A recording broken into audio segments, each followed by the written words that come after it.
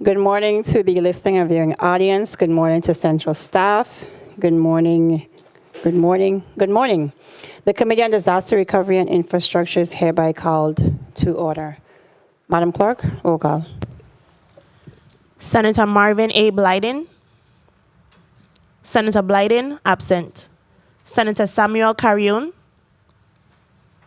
Senator Carrion, absent. Senator Franklin D. Johnson. Senator Johnson, absent. Senator Carla J. Joseph. Senator Joseph, absent. Senator Janelle K. Sarro. Senator Sarro, present. Senator Kurt A. VLA. Senator VLA, absent. Senator Genevieve Whitaker. Senator Whitaker, absent. Madam Chair. Madam Chair. Madam Chair, you have 6 absent, 1 present. Thank you, Madam Clerk. Is there any correspondence to be read into the record? Yes. April 21st, 2022, the Honorable Janelle K. Sarro, Chairperson, Committee on Disaster Recovery and Infrastructure, 34th Legislature of the Virgin Islands, Capitol Building, P.O. Box 1690, St. Thomas, USVI 00804. Dear Senator Sarro, due to previous engagement, I will be tardy for today's Committee on Disaster Recovery and Infrastructure meeting. I apologize for any inconvenience this may cause, and I look forward to participating upon my arrival. Thank you for your kind consideration in this matter. Respectfully, Kurt A. VLA, Senator, 34th Legislature of the Virgin Islands. That concludes correspondence. Thank you, Madam Clerk. At this time, can you read the agenda into today's record? The Committee on Disaster Recovery and Infrastructure has scheduled a meeting for April 21st, 2022 at 9 a.m. in the Earl B. Otley Legislative Chambers to receive status updates from the Virgin Islands Waste Management Authority and the Department of Public Works on all infrastructure projects to include disaster-related projects anticipated and underway in the territory. Block 1. The committee will receive testimony from the Virgin Islands Waste Management Authority related to the status of infrastructure projects to include all disaster-related projects in the territory, their respective contracts, inclusive of professional service and task order contracts, both anticipated and underway. Invited testifiers, Roger Merritt, Director, VI Waste Management Authority, Adrian Williams Octaline, Director, Office Disaster Recovery. Block 2. The committee will receive testimony from the Virgin Islands Department of Public Works related to the status of infrastructure projects to include all disaster-related projects in the territory, their respective contracts, inclusive of professional service and task order contracts, both anticipated and underway. Invited testifiers, Derek Gabriel, Commissioner, Virgin Islands Department of Public Works, Adrian William Octalines, Director, Office of Disaster Recovery. That concludes today's agenda. Thank you, Madam Clerk. Before we proceed with the testimony, I want to publicly offer my condolences to Ms. Carolyn Urgent. Her dad passed away, and I believe his funeral is today on St. Croix. So she is the staffer of Senator Johnson. So I believe that some of my colleagues may be attending that funeral at this time. So hopefully midway through the testimony, we'll start to see the chamber filling up.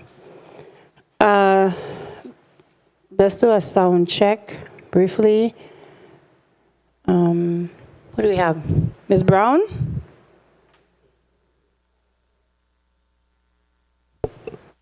Good morning, Senator Sarro. Eloise Brown, Territorial Grants Administrator. Good, thank you. Ms. Watlington Francis?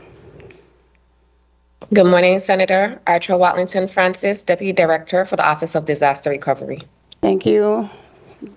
Director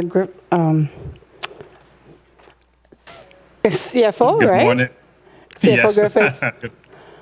Good morning, Daryl Griffith, CFO. Thank you. And then let's do a sound check on St. Croix. Director Actaline Williams. Actaline.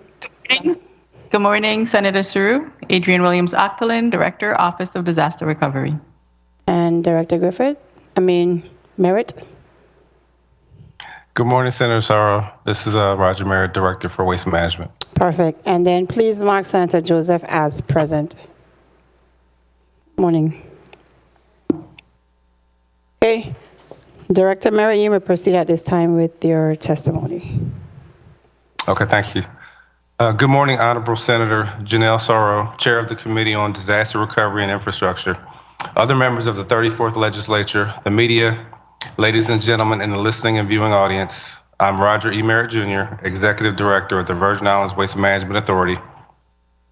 I'm appearing before you today along with Daryl Griffith, CFO, Eloise Brown, Territorial Grants Administrator, and Alex Bruni, Solid Waste Engineering Manager, to provide testimony relevant to the authority's territorial infrastructure projects and contracts, both underway and anticipated. For solid waste, the Grants Division, FEMA Public Assistance, the U.S. Virgin Islands Waste Management infrastructure was severely damaged by Hurricanes Irma and Maria. The hurricanes generated 825,000 cubic yards of debris, which is almost 3 times as much waste as the territory typically generates in 1 year. The hurricanes had clear social and economic impacts on waste management's bin sites, landfills, and transfer stations. The bin sites which receive household waste were physically overwhelmed with waste after the hurricanes, which created hazards to public health, public safety, and the environment. Waste Management has worked with FEMA, VATIMA, ODR, and Wood O'Brien in reviewing damages and formulating projects. Although this is a tedious, time-consuming process, we've been successful in obligating 15 FEMA Category A and B solid waste projects to date. These projects total $16,095,847.05, consisting of 5 projects that have been fully reimbursed and 5 that have been partially reimbursed. The total reimbursement to the authority thus far is $11,837,888.10. Currently, $4,257,958.95 is the remaining balance. I have a spreadsheet that's attached. For CDBG DR Tranche 2 funding, Waste Management has entered into a subrecipient agreement with the Virgin Islands Housing Finance Authority in the amount of $22 million for the CDBG DR funds under the HUD Infrastructure Repair and Resiliency Program. As set forth in the terms and conditions, VIHFA will provide the Waste Management Authority project funding for the implementation of designated projects outlined in the Tranche 2 action plan approved by HUD. These activities are directly tied to the damage related to Hurricanes Irma and Maria, and specifically these projects are convenience centers for the territory, the Anguilla Landfill extension, and the Anguilla Landfill Phase 1 through 7 closure. The proposed convenience centers will be designed with measures to ensure waste is collected in an organized manner to prevent the hazards to public health, public safety, and the environment which occurred after Hurricanes Irma and Maria. Those sites will be fenced to help prevent illegal dumping and staffed with an attendant to ensure orderly disposal. The sites will have multiple collection areas to segregate the specific types of waste so that Waste Management will be able to implement a recycling program for the territory. There are 9 sites. 7 are listed below and 2 additional sites to be determined. And those sites are Estate Concordia Convenience Center in St. Croix, the Monbijou Convenience Center in St. Croix, the Smith Bay Margaritaville Convenience Center on St. Thomas, the Red Hook Convenience Center on St. Thomas, the Susannaburg Transfer Station upgrade on St. John, the Cotton Valley Convenience Center on St. Croix, and the Bournefield Convenience Center on St. Thomas. Currently, these 7 convenience center projects are in the grant application final phases. VIHFA is reviewing these applications, and Waste Management is working to address all comments provided so that a notice to proceed can be issued by the end of May 2022. Additionally, Waste Management is awaiting approval of 5 property leases and the approval of 6 site use variances. All these tasks are ongoing simultaneously. And there's please see the timeline below, which outlines the convenience center timeline. Included in the CDBG DR Tranche 2 funding are the following activities, projects associated with the territory's landfills. The number 1 is the Anguilla Landfill Extension. Number 2 is Anguilla Landfill Phase 1 through 7 closure. And currently, these grant applications are in the draft stage and will be submitted to VIHFA by May 2022 for their review and comments. And there's a timeline that's associated with those projects.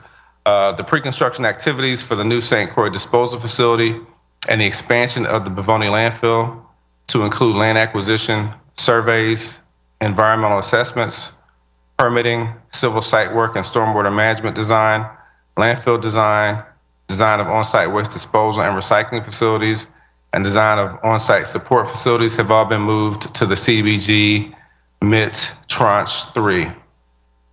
CDBG MIT Tranche 3 funding. The Community Development Block Grant Mitigation funding is essential for the USVI to create solid waste infrastructure projects that will sustain the territory into the future.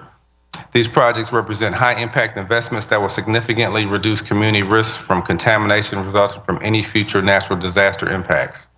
The Waste Management Authority has met the requirements for the CDBG MIT Action Plan, which offers long-term advantages for sustainability of the landfills.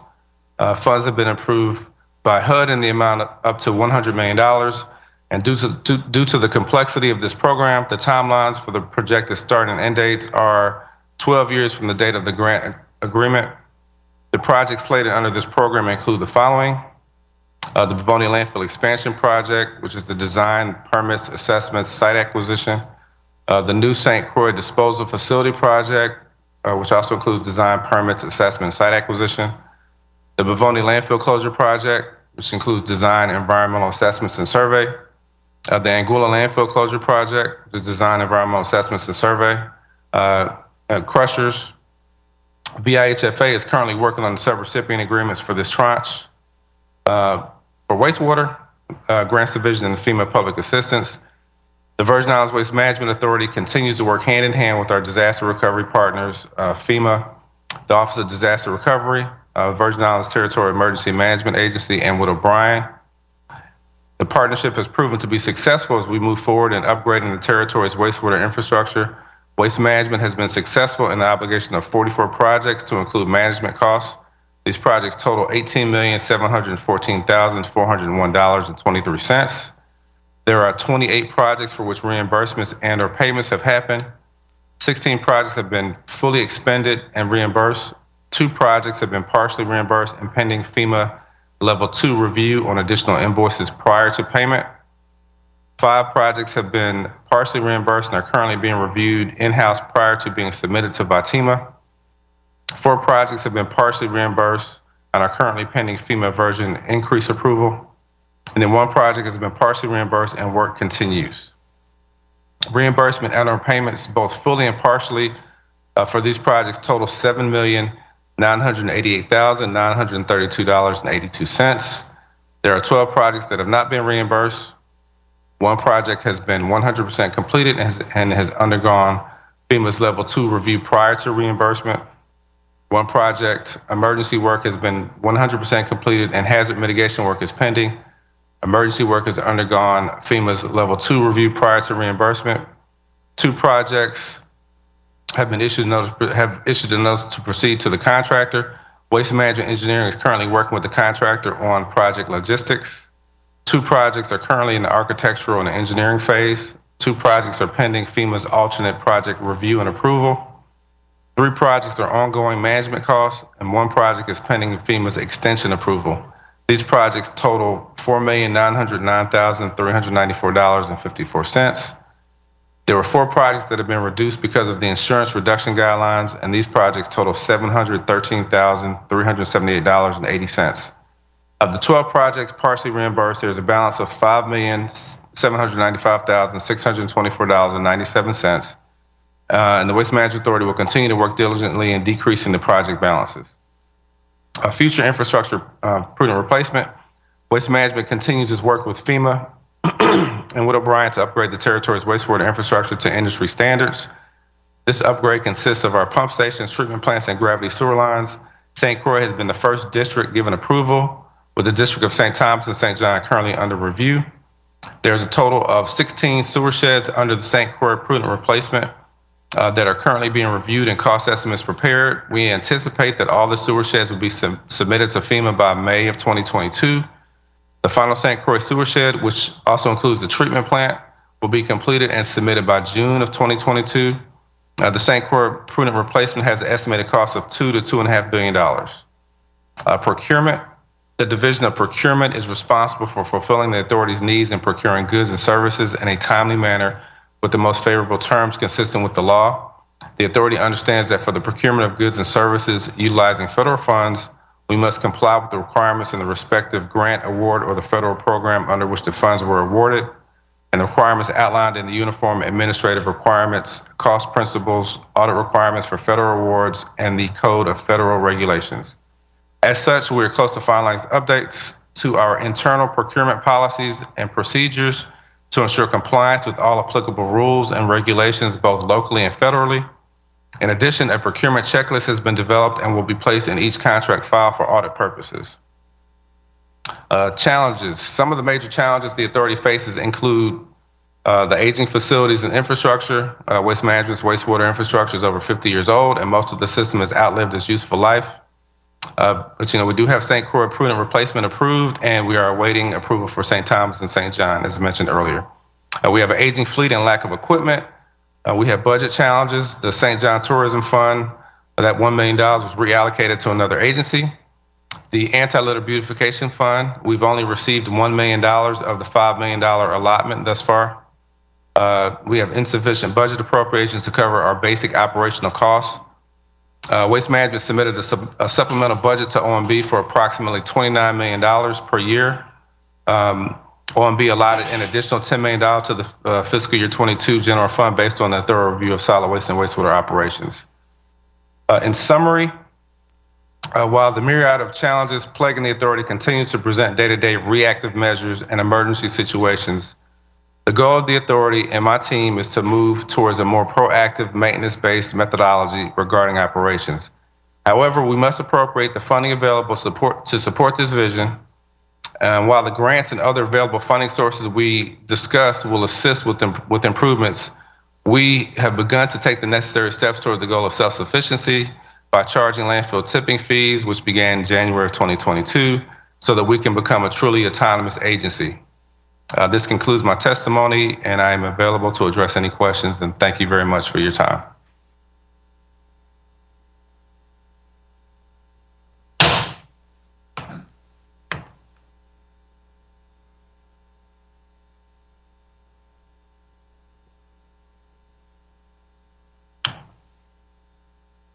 Thank you for your have a feedback. Can you guys hear me on St. Croix? Can you hear me? Director Octaline, I'm looking at you. Can you hear me? Nod your head if you can hear me. You're the only person I can see right now. Yes? Okay. Good. Before we proceed, Director Octaline, you have anything to add, or you're fine? No, I'm good. We will support waste management. Mike, your mic. No, we're fine. We'll support the Waste Management Authority as needed with any questions. Perfect. Good morning. Please mark Senator Blyden as present. And then there's some correspondence that just came into to us today. So, Madam Clerk. Honorable April 21st, 2022, Honorable Janelle Sarro, Chairwoman, Committee on Disaster Recovery and Infrastructure, 34th Legislature of the Virgin Islands, Capitol Building, Charlotte Amalie, St. Thomas VI 00804. Dear Chairwoman Sarro, please excuse my absence from the start of today's April 21st, 2022 Committee on Disaster Recovery and Infrastructure hearing due to a previously scheduled appointment. Therefore, I am respectfully asking that I be excused until my arrival. Thank you for your consideration and understanding. Sincerely, Samuel Carrion. Thank you, Madam Clerk. Please mark Senator Carrion as tardy, and I see Senator Whitaker. Please mark her as present. Senator Whitaker, is anybody else over there with you?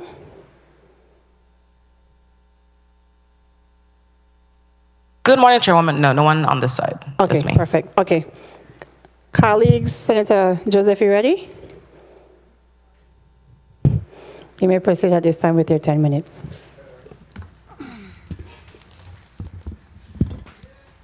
Thank you so much, Madam Chair. A pleasant good morning to the listening and viewing audience. A pleasant good morning to testifiers. I wanted to focus most of my questioning on two aspects, and that is your solid waste.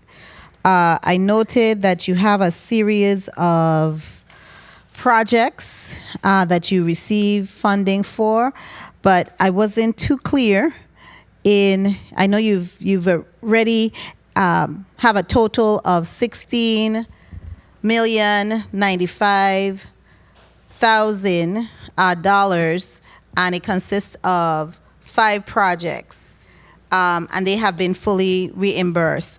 I was trying to find out from the spreadsheet where those projects are located primarily, and I'm on page 2 of your testimony, Mr. Merrick. Yes. Okay. Did you see the attached spreadsheet? Yes.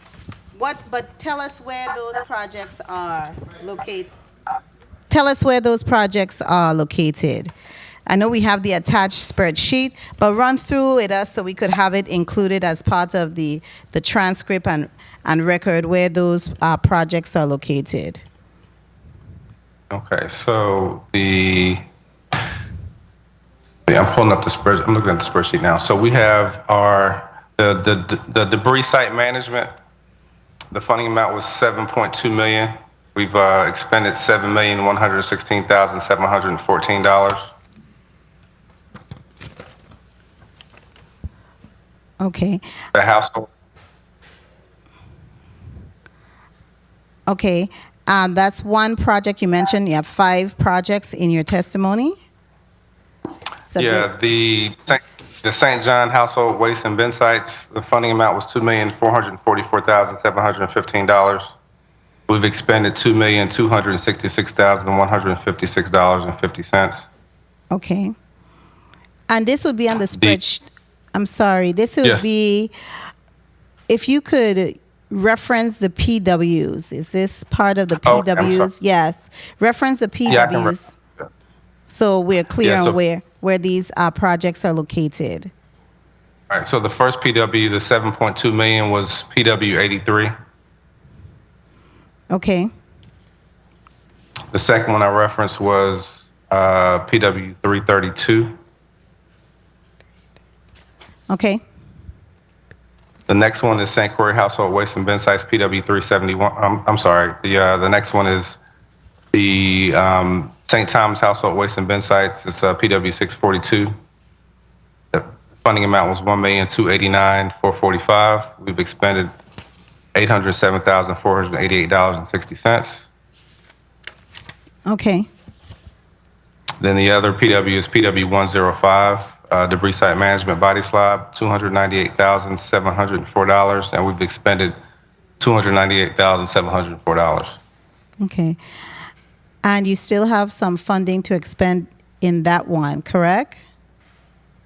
Yeah, I mean, so for solid waste, as I mentioned in the testimony, we still have several projects that we still have some funding to expend, and some additional increases to the PWs as well. But we're and working with ODR and with Wood O'Brien, I think we're in a very good situation. And working with the contractors, they understand what the increases are going to be, and they're very comfortable with the additional numbers. And who is your contractor on these projects?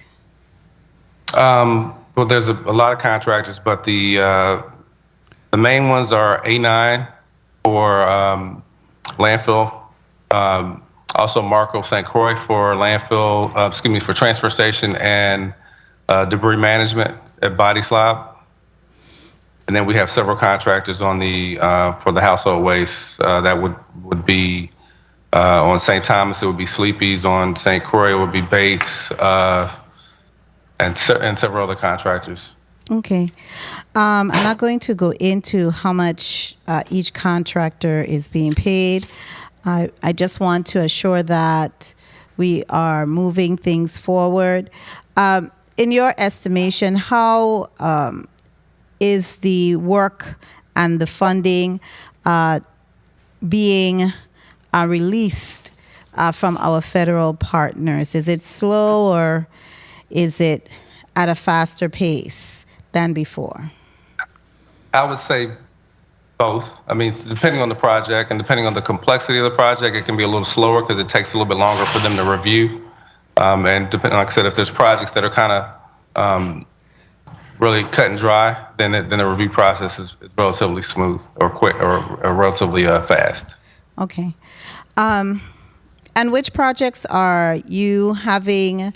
I noted that you mentioned that you have some challenges. How are you addressing those challenges? Challenges overall, or you mentioned challenges Well, for? specifically, I could tell mentioning- you, I could be a little bit more specific under the challenges. You mentioned budget challenges, and you have anti-litter beautification fund, and you've only received 1 million of the 5 million. What is being done to get you the remaining 4 million? Well, I'm glad that we're having this. I'm glad you asked that question. Hopefully, you guys can help me get that additional funding. We just had a conversation with OMB. I think that particular, the $4 million had a lot to do with the territory not getting the excise tax because of everything associated with COVID. So hopefully we'll be able to get that $4 million before the end of the fiscal year. But what we've been doing internally with waste management is just looking at trying to be more efficient in our operations and see if there's more things that we can do in-house so that we don't have to pay contractors to do certain work. So just trying to find ways to save money and be good stewards of the GVI's financial resources. Okay, and I noted under your challenge again, you mentioned insufficient budget appropriation to cover basic operational costs. How much are you in the hole for in that area? Well, so I do want to thank this body for helping us get approved. So we got $10 million. We submitted a budget to OMB last year that said that our basic operational costs would be about $60 million a year. And so we did receive a $10 million increase to our general fund from $25 million to $35 million. So we thank everyone for that. We're still saying that we're still short based off of what our actual costs are. So that's what we've been. So knowing that, we've been doing our best to continue looking internally and find ways to save money. But we still definitely need some help from a budgeting standpoint. Okay, does that prevent you from hiring critical staff because you don't have the funding available? And could you indicate what staff that you have critical need for? And because you don't have the funding available, you're unable to hire those critical staff to move things, projects out faster?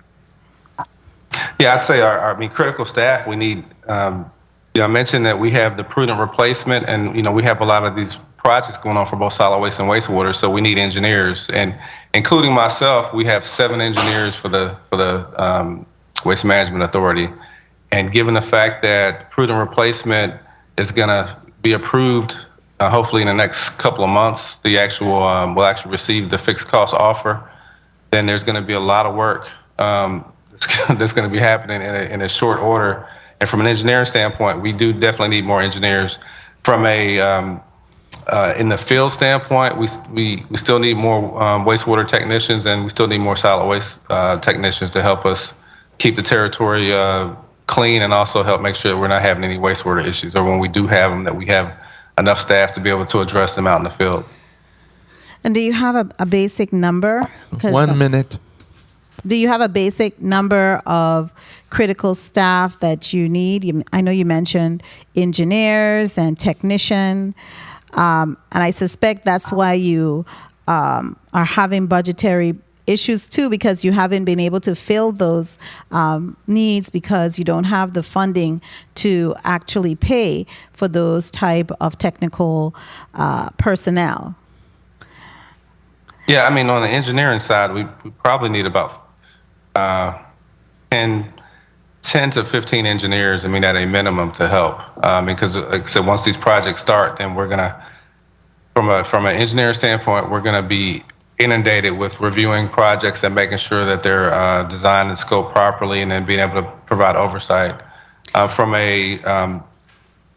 our guys out in the field, I'd say we probably need another on both the wastewater side and the solid waste side, probably anywhere from another 20 to maybe 30 people throughout the territory at a minimum. Okay. And I think one thing. Let me just.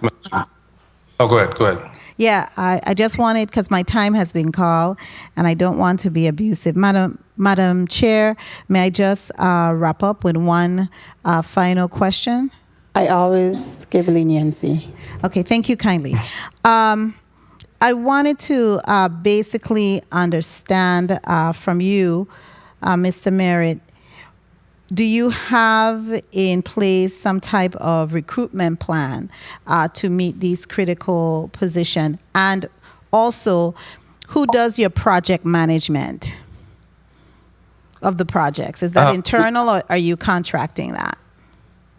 Okay, so on the question regarding the recruitment plan, so we've been working with our HR division to identify the positions that we need to fill based off of what what projects we're trying to accomplish, or what things we're trying to accomplish within the territory. So, for instance, on the solid waste side, we have cameras that we put up at bin sites, and that in conjunction with having more staff to actually man those bin sites while they're going to be turned into convenience centers is something that we're looking at from a standpoint of staffing. So I'm not sure if you've seen on St. Thomas, we actually just got 3 security booths built, and we've replaced them at certain bin sites, and then we're going to staff those so that we have our staff there and then be able to help educate the community on what is appropriate to put in the bin sites and what's not appropriate, or what needs to go to the landfill. From a project management standpoint, we have a solid waste engineer manager, and that's Mr. Bruni. And then we have a wastewater engineer manager. His name is Mr. Jeff Watson.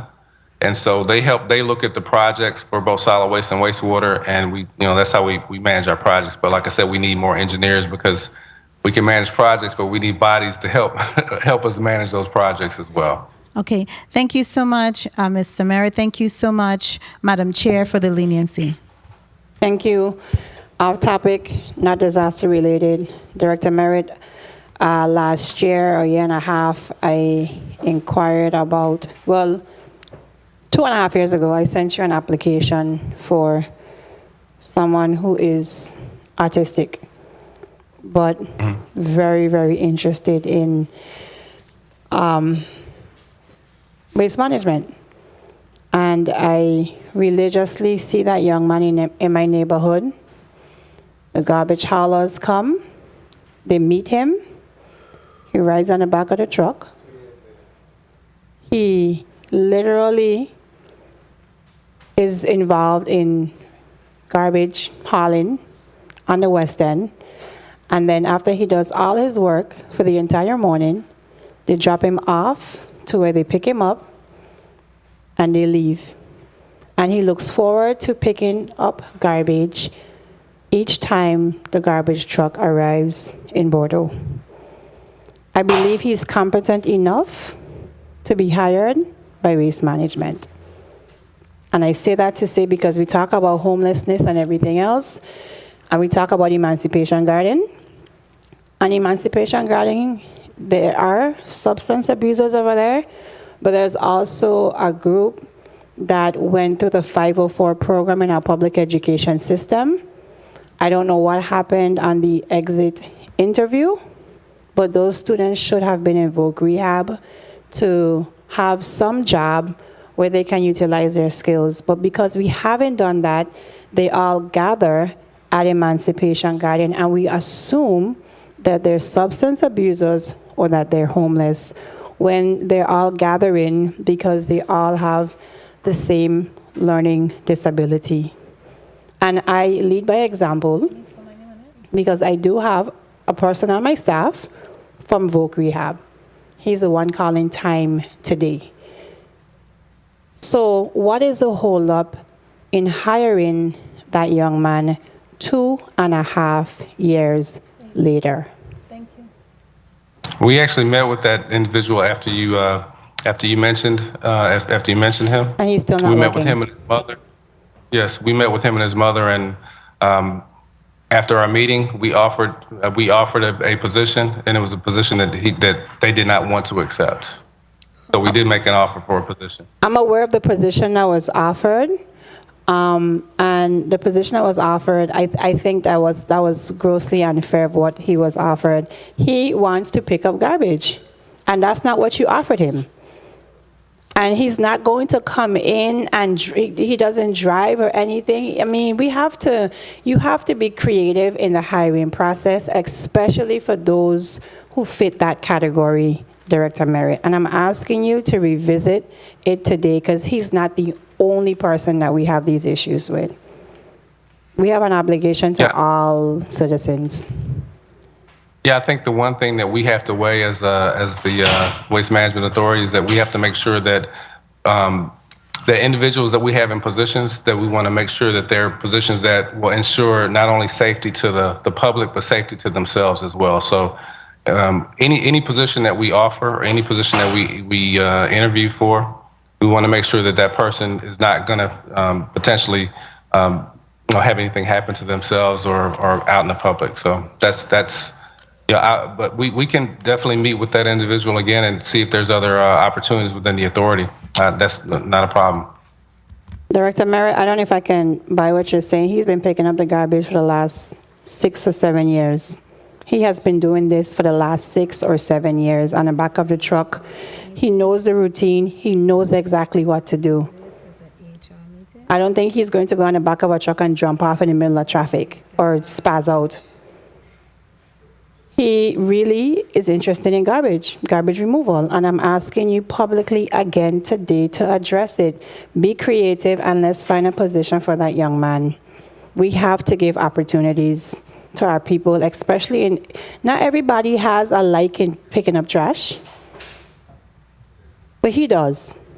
So I'm going to not belabor the issue, but I'm asking for you to revisit that. I don't want to appear combative, but I really need you to revisit that. Senator Blyden? Okay. Visit. Thank you. Thank you, Madam Chair. Good morning again to my colleagues, viewer and listening audiences, staff, central staff. Good morning, Director Merritt and Director Williams-Actolin, and thank you so much for your testimonies. Before I begin going to my line of questioning, Director Merritt, I know you're a reasonable person, and I know the young man also, and the senator is correct. He faithfully does it. He looks forward to it. He gets excited. So even if you want to do an internship just to monitor and assess, you can do that also. Just be creative with it. You know what I'm saying? He's already doing it. He's been doing it. So just bring him in-house, do an internship, monitor, observe, and then you can move forward based on what your employees give you what feedback on, and that makes sense. Many individuals like that young man, when they finish school, many of them are locked in at home because they have no opportunity. No one gives them that chance. It's like they're in prison. So if we can assist few in whatever way, those who are passionate and want to help and assist, I think we should be creative and find a way to assist those individuals. That's all I'm saying, okay? Because I know you're a reasonable person. Let me ask, in respect to your testimony, let me go from the page. Let's start from page 9. Your procurement policies and procedures, and I know you stated in your testimony that you're close to finalizing your internal policies. How close are you? Time frame? We do have a new CFO. He can maybe give you some additional information on time frame, but we've, I'd say, we put together our procurement checklist. We recently had an audit. We addressed a lot of the questions regarding the audit, and so we're finalizing that. Daryl, if you're still on, if you have anything to add. Yeah. Sure thing. Daryl Griffith, CFO. Oh, good morning, We Mr. should have- Griffith. How you doing today? I didn't notice you with a beard. Oh my God. Good morning. Good to see you as well, Senator. Likewise. Talk to me. We'll have the audit, not the audit, I apologize. We'll have the procurement policy brought before the board next month. So by next month, we'll be completed with the new procurement policy and also have it in front of our board of directors. Oh, very well. So you have actually addressed those issues in respect to the policy, and you're going through them and changing your procurement policy to align with what they stated, correct, in the audit? Yes, findings? Sir. Okay, very well. Yes, sir. That's a good start, because without the policies being aligned, it's going to be hard for you to run the operation efficient and effectively, so that makes sense. So we appreciate that. Mr. Merritt, let's go to I'm going to go from the back. Your CDBG, the mitigation funds, and the landfills and the closure of the landfills. Let's walk away from the back and come forward. You said that's like a year process before you even begin once you do that? And what does that process look like in terms of the closure of the landfill at the same time opening a new landfill? How does that work? Because I know you have experience in that. Can you explain to us how will that work, and will it affect the public in any way, shape, or form?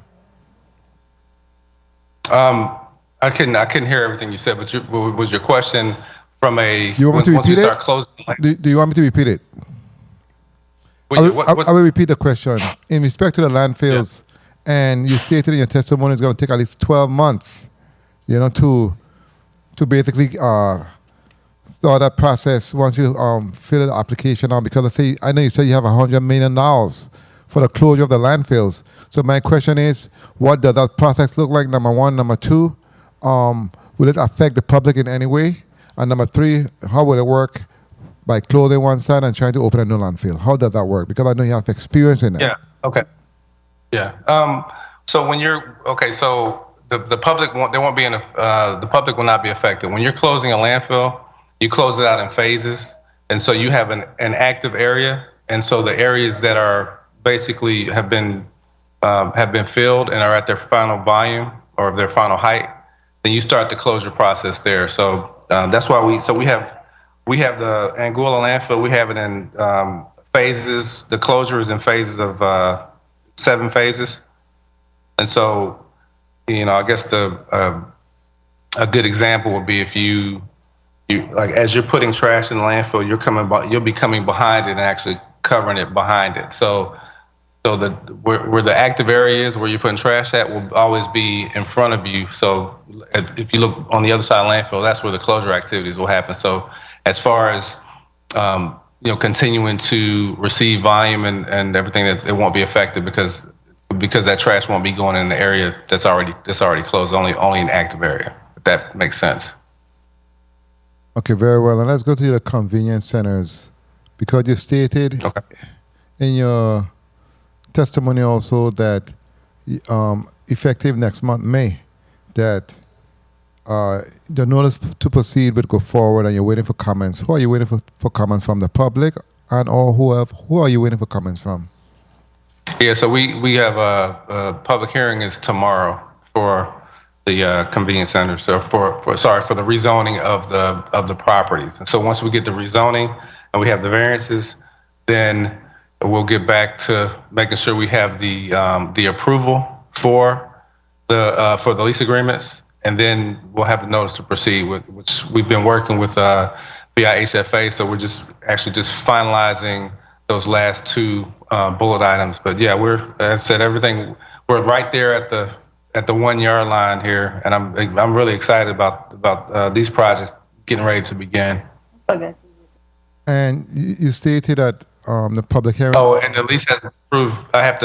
So once we get the variances, then we have to come back before this body and have you and hopefully receive your approval. I apologize for not saying that. Exactly. But yes, once we receive your approval, then we can continue going forward with the process. And you said the public hearing is tomorrow. You have several projects in terms of convenience centers and different properties. Which property is the hearing tomorrow for? And what time and place? It's a virtual hearing. It's at 9 a.m. It's for Concordia. 3 minutes. For Monbijou. For Red Hook. For Susannaburg. And for Cotton Valley. And Smith Bay. Oh, great! That's great news. And you do not foresee any pushback or anything thus far, have you received anything like that from anyone? You know, most of those sites are already existing bin sites, so I think there shouldn't be any pushback because you're going to go from a bin site to a convenience center similar to Mandel on St. Thomas or Peter's Rest on St. Croix. So I think the community would be excited to see, the going from an unmanned bin site to, these state-of-the-art convenience centers. So I think I don't really see there be any pushback. Okay, good to know. Let's go to. So we started with the landfill, then the convenience centers. So let's go to the haulers, the St. Thomas landfill, the scale, tipping fees. I know the last time we met, you were supposed to meet with the haulers, etc. How did it go? Where are we at? And what does the future look like in terms of trash collection? Yeah, so we met with the haulers back in March. I guess this conversation goes in different ways. So we met with the haulers to discuss the contracts, and it's kind of a procurement issue as well. So a lot of the haulers were on contracts that were 30-day that were month-to-month contracts because the contracts had expired. So they expressed some concern regarding that. We, in our meeting with them, we discussed the fact that we're gonna, as we're finalizing our procurement policies and procedures, we're putting out RFPs, and those requests for proposals are for services throughout the territory, whether St. Thomas or St. Croix, as far as collection of bin sites, house-to-house collection. So those RFPs, some of the RFPs have already been out and already been responded to for St. Croix, and then for St. Thomas, we got those back, I think, a week or two ago, and we're reviewing those responses. And so one of the things I discussed with the contractors was that these new contracts that we're going to put out are going to have several years associated with them, and they're going to also have a consumer price index increase so that every year, if the cost of living went up by 2% or 3%, then their contract will go up by 2 or 3% to stay in line with costs, dealing with rising fuel costs and different things associated with inflation. And as far as our tipping fee, we started that in January, and things have I think initially a lot of people didn't pay anything, but I think everyone realized that you do have to pay some kind of a fee, and we've had a pretty it's went very well so far. And I appreciate, Madam Chair, may I conclude? I appreciate you using the index because, of course, fuel has gone through the roof right now. And of course, it's going to affect those haulers. Have they expressed any concern to you thus far at this moment? Yeah, they've expressed concern with rising fuel costs, and so we're like I said, we're having conversations with the haulers, and I think they understand that we understand what the issues are, and we're going to make sure we address all issues. I think when it comes to collecting the trash and doing that on a daily basis. I mean, obviously we do it ourselves because we actually we've done some stuff internally now, so we have rear loaders and roll-off trucks that pick up trash on St. John and on St. Thomas and on St. Croix, so throughout the territory. And so we understand the same things that they're dealing with too, as far as fuel costs and everything. And in closing, I know you had outstanding payments, etc., but you had a particular vendor that still have not been paid. Have there been any progress with an individual in respect to coming to some type of resolution and assuring that they are paid for the work they did since the hurricanes? I couldn't hear the question. Can you hear me? Is my mic loud enough? I said there's a particular vendor that had not been paid since the hurricane. I know you had some back and forth in terms of litigation. Have there been any progress in respect to making a person whole again? That's still in litigation, but we're working through that. We're going through that process. Very well. Thank you so much, Madam Chair, for your leniency, and thank you for your responses, Director Merritt. Okay, thank you. Quickly before the point of inquiry, to piggyback on the previous senator's question, have all outstanding obligations to haulers and contractors since the storm, have we met those obligations? Have they been completed? I would say that we've met, so we have project worksheets that have been obligated.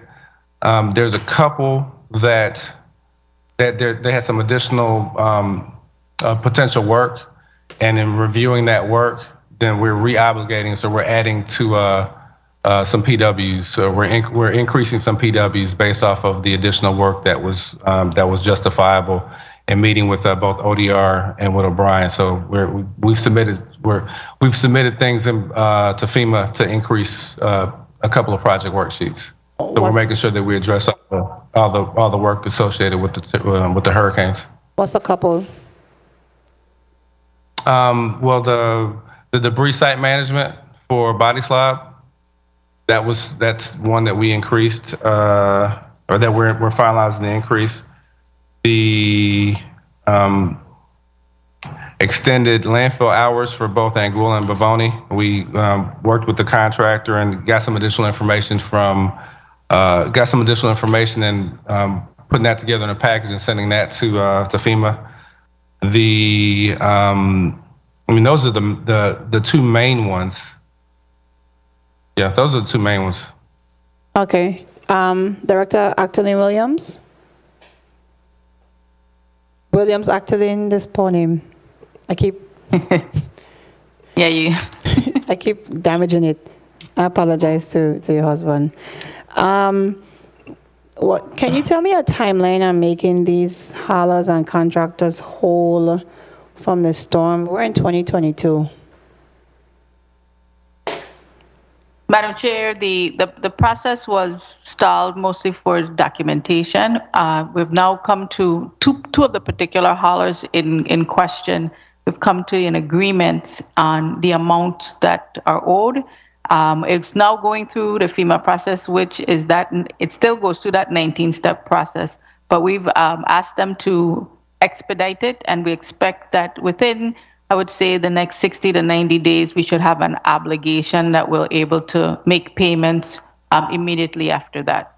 Now, I know a particular hauler had one, he gave one amount, and the amounts agreed on by the board was a drastically different amount. It was a large reduction in the amount that was owed to him. Are you involved in that process? You weren't there at the time, of course, during the storms, but are you involved in that process in trying to find a happy medium? Because in actuality, the work was done. Waste Management does have some culpability as contracts were not executed. It was based on invoices. The invoices were accepted. They were not disputed. And then when it's time for payment, we are disputing the payment. So are you involved in trying to rectify that and moving forward, ensuring that we don't have that happening again? And I just want to confirm we're speaking about the St. Croix contractor? St. Thomas. The St. Thomas contractor, the amounts have been agreed upon, and that should take much less time. We expect to get that obligated within maybe the next 30 days. Director, that wasn't agreed upon. I think you're probably talking about somebody else, but we have a contractor. Sure. We have a contractor overhead that did extensive work since the storm and has not been paid since the storm, and that is up for dispute. And the problem is that there was no executed contract. It was, we had debris and we had a lot of waste way up until the storm. I mean, from the storm, years later, we still had debris and waste that came about because of the storm. So the amounts were disputed, but the problem I'm having is that Waste Management did receive the invoices. It wasn't hidden, it's been there. Now when it's time for payment, years later we are saying, hey, we don't owe you that amount. But at the time when the invoice was given to Waste Management, there should have been a discussion if there, if there was a dispute on the amount. So after the work has been done, I don't know how we could turn around and say, hey, we're not paying you this amount, we're going to pay you what we decide you should be paid. So I'm asking, and it's all disaster related, hence why I'm asking the question today. So I don't know if that's on your radar. I don't know if you've been informed of that, but we do have issues with contractors and haulers who have not been paid for their work in the disaster, following the disaster. So there are two. Okay. Yes, thank you for that. There's two contractors that I've been involved with understanding the discrepancies between what was submitted, invoice that was submitted, and invoices that were eligible and properly documented in order to draw down funds from the obligated PWs and the available projects. And we have worked through that. There's an outstanding amount that has been agreed upon by the St. Croix contractor that we're moving forward to be able to pay and clear that out. There's a balance that is less. It's a little bit under $1 million that is in the process. The St. Croix contractor, there's still a lot more work to be done in that regards, but there is a path forward. And as I mentioned before, that path forward may take about 60 to 90 days.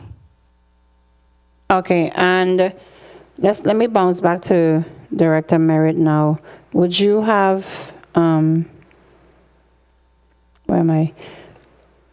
You had invoices. Your issue was all these invoices. Have you executed contracts with the waste haulers now? Or are they still going on that month-to-month basis? That's what we mentioned earlier. Well, that's what I referenced earlier. Excuse me, to Senator Blyden. So we're finalizing our procurement process, but we have we put out an RFP for the St. Croix collection for house to house, and also for for St. Croix bin site collection, and we also have put out an RFP for the St. Thomas bin site collections. And so once we award those two RFPs, then we'll have contracts for the haulers for those services, and then we're going to be putting out a RFP for St. Croix house to house, as well as for St. Thomas house to house as well. So what we're trying to do now is get the contractors off of the month-to-month contracts and actually award contracts based off of those services. Director Merritt, last year when you appeared before us, you said the same exact response, that you were working on executing contracts, and this is the same response in 2022. Point of inquiry, Senator Joseph. Thank you so much, Madam Chair. Director Merritt, just to follow up on questions that was asked regarding the landfill tipping fees that have been instituted in January 2022. Kindly indicate how much monies that Waste Management has collected from both landfills for the tipping fees in each island district. I believe that number is close to about $500,000. Total, or that's total? Total. Yes, that's total. And Mr. Griffith, if you're on, you can confirm that, but I think it's around that number, approximately that number. Yes, sir, that is correct. Okay, thank you so much. Would you be able to break it down by island district or by island? Mr. Griffith, it's about 50-50, or is it a little bit more on St. Thomas, St. John? It's a little bit more on the actually on the St. Croix side right now, but it's close to 50-50. Okay, all right. Thank you so much. Thank you, Senator Blyden. Point of inquiry.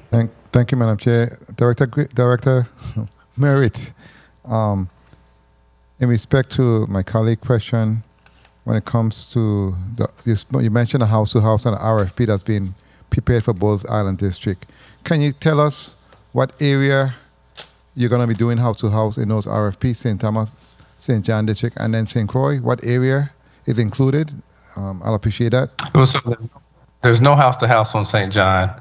On I don't have it in front of me, but on St. Croix, we have right now the contractors that are doing the house-to-house for us. It's I think it's 5 contractors, and so we're looking at that. It's about 13,000 homes, and what we're doing is we're doing a house count to make sure that we can verify that we're still collecting from those houses. On St. Thomas, it's about 3,500 homes, and so we're basically making sure we're confirming that those homes are still being collected. And so that's what's taking a little bit of time for us to get the RFPs out, just to make sure that we're doing, because there may be more homes or maybe less homes, and we just want to confirm it prior to putting the RFPs out. Well, once you do confirm it through the chair, can you send a copy of the areas? I'll like to see that. I think we'd like to see that. I appreciate that. Thank you so much, Madam Chair, for the time. No problem. Thank you. Director Merritt, do you have a contract administrator, contract specialist? Yes, we do. Oh, an attorney? We just recently hired. So, Mr. Griffith is our CFO. He came on board about a month and a half ago. We actually hired a contracts administrator for procurement. We also hired a chief legal officer as well. So when was that? About weeks ago. Both positions? The contract administrator. Go ahead. I'm sorry. The contract administrator position, I think, came on right around the same time that that Mr. Griffith came on. So about 2 months ago, 6 weeks ago, and the chief legal officer just came on here recently, less than a month ago. Okay. So, in 2 months, when I call you back, will you have contracts executed? Will the response change? Yes. No, the response will not change. Like I said, we're reviewing the RFPs for St. Croix, and we just got the ones that back in for St. Thomas. So yes. Okay, because you're giving me deja vu. The response you gave me today was a response you gave me last year and before that. So I'm looking forward to a different response on our contracts, and I'm holding you to it. Okay, now I will say last year, I gave you that response, but what we were doing also was that we were looking at what we could do internally as well. So on like just for example, on St. John, we're doing all the rear loader collection ourselves from Waste Management, and then also we actually have a contractor on St. John that's doing the bin site collection, and that person has a contract in place.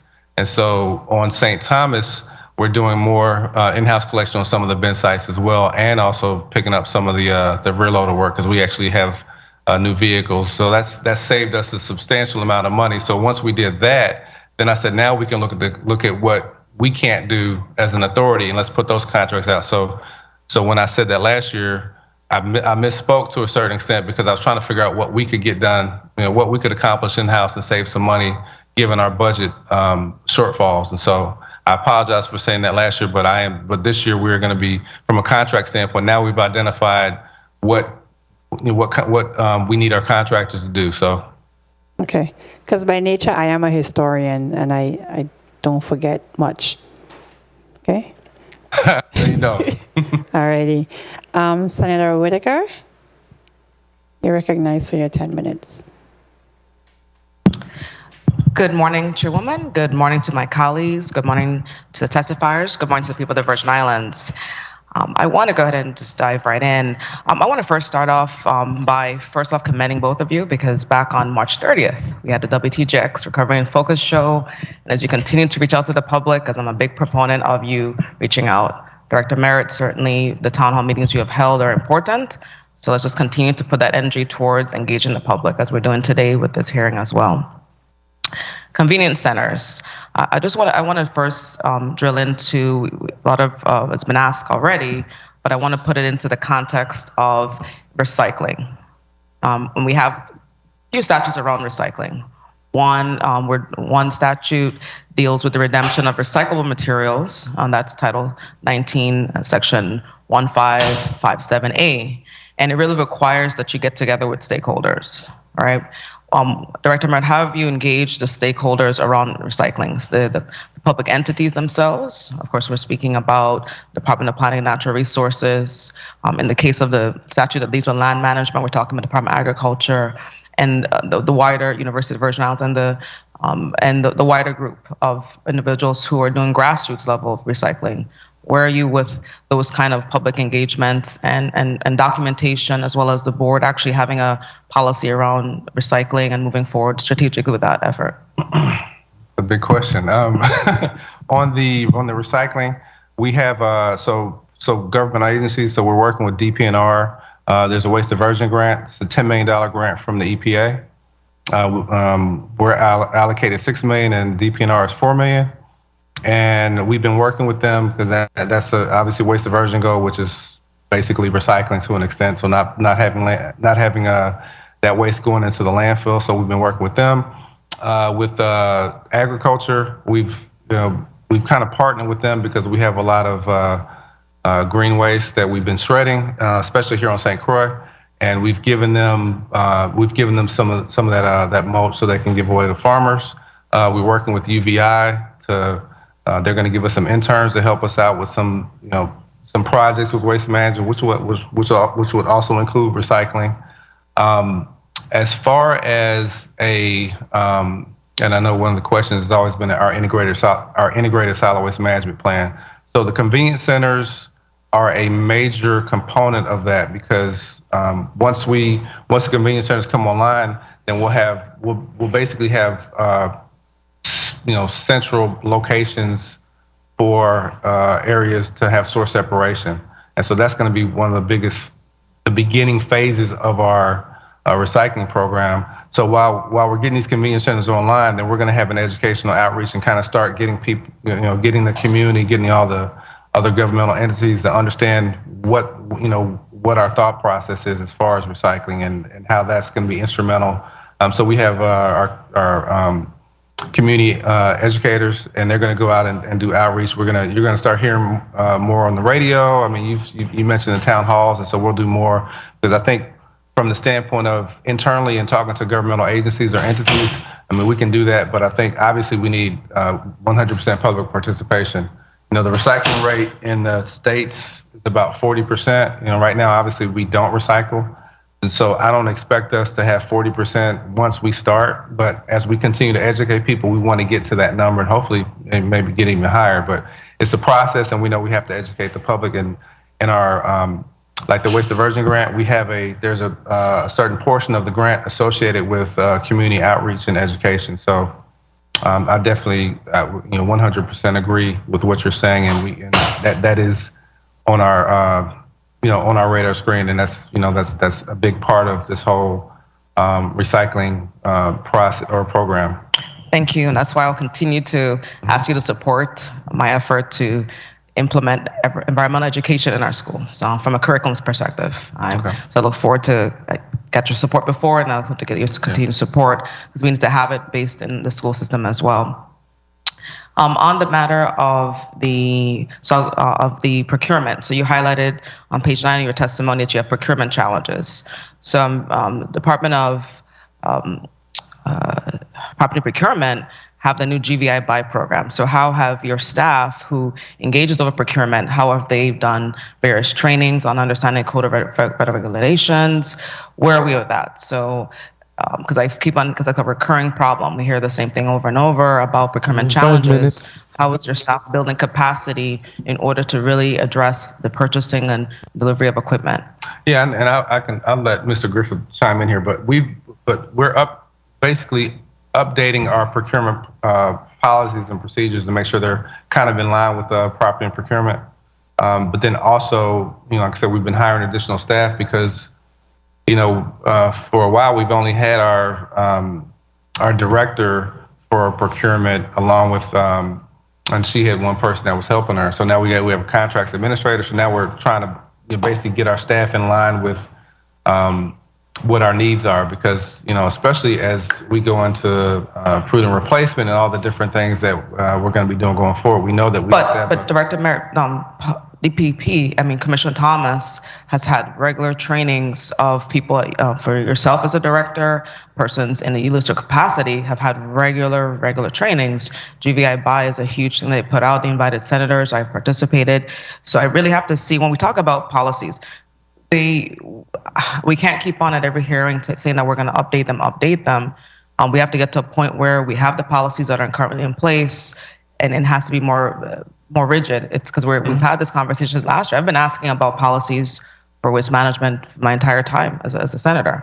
So I really hope that in the next few weeks or so, right after this hearing, we're going to get to this committee some information about those policies would be helpful to us, at least especially to me.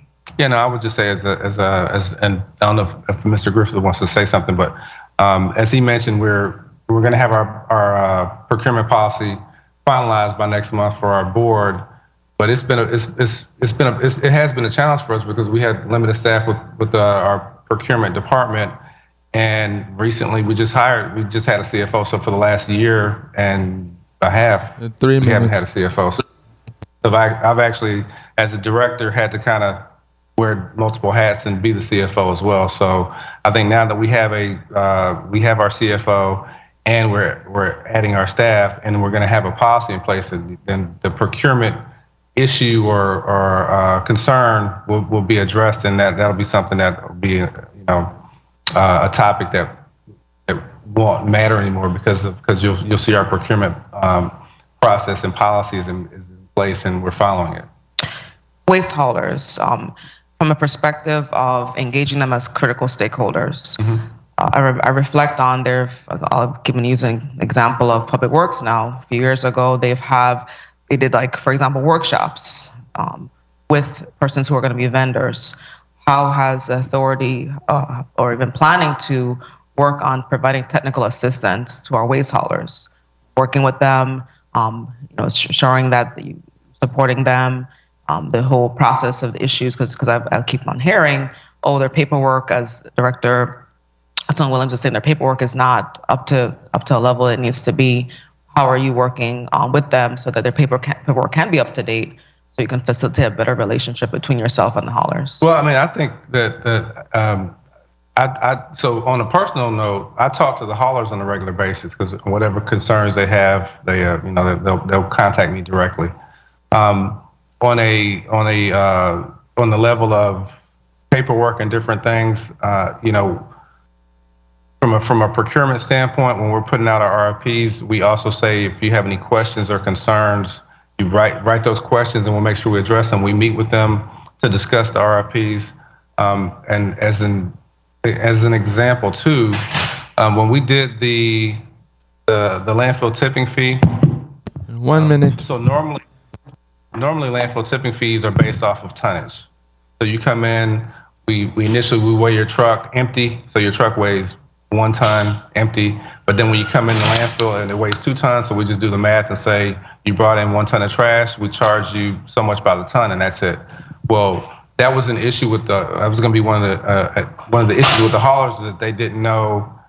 It would be difficult for them to go back to their customer and say, hey, we picked up your trash, we don't know how much it's going to be yet because we got to weigh it, and we'll come back and bill you later. And so that's why we said we're going to go to the cubic yardage, the rate by cubic yardage, so that they know if you have a 20-yard bin sitting out there, I can come to you and say it's going to be this price because this is the cubic yardage price.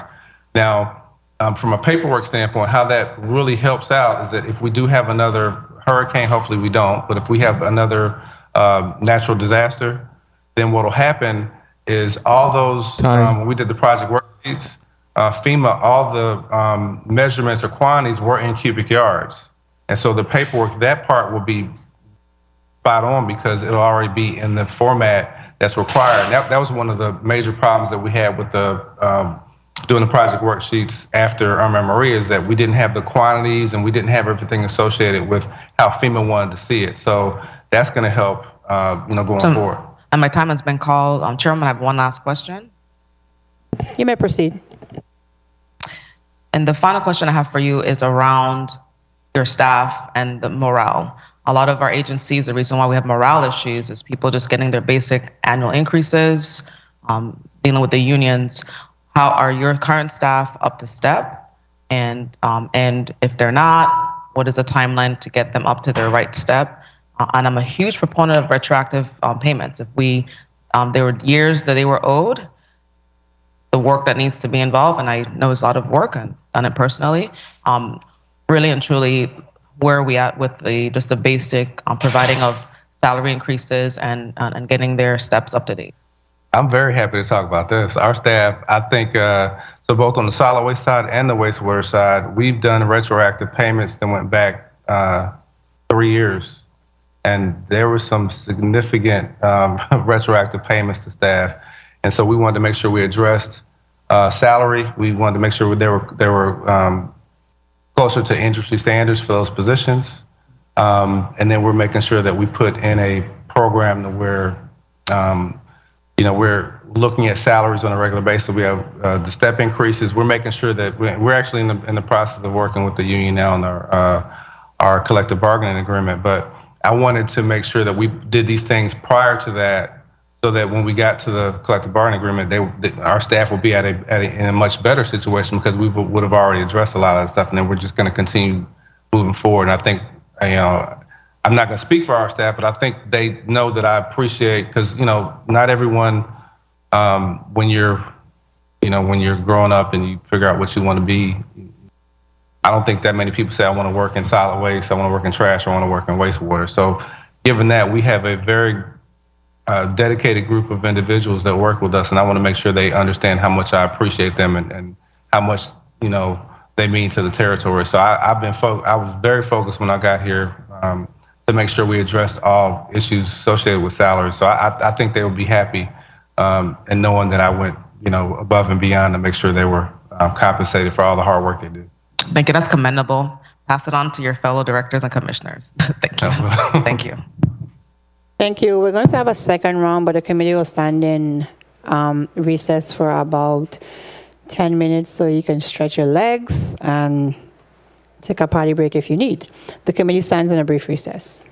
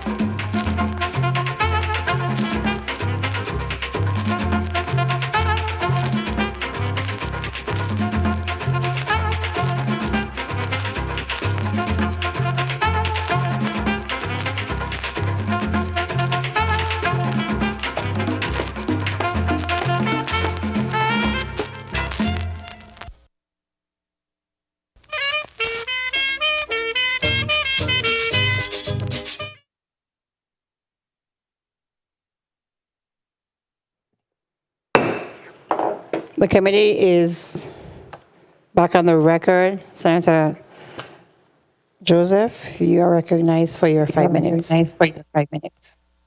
Thank you so much, Madam Chair.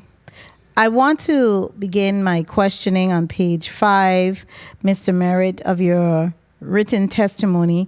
You mentioned there's going to be, of course, a transition in purchasing some properties for both the Anguilla and Bavoni landfill.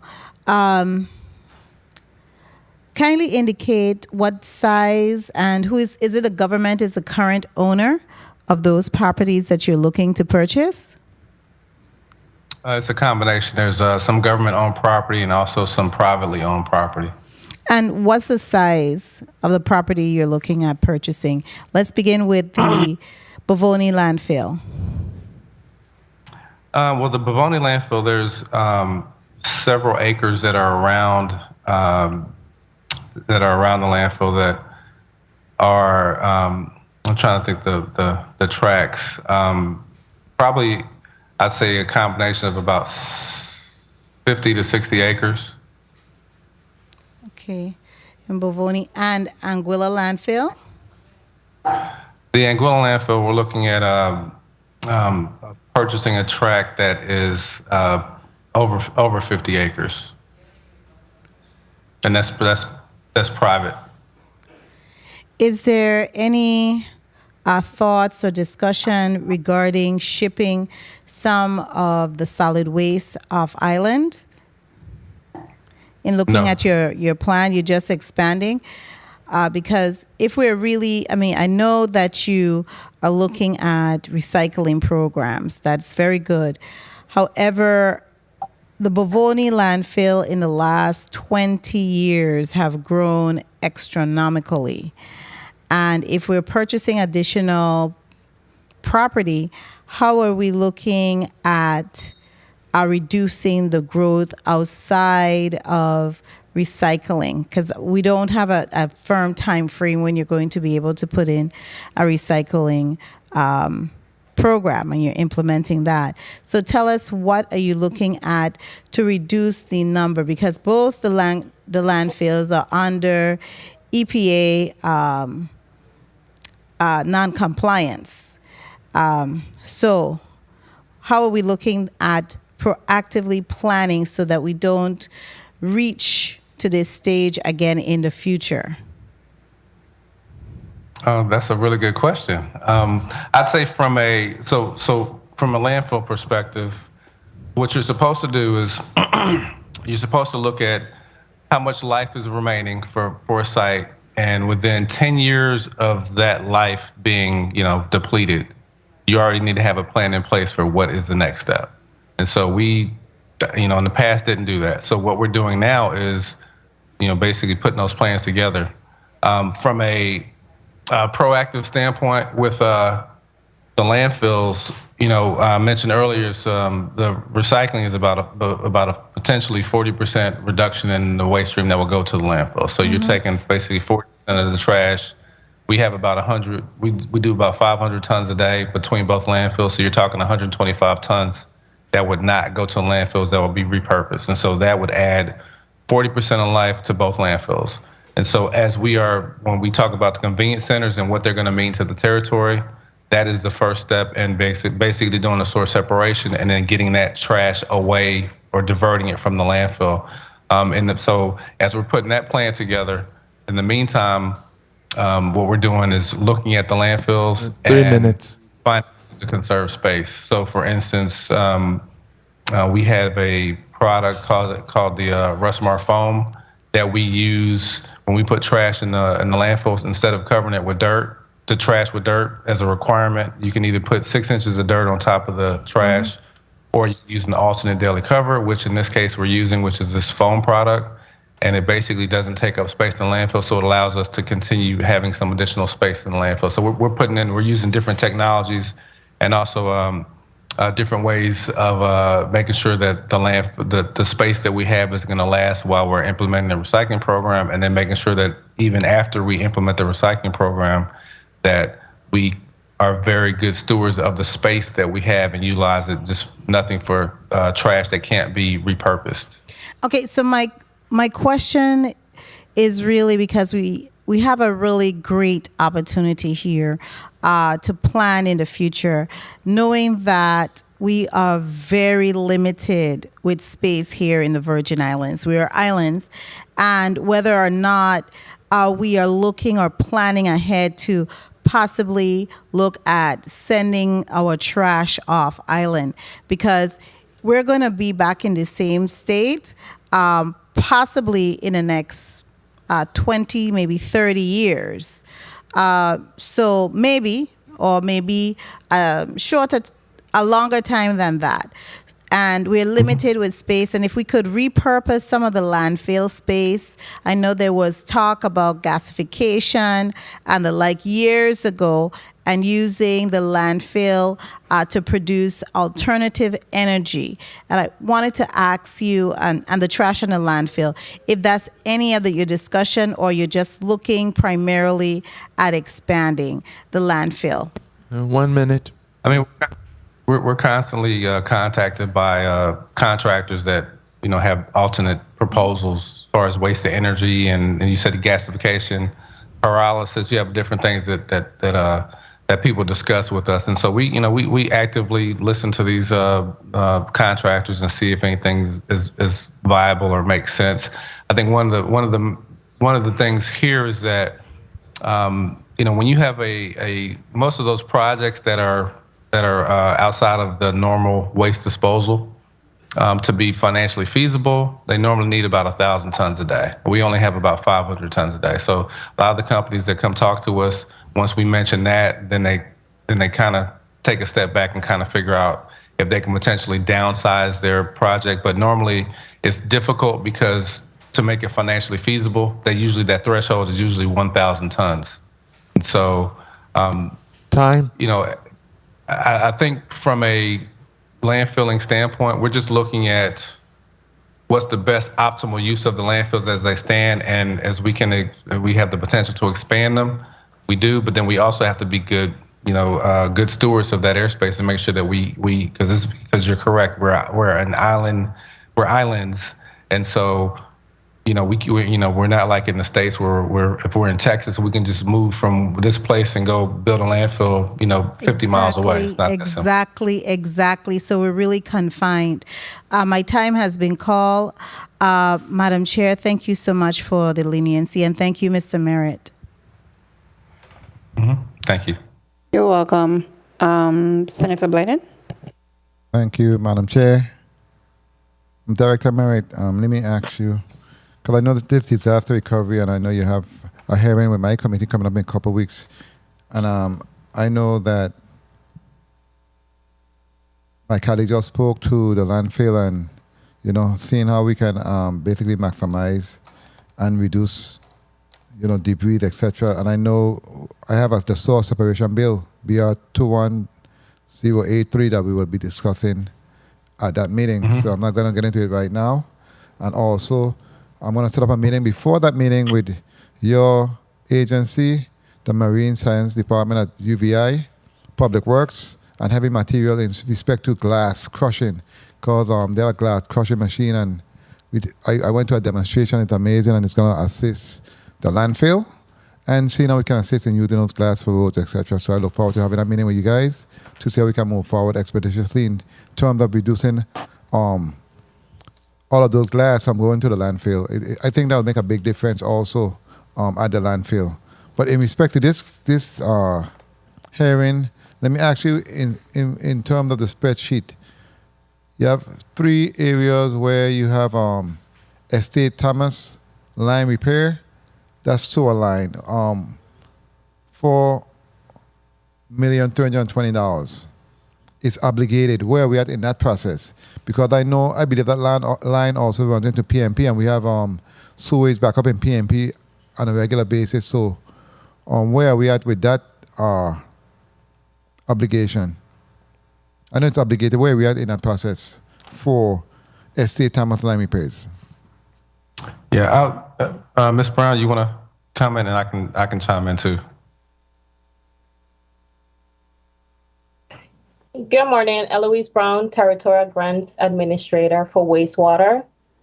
For the Estate Thomas Line repair, that funding amount was $4,320, and that work was completed. Okay, that's completed very well. What about Brookman Road sewer line? So Brookman Road is currently, the contractor just received the notice to proceed. Our engineer is currently going over the logistics of the project. We're also waiting for the materials. That project is to camera the lines to see exactly where within that area have damages. Yeah, because that one has several damages in that area, and it goes through NADA, etc. We have a lot of issues in that area. So I'm happy to see that we are moving forward with that one in particular. And finally, what about the sewage line in Garden Street, Savannah Gut, Moravian Gut area? Those have been challenges also. Talk to me. Okay. That PW actually have 3 projects under it. 2 of them have been completed. The Garden Street and the Moravian Gut have been completed. Savannah Gut is ongoing. That's good news, because I know those residents in that area, several of them always had blockage and backup in the units over the years. So I see you're making progress moving forward, and I really appreciate that. And in respect to those repairs, have you guys put out something to the residents in those areas, let them know that that problem have been taken care of? Because I think it's important. They usually call and say they've been having problems for years. You have done the work. Have you actually reached back out and told them, yes, we have completed those repairs, and hopefully your life will be a little easier moving forward? Do you guys do that, or you don't? Or just fix it and keep it moving? How do you do that? What's the communication like? Yeah, we do, but I'm going to go back and make sure. Let me make sure that we put out a press release to say that that work has been completed in those areas, so that all the citizens in the community understand that what we're doing and what we've accomplished up to this point. And I think that's important, because, like I say, many times we hear the complaints, but then when you finally have done your due diligence and done the work, it's good to let them know, we have done it, because at some point, some might say it still have not been done.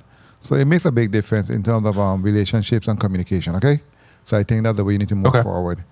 And finally, when it comes to most of your vacancies, etc., because I know that was a big part of your challenge. All of the critical vacancies have been filled to date?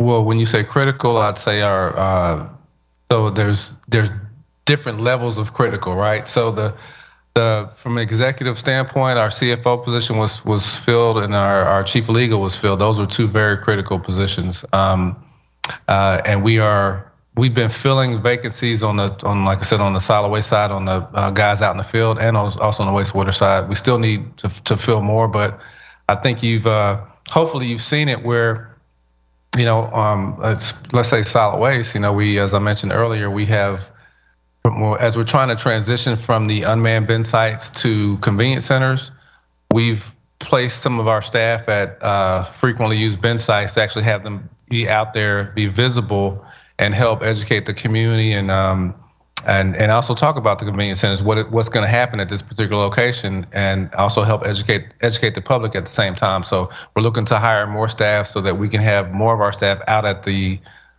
those several of those unmanned bin sites, so that we can continue doing that. On the wastewater side, where and basically on both the wastewater side and the solid waste side, we've got additional equipment now. So we have our guys actually out there picking up trash with our rear loaders. We have a vacuum truck and another wastewater pump truck, so that we can go out there when there's emergencies on the wastewater side and address issues with sewer lines. So I think you guys can't tell, I'm very excited about what we've been able to accomplish up to this point, and the direction that we're going. And I look forward to working with everyone in the legislature and everyone in the community to help move waste management forward. How are the cameras working for you? Actually, the cameras are working. They're working pretty good. We've issued several citations. I can get you guys a list of that.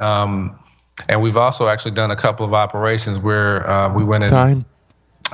Had some of our staff go out and check on businesses at off hours, and we were able to write some additional citations. So we're the cameras are, we're seeing the fruits of the cameras. And actually, I was at Nazareth yesterday talking to our staff that was at the Bend site, and then we left there, and we're putting security booths at Cancrine and at Belongo. Cameras are going to follow, and I was sitting out at Belongo yesterday for a few minutes, about 20 minutes, and a guy came and he was trying to offload a bunch of cardboard boxes, and I got out the car and I said, "What are you doing?" He's like, "Oh, the owner of my business told me."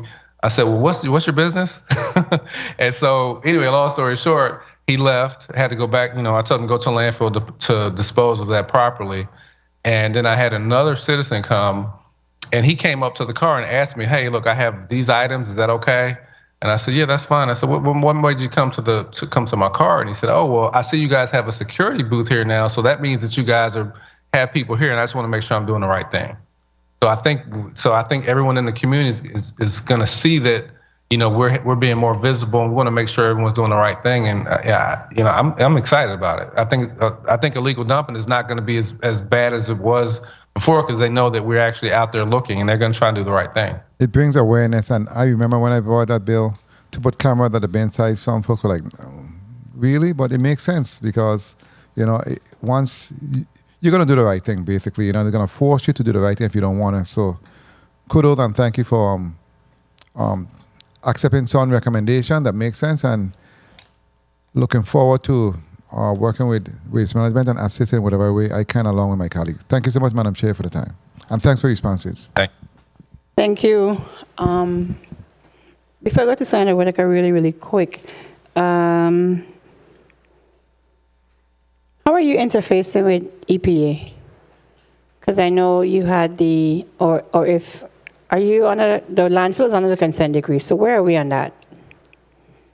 My background, I'm a former regulator. I used to work for the state of Georgia as a state regulator. So I have a very good relationship with So I have a very good relationship with the EPA and the Department of Justice. And so I'm always letting them know what we're doing to address the consent decree issues, what our game plan is going forward, and they've been very, very supportive. And so we don't have we don't have an adversarial relationship with them. We have a collaborative relationship with them now. So anytime, like they'll reach out to me and say, "Hey, how's this going?" I'll tell them what we're doing.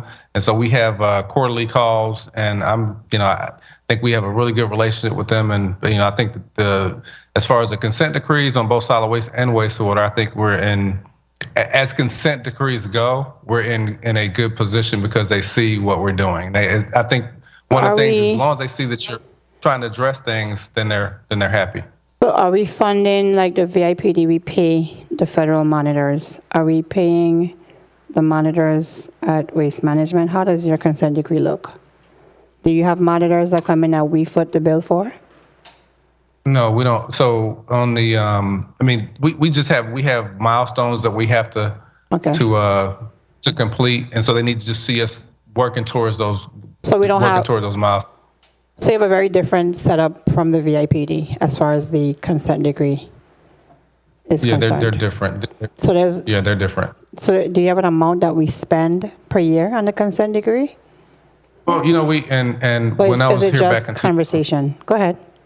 Yeah, it's conversations, and there was a monitor on the wastewater side a while back, but I think that stopped because we've addressed so many of the issues with the wastewater side that I don't believe we have the monitor anymore. And that the payment to the monitor wasn't that much. Okay, and I think it was like the manhole close to Lime Tree. At one point, we accused Lime Tree of the odor, but it was really Waste Management's manhole. What is that considered? Is that on the wastewater side? Sally, what is that? That's a wastewater? It's on the wastewater side. Okay, is that included in the federal projects? to address? Go ahead. Yeah, we met with the EPA after that issue was brought up, and it was determined that was not technically a waste management issue. But however, there was a couple of manholes in that area, and they asked us to basically go back and just take a look at that and make sure that part of our system was fine. Now on the we have the prudent replacement approved for all of St. Croix, so that's going to be in one of the sewer sheds. So all of the whole entire wastewater system for St. Croix is going to be replaced. So here's a that'll question. That's a process. In the interim, what can we do to prevent that odor from appearing again? Yeah, so in the interim, we have some odor control measures that we put in place there. We actually had a contractor go out there and take a look at those series of manholes, and then they basically put together a package for an odor control system that we actually have in place there now. Okay, Senator Whitaker, and then I'll come back. Thank you, Chairman. Director Merritt, one of the items I want to follow up on specifically is the outreach to the communities. Do you have a plan to actually go maybe community to community to have maybe some more, now that we are, numbers are they've gone up and gone down, but any direct community engagements, going to community groups, speaking to some smaller groups and some wider groups, especially for the convenience centers, that areas where we're going to really be revolutionizing that convenience center, the Mumby Juice Center, up east, so we have St. Croix and the other places. Yeah, so we have a director of communications. We just hired another environmental educator here on St. Croix, and so they're putting together a plan to discuss community. To go into areas and do community outreach, whether it's in the communities themselves or going into the schools. So we're putting that plan together. As we look at when you think about we're going from no recycling to putting together a recycling program. It will have to obviously include community outreach, because the one thing when you think about recycling, right now we do none. We don't do anything. So now correctly that we have grassroots organizations that are doing their best within their what they're doing. So we'll at least acknowledge that. Yeah. We have community groups that are doing their best to do some recycling. Yeah. Well, okay. So let me say it differently. As a whole, you're right. We do have several community groups on St. Thomas, St. Croix, and St. John that do some form of recycling, and they do their part, and we appreciate them. We partner with some of them, but I think as a territory-wide, we want to get everyone involved, and so we understand that it's obviously we're waste management, so our role as we go into recycling and waste diversion will be to educate the community. So like I said, we've hired additional environmental educators, and we're going to make sure that as these convenience centers come online and the areas that they're going to come in line on, that we actually have those. We have some town hall meetings, and you mentioned town halls before. So we'll have town hall meetings. We're going to the schools. You understand that if you educate our children, they come home and educate parents and say, hey, this is something. And that's right. That's for time's sake. That's right. That's why it's important that we have it in the curriculum. And that's why I want to continue to push that we have it in the curriculum. Thank you for your answer, but just for time's sake, the anti-litter and the beautification fund. How is your relationship with the Department of Finance, Commissioner Bruce, for this management of this fund? Where are we with this fund? This fund is really supposed to be helping us to beautify our islands. Yeah, where are we with that fund? Yeah, I mentioned that in our testimony, or my testimony, that we normally receive $5 million annually, and so we're in October, November, December, January. So we're going into the third quarter. We've only received $1 million. Normally we receive $1.25 million every quarter, and so we're right now you'd say we're another. So right now as it stands in the fiscal year, we're $1.5 million underfunded, or we haven't received that allotment. And so, because by law, the commissioner is supposed to provide a detailed accounting report of the records. And so are you having regular engagements with her? with her staff, and so that we get to a point where we're having more regular information, understanding what's going on with the fund, and reporting especially to the Finance Committee or the legislature, so we can have that level of information. Yeah, the last time, so our finance staff reached out to see what the status of the fund was, and they the information they sent us said that it was in a deficit. And so that's why they were only able to give us the $1 million. And so now I think, I'd say hopefully since I think certain, we're starting to begin collecting excise tax again. So hopefully the fund ends up getting replenished. And so hopefully we will get that additional $4 million before the end of this fiscal year, because obviously as an agency that relies a lot on allotments from the GVI, that is one that, you're talking $4 million, that's pretty significant. And because one of the areas is also the picking up of abandoned vehicles. However, you worked with the island administrators, because I know that it's happening. However, there's still a number of areas where we have abandoned vehicles that have just been there for a long time. How are you working with the island administrators with abandoned vehicles? We've been, when the island administrators when they start the collection because they've, when they're ready to collect abandoned vehicles, because they've done some on St. Croix on throughout the territory, we just have them contact the landfill, tell us which contractors are going to be bringing in the abandoned vehicles, so we know what's coming. And so we've, I think even here on St. Croix, we had 2 or 3 contractors, and they had the administrator was making sure they had a special designation, like a little ticket or something, so that when they came in, we knew that they were bringing abandoned vehicles. So how would a member of the public, if they see an abandoned vehicle, who should they really contact? Because right now it's still more of, us as senators calling the administrator, here, this car is because our constituent said there was an issue. How can you inform the public about who to contact and who, because otherwise, in many cases, there's still nothing being done about different vehicles in certain locations. Yeah, I mean, they can, obviously anything that's waste management related, they can always contact waste management, and then we can contact the administrator on our behalf to say that a citizen or constituent said that there was an abandoned vehicle at this location, and can you put that, make that as part of the abandoned vehicle collection program?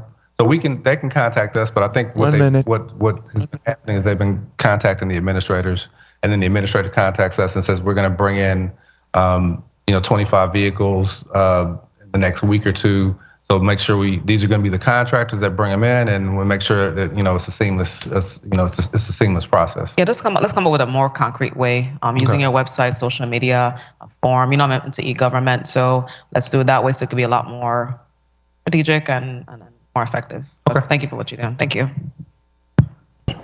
Thank you, Senator Whitaker. Director Merritt, I have a series of questions here for you. The audit was a scathing report, and the timeline is under your leadership. So are you keenly aware? Are you making some drastic changes so we don't revisit that again? As far as timelines for contracts? All of the concerns that were in the audit, have you begun to address those issues? Yeah, so the audit. Okay, so when we got our the findings from the audit, we actually met with them to discuss their findings, and at the same time, we actually had a plan as to what we've already addressed without knowing what their findings were, because when I initially got here back in August of 2020, did understand that procurement was an issue. So we were trying to put things in place, prior to the audit. And so when we actually met with them on the findings, they came back, and when they put the actual audit out, they had our responses in there, and the majority of our responses actually addressed their findings. They said they just wanted to make sure that they follow up to make sure the things that we mentioned that we were going to do were being implemented and in place. Okay, but we still have the issues with contracts. And you promised me that will be taken care of. All right. Yes. So I get your responses. I get your responses to, it's one thing to write responses to the auditors of your plans, but I just want to ensure that you're actually implementing what is it that you said you're going to do, so we don't have an audit like that in the future. Yeah, no, there. So just as an example, one thing they mentioned was that we needed to go out in the field and verify the work that our contractors did. And what we said was we didn't have the staffing, so we've been increasing our staff to go out in the field to verify the work. And also we said we didn't have vehicles, so we've been able to purchase some additional vehicles. So now our staff can go out and confirm that work has been completed per the contract. So that was one of our responses, and that response is in real time. We have the staff and we actually have the vehicle. So the responses that we gave were actual things that we're doing, not that what we say we're going to do in the next year. So I wanted to make sure we address their findings in real time. Okay, let's move to sargassum. I don't know, what's the discussion between you and DPNR on sargassum? And are you able to quantify numerically quantify the amount of sargassum in the territory's landfills, if it goes there? Yeah, and I don't have that number in front of you, but we've what we've done for the landfills is that when obviously during the season when sargassum comes, we actually set aside an area at the landfills, and so we don't put the sargassum in the landfills. But when it's wet, we kind of let it dry out and we do something with it. But we've been working with DPNR and some of the hotels have been contacting us about sargassum too, and trying to make sure they get it away from the beaches as quickly as possible so they can get it to us. And so we've been working with whether it's the hotels or DPNR to make sure that we help address the sargassum issue here in the territory. Okay, so is there an action plan? Have you sat with your staff? Have you sat with DPNR? I get when they call you and you do this and you do that and you do stuff with the sargassum, blah, blah, blah. But is there an action plan moving forward? Because sargassum with global warming is going to increase, and sargassum, when it sits there, the toxins that it releases, it does damage the marine environment. So the longer that our sargassum sits, it stinks. It damages the already dying coral reefs that we have. And I see Ms. Crowell behind you, her husband is Team Save Coral Reef. So is there a plan of action for removing sargassum in a timely manner? Do you have someone on staff to say, hey, hurricane season is coming up, it's getting warm, and our beaches will be flooded with sargassum. Let's spring into action. Yeah, I would say we have a plan. It's not necessarily in writing, and we can put one in place, but we have a procedure where if whether it's the hotel or whatever private industry they'll contact us. We have a plan at the landfill where we're going to take it, how we're going to get it whether it's contractors or we do it in-house. So we kind of have that plan. We've talked to DPNR about it, but we can put something more formal so that everyone knows kind of what it is. We've just kind of, it's just one additional thing that, we manage. That there's a lot, obviously there's a lot of things that on both solid waste side and wastewater side that we manage, and we just basically do it. So we have that plan, but we can make it more concrete. I mean, I said, we've been working with the agencies, with the hotels, so we can do that. Okay, and just not the hotels, the people of this territory do deserve a beach as well, because we cater to tourists a lot, which is good, but we have people that live here 24/7 that do deal with sargassum. So if you can strengthen that process, make it more efficient, faster, and it's going to be a through the chair request, the amount, any of the numerical quantity of sargassum in the territory's landfills. Let's go back to Mr. Griffith, CFO Griffith. The status of payments, I think you said it was discussed earlier, but what is our outstanding balance to the vendors on the solid waste side and the water treatment side? What is that aggregate amount? For all the vendors, Senator? Yes. So using the spreadsheet that was, I'll start with the spreadsheets that were provided by Mr. Merritt. So we have a project balance on our PW's amounts totaling $10,705,019, and that's with the project starting with PW 19. And if you jump to the other side, it's a smaller balance with a project balance of $4,257,958. Those are the two project balances that we have for those projects, a little bit over $15 million.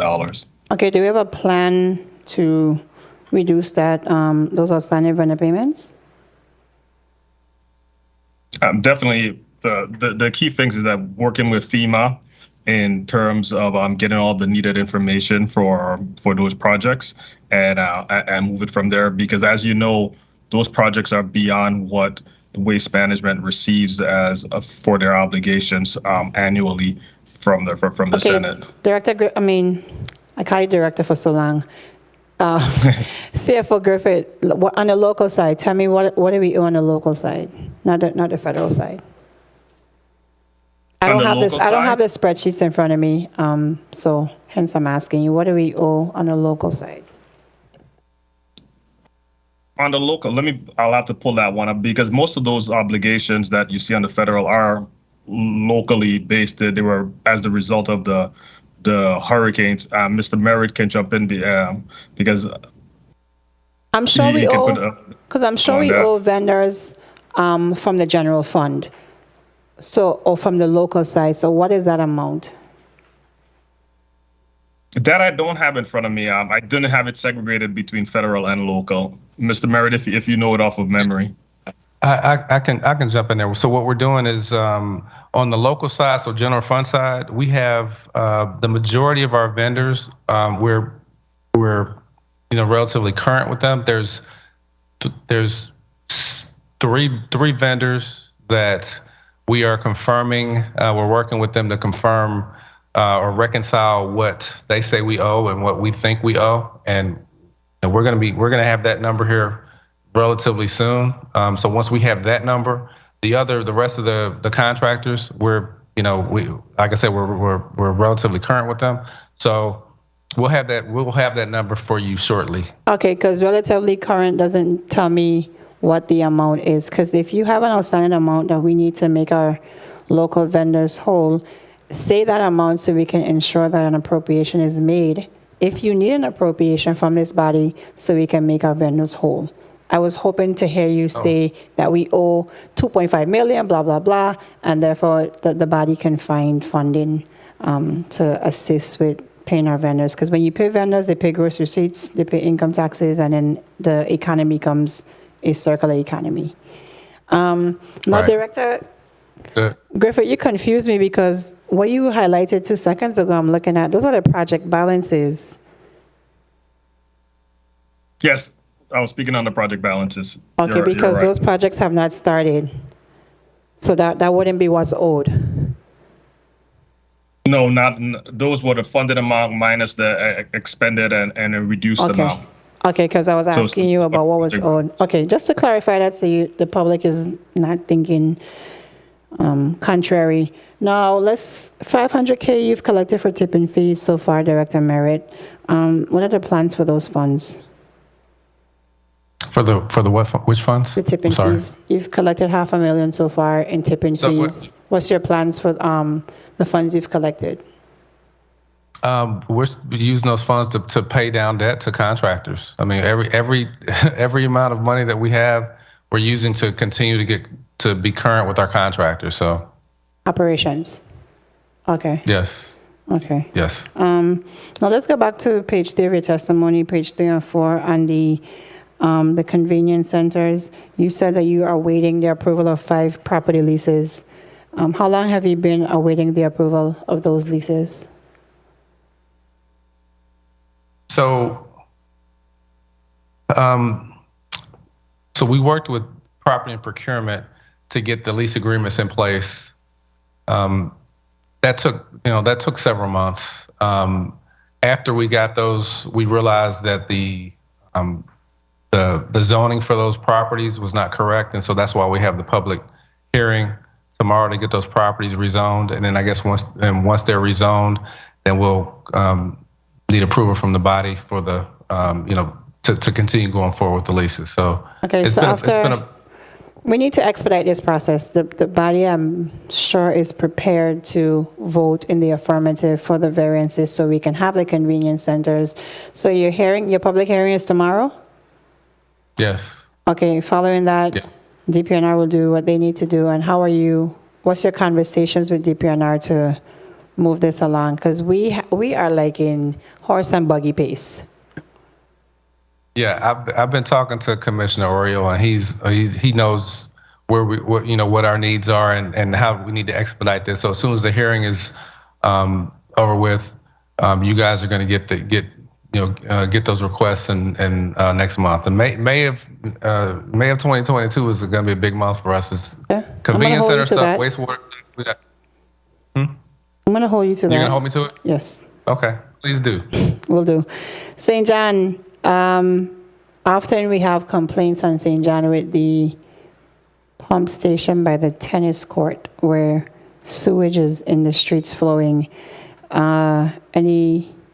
What's the status on that? Is that part of a mitigation grant, a FEMA grant, local funds? How are we mitigating that situation? Local funds, we just got some new grinder pumps and they just got installed, so that should be an issue of the past. You can hold me to that too. Praise I'm God. excited. Good. All right. Now, we have issues. One was in St. Thomas, and I sent an email to Waste Management on a manhole that overflowed and into a home, and that household had to be relocated to a hotel for quite some time and it was interesting to read the emails back and forth between staff because they could not locate the manholes and who the manhole for and who it was quite interesting. So do you have like a manhole map or some internal system, because they could not figure out this lady's issue, and I think it's an inconvenience to her because this makes people sick. And also, do you have a plan in-house when the wastewater, the sewage enters a home, it destroys the property of the homeowner? What is that in-house process at Waste Management to make those occupants whole? So that was a loaded question. Yeah, so I guess there's several questions. So let's go back for a minute. So we're getting prudent replacement for the wastewater system on St. Croix. And so what they had to do was they mapped St. Croix and located as much as possible all the manholes and different things. So then we could use that information for the replacement of the wastewater system of St. Croix. So we're in the process of doing the same thing for St. Thomas and St. John. What we have some mapping. We don't have all the mapping, and so we're actually going to we have several, and we have several staff that have been with Waste Management and Public Works before it turned into Waste Management for years, and so basically there are keepers of there are knowledge base of where some of these manholes are, but we're going to have some consultants come down and actually help us do an actual mapping so that we know where everything is, because in the past in the territory you had manholes everywhere, and whether it's a home, whether it's a business, they were built over these manholes because they weren't located properly. And so we're in the process of doing that because we need that for prudent replacement, but then also, as you stated, to make sure that we address needs for citizens. And depending on what the issue is, we work with with your constituents and try and make them whole if there's obviously if there's a manhole that's impacting their residents. Okay, because we had I guess we have a situation. Well, the situation I referred to first was on St. Thomas, and then on St. Croix we had the same situation where the manhole overflowed, sewage water went into someone's cistern. It made the entire family sick. There were exorbitant medical costs. And have we made that family whole? Have we assisted in the medical costs, everything?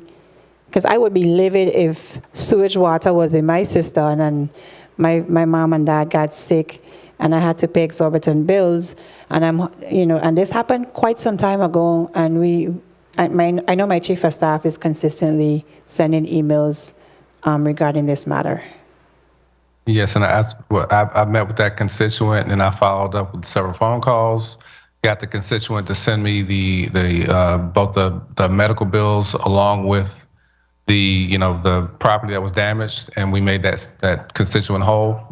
And we obviously want to make sure that if there's an issue associated with waste management, that we address it, and we we find solutions and fix the problem. So that was definitely, we've remedied that situation. Now, do you find that the St. Thomas, St. John district, would we need a prudent replacement like what St. Croix is getting? Is our sewage system just as old as St. Croix? Yeah, right. So what we're doing, basically St. Croix was the model. So when we submitted the information, FEMA came back and had some questions, and we addressed those questions. And so now we know exactly what is required to get prudent replacement for both St. Thomas and St. John. So we're in the process of putting submitting those in the same format, and also getting all the mapping information. So we expect to get prudent replacement for both St. Thomas and St. John as well here hopefully soon. We're excited about being able to replace the wastewater system for the entire territory. Perfect. We Lord knows we need that. Let's go to page 5 quickly. You said the pre-construction activities for the new St. Croix disposal facility and the expansion of the Bavoni landfill to include land acquisition, surveys, environmental assessments, permitting civil site work, and stormwater management design. And you go on and on. The Bavoni landfill, you said land acquisition. Where is that land acquisition? So if you know Bavoni, when you come down the main road, there's land on the left and the right, and there's other land just around the landfill that we're meeting with. Go ahead. That we're meeting with. There's some of that land is government-owned land, and some of that land is privately owned land. So we'll be meeting with the private, private landowners, along with working with property and procurement to see how much of that land we can acquire. So beside the land to the left and the right, are you considering the land behind? Because there's property that's landlocked behind the landfill, and it's beautiful property with an amazing view. So the dump has an amazing view. Are you looking to acquire land behind the landfill as well? You know what I'm talking about? When you drive behind a landfill, and then you have that that buffer region in between the hill, the buffer, and then the little road, and then you have all that nice green area behind a landfill. Are you trying to acquire that as well?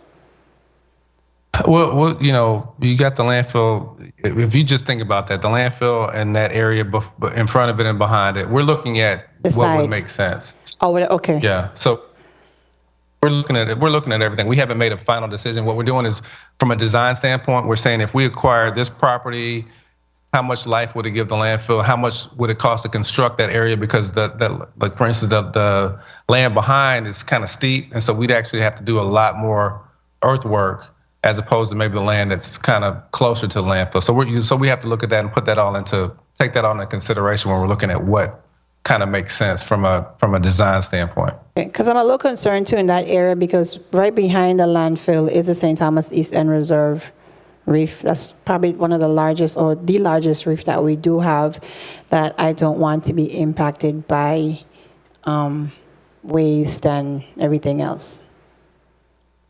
Yeah, and then we have to do an environmental site assessment. So before we acquire any land, we'll say, okay, this is what we're thinking, but then we'd have to work with CZM and different. We would make sure we're not going to just go and purchase some land and say, well, this is going to be landfill. We got to make sure we do the environmental site assessment and another thing called a site suitability, and make sure that surrounding land is suitable for solid waste disposal. Okay, now go to page 6. No. Let's scratch that. You just answered me. Page 7, Ms. Brown. Wastewater grants. So I see that the reimbursement is some $7.9 million. What is outstanding That's how much they've reimbursed us, but what is the total? What's the aggregate amount that we should be reimbursed?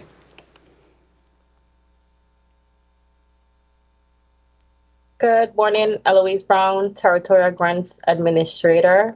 So, on the wastewater side, there's a balance, a total project balance of $10.5 million. However, Billion? yes. Wow. Okay. However, those projects are in review, under FEMA review. Invoices have been submitted, so they're under level 2 review.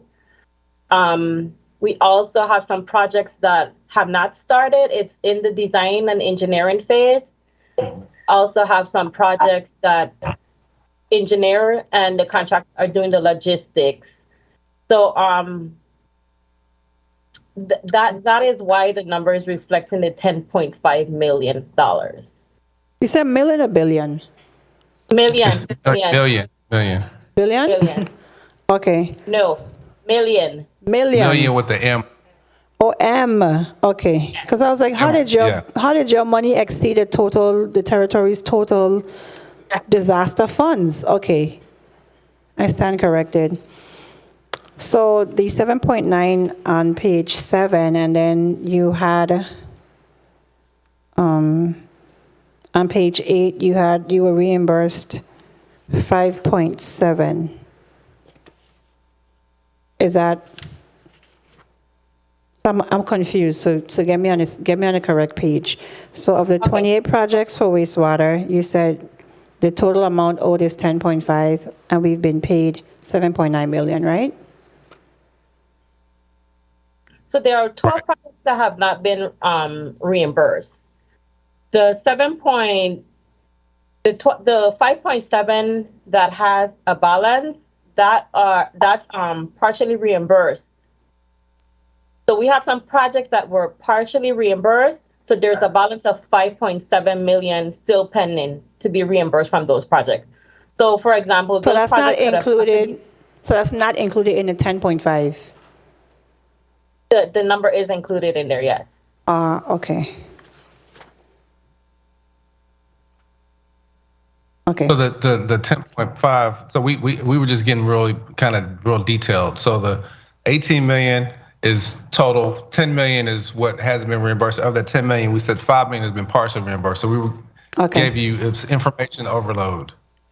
Yeah, because it reads funny. So I wanted to ensure that I had, because I was about to say 7, and then 7 and 9 plus 5.7 far surpasses 10.5. Okay, so is it 18? Yeah. Okay, got it.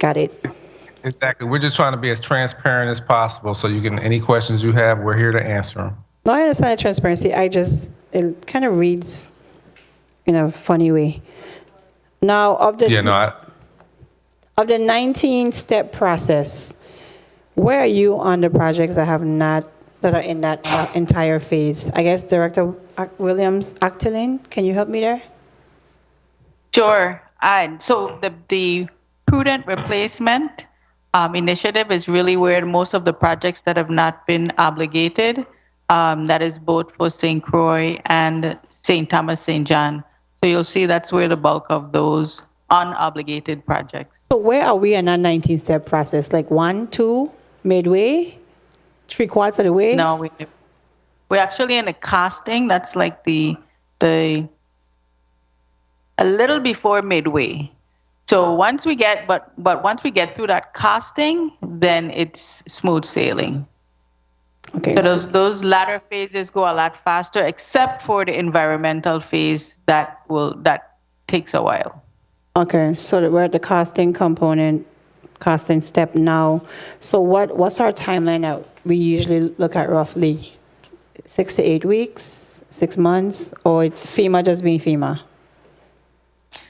Yeah, I mean, we really, the good news is that we're working on getting an A&E, architectural and engineering PW, that would allow us to get started designing. Design takes a while. So that obligation we're hoping to get within about 90 days, and that will help us to jumpstart the process while the rest of it is going through the 19-step process. Okay. So we could get the ball rolling. Okay, let me jump back to Director Merritt now. So with all of these projects that are coming online, how many jobs are we looking for, roughly, employment? Well, I mean, I think it's going to be a combination. I think I mentioned from a critical hire standpoint, we need more engineers. So What's more, So I 10, think it's, 5? probably 20. Oh, you said 20, okay. Yeah, 10 for each district. But even laborers, outside of engineers, roughly overall to do all of this within the next, I'm sure it's like a 5-year process or more or less. Are we looking at hiring additional 100 people, 200? That includes subcontractors. What is the impact to our labor pool? Well, yeah, it'd be significant. I mean, on just on a prudent replacement alone, you're talking for St. Croix $2 to $2.5 billion worth of work. So there's going to be a need for obviously we're going to have subcontractors. Our local wastewater contractors are going to be doing a lot of that work. We'll have more of we'll need to hire more staff to help deal with sewer lines as we're doing the replacement. Engineers, laborers on both the on solid waste and wastewater. So as we're getting this, as we're finalizing the sewer chest for prudent replacement, we're submitting that information, then we'll have a better idea of staffing needs for us. But then also we have an RFP that we put out for consultants to help us with project management. So we're trying to put things in place prior to the approval. But then also we do understand there's going to be a need for us to hire more staff. So we're trying to quantify all that now. Okay, and so support staff too, because as that entire project is underway, you're going to need more project managers, accountants. Correct. So we manage those funds correctly. So let me bounce back to Director Williams-Actaleen for a minute. And this is just a comment, but with waste management alone and them needing all these laborers, workers, engineers, we have $9 million in a grant that went to labor for workforce development, coupled by an additional $10 million that came through the American Rescue Plan Act for workforce development. And of course, this is all pandemic disaster related that you and OMB work cohesively on. What is the discussion with the Department of Labor to really get our workforce trained to take these jobs when these projects go underway? We have 19 million total in workforce development. We have an ongoing discussion with the Department of Labor on overall workforce demand needs, from identifying every graduate that comes out of the University of the Virgin Islands to ensure that they have a job, the training, the outreach. As you know now, the Skills for Today program has expanded to just not only the residents of public housing, but it has been opened up to any persons who are needing the training. So we're pushing forward on that. But even so, I mean, the statistics have shown that if every able-bodied worker in the Virgin Islands is working, we will need an additional 5,000 workers for all of the recovery projects.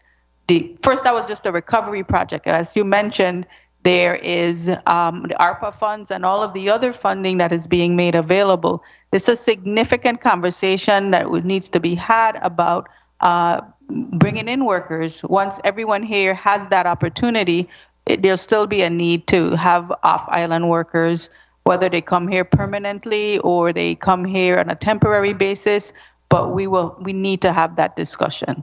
Okay, so my objective and everybody's objective should be everyone. I don't have a problem with migrant workers or anybody coming in, but we should have an unemployment rate of 0. And the intent is to have everybody working. So how are we moving beyond discussions? We passed an apprenticeship bill in 2017. And when I asked the Department of Labor how many people have signed up or have you recruited for the apprenticeship program, it was 3 companies solely on St. Croix. So if we are serious about workforce development, you have so many agencies that can participate in the apprenticeship program. Look at right now we have a shortage of water. There's no lake on island. We have a food security issue that's going to happen because when you catch the seaplane, there are a lot of boats out there with produce on it because Tropical and Crowley do not have enough staff to offload our trailers, so the turnaround time is slow. Therefore, we're not receiving the produce that we should have in time, and the shelves are going empty. And I just use that example. So when you have these discussions with the Department of Labor, enroll Tropical, Crowley in the apprenticeship program, get our people to learn how to operate a forklift, the crane, the business office. I mean, we have to be serious about workforce development with these projects coming online because it's also critical to the budget. We just saved the system. That means a $40 million deficit that we're going to have in the budget because we just pledged that money to the SPV. We pledged the entire Internal Revenue Matching Fund. And those are funds that we depend on to run this government. So I went on a little tirade here just now, but I'm begging you, Director, to get on the Department of Labor. We have to move beyond discussions. He should be able to tell you we have 20-something apprentices signed up or in a workforce development program, and in 6 months, they are now stationed working in this area, that area. And every time we ask Labor the question, there has been literally no movement. None. Any comments, Director Williams? Actilin? So they call them in the cohorts that they're actually enrolling the applicants for the program. I agree that there's still much more work to be done. We're pushing forward to ensure that, again, everyone that we have a measure right now to include in all disaster recovery contracts that all contractors must hire graduates from these various training programs, because we don't want that they have completed these programs and no one's hiring them. So those are some of the key things that we're doing to ensure that opportunities are provided, and continue to push on making sure that the applicants who are interested. Now, there's another concern. And we had this conversation before, Senator, in other hearings, that we still need help to get folks really interested. It's very hard now where some people are working and they really don't want to stop working to be trained. You know, if there's money to be made, that's really where the focus is, rather than building experience for the long term. So we can work together in making sure that we create these opportunities and identify every single person who wants to work in the Virgin Islands, that we give them an opportunity, and I will so commit that we'll continue to work on that. Okay, Director Williams, actually, that was a really, really nice answer. But if we were to be honest, the last time we had, I think it was Labor or somebody before us, there was only 18 participants in that entire workforce development program. And if we are to recruit, I get what you're saying, but our recruitment efforts should not only be graduates or UVI. We have to go back to the old school way. When I used to teach and a student didn't come to class for 3-4 days, I would leave after school and drive to that student's house and find them and say, hey, you got to come to school. So we need old school recruiting efforts where we know that we have young men and women under a tree, lingering. Walk with whatever security you need to walk with, not you, Director, right? That's not your role. But I don't need security. Well, I mean, if people are uncomfortable, but I appreciate that you don't need any, right?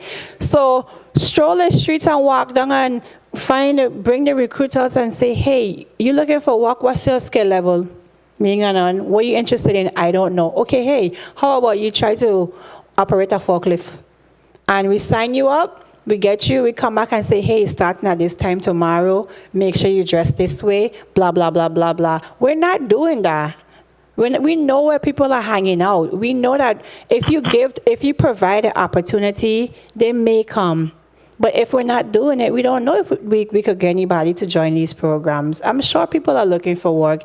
Money is to be made in the construction industry right now. We know that. We know we're going to be rebuilding for the next 10 to 15 years. We have to amp up the recruiting efforts beyond a radio ad and a social media ad. We have to walk the beat. We really do. And you know, I just implore upon you, and I'm begging you and I'm pleading that we walk the beat and we go to those areas and we provide those opportunities. We're going to see a reduction in crime. You're going to see an increase in GRT, in income taxes, and the economy is just, money is going to circulate if we get people off the streets and working. Some people are not made to read and crunch numbers. They're hands-on. They may want to be a Mason, or we don't know. And I implore the Department of Labor, with those same grant monies, hire some recruiters and walk the streets and sign people up. You know what the Navy they do, the Army? Take something from the Navy, our Armed Forces book. The biggest recruiters are those from the Department of Defense. They catch you in school. They come on a college campus and ask for you. They set up shop any place, anywhere, asking, hey, you get a free education, you have this, you got that. And they tell you all the benefits, and before you know it, little brown and black children sign up for the Army for a free education. So if we could just take a page out of the federal government's book on how they recruit, or just do the old school way, I would be so grateful. That's just my workforce development rant, because I see Director Merritt has all this money and projects have to be completed. Last question before I'm on good timing. Yeah, the agenda says 12:30. Budget challenges, the tourism fund. You said 1 million goes to another agency. Did you mean the capital improvement fund, or you meant tourism? No, so we used to receive the tourism fund, but I think that was reallocated to Port Authority. So we don't receive any funds from that anymore. Okay. The anti-litter beautification fund, 1 million of the 5 million allotted. Director O'Neill, what's the discussion there with OMB? Where's the hold up? OMB or finance?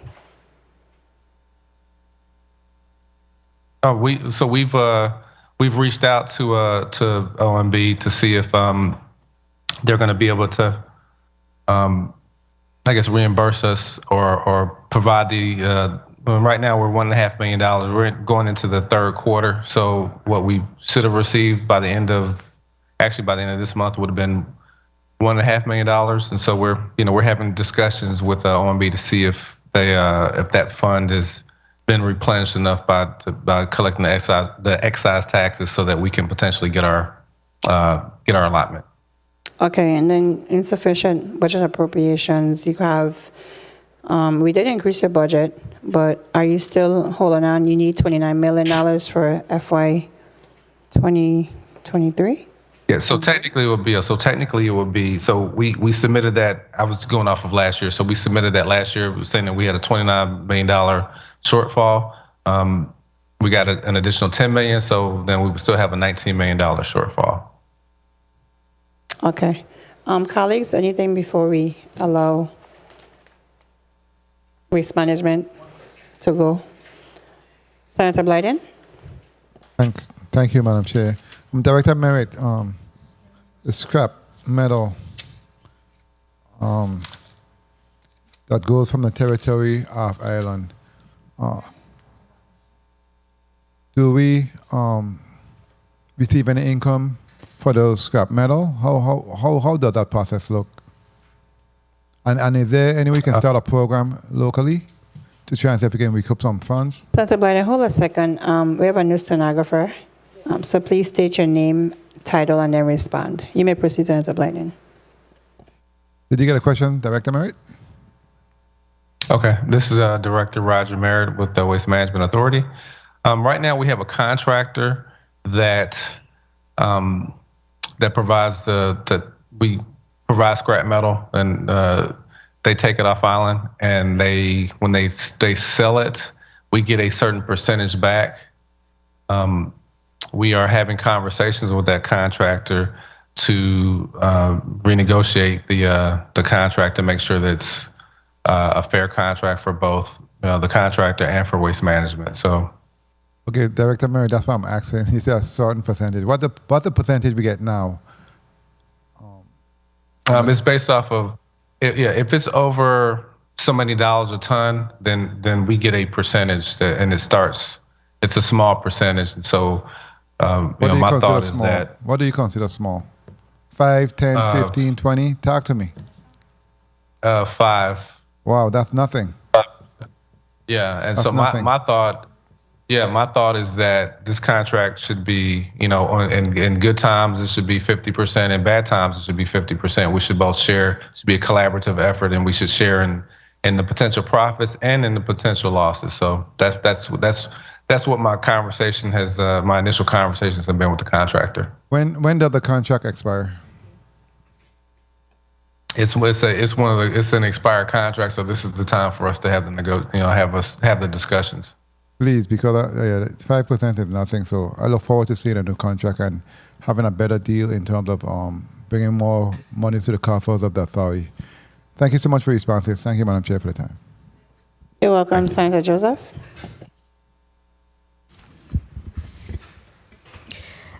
Thank you so much, Madam Chair. Mr. Merritt, I was listening intently to the questions relative to the St. Thomas future infrastructure prudent replacement, and this is for the wastewater replacement. I understand clearly that the St. Croix project has been funded, and is going to be used as a template to also submit the documents for the St. Thomas and St. John. But in your written testimony, you mentioned that it's currently under review. So have you submitted it actually to the FEMA, or is it still in the process of being submitted for the St. Thomas and in St. John?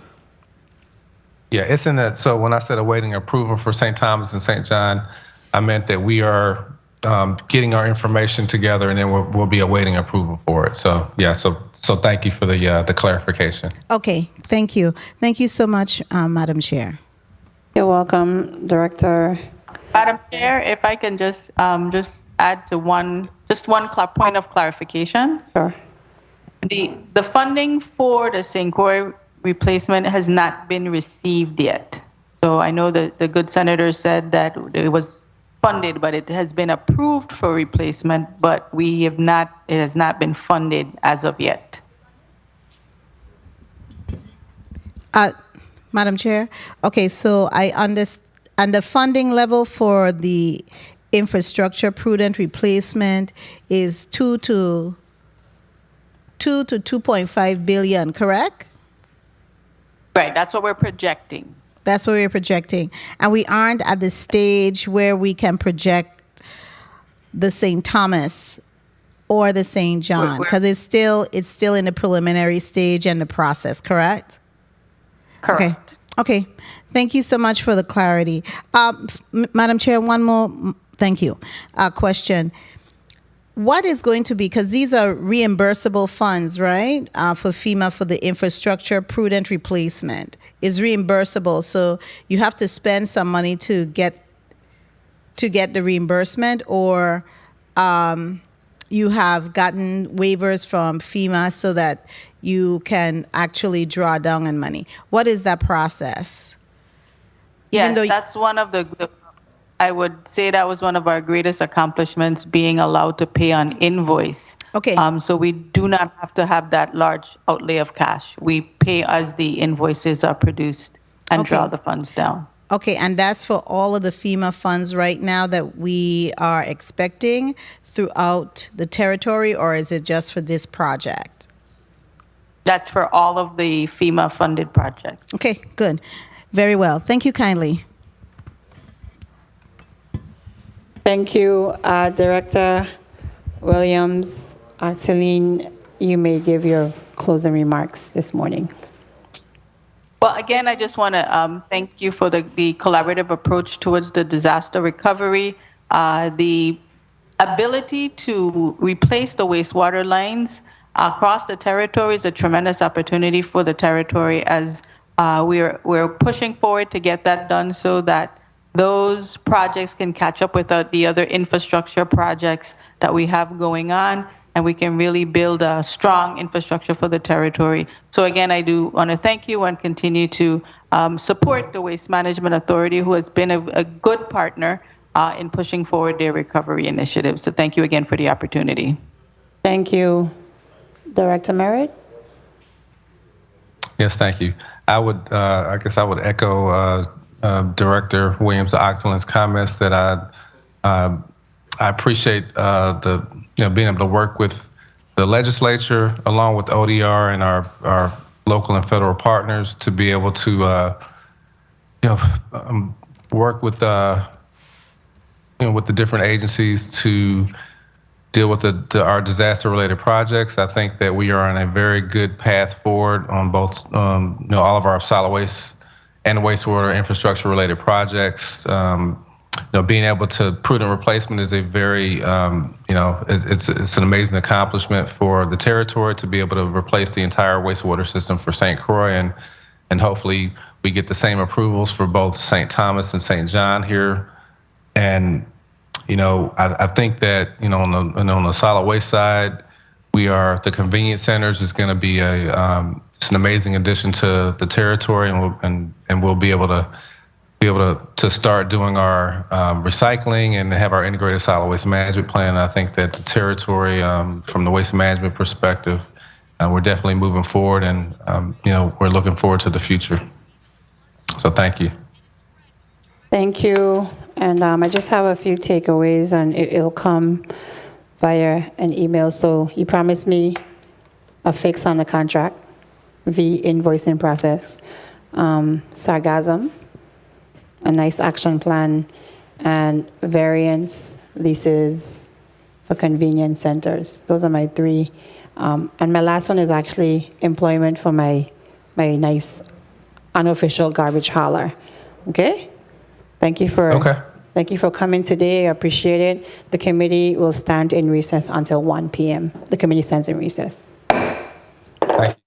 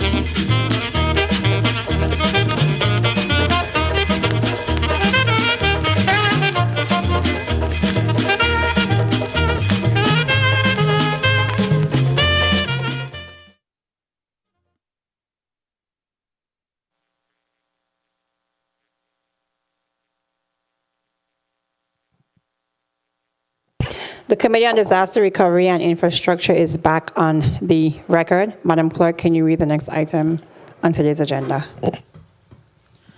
The committee will receive testimony from the Virgin Islands Department of Public Works related to the status of infrastructure projects, to include all disaster-related projects in the territory, their respective contracts, inclusive of professional service and task order contracts, both anticipated and underway.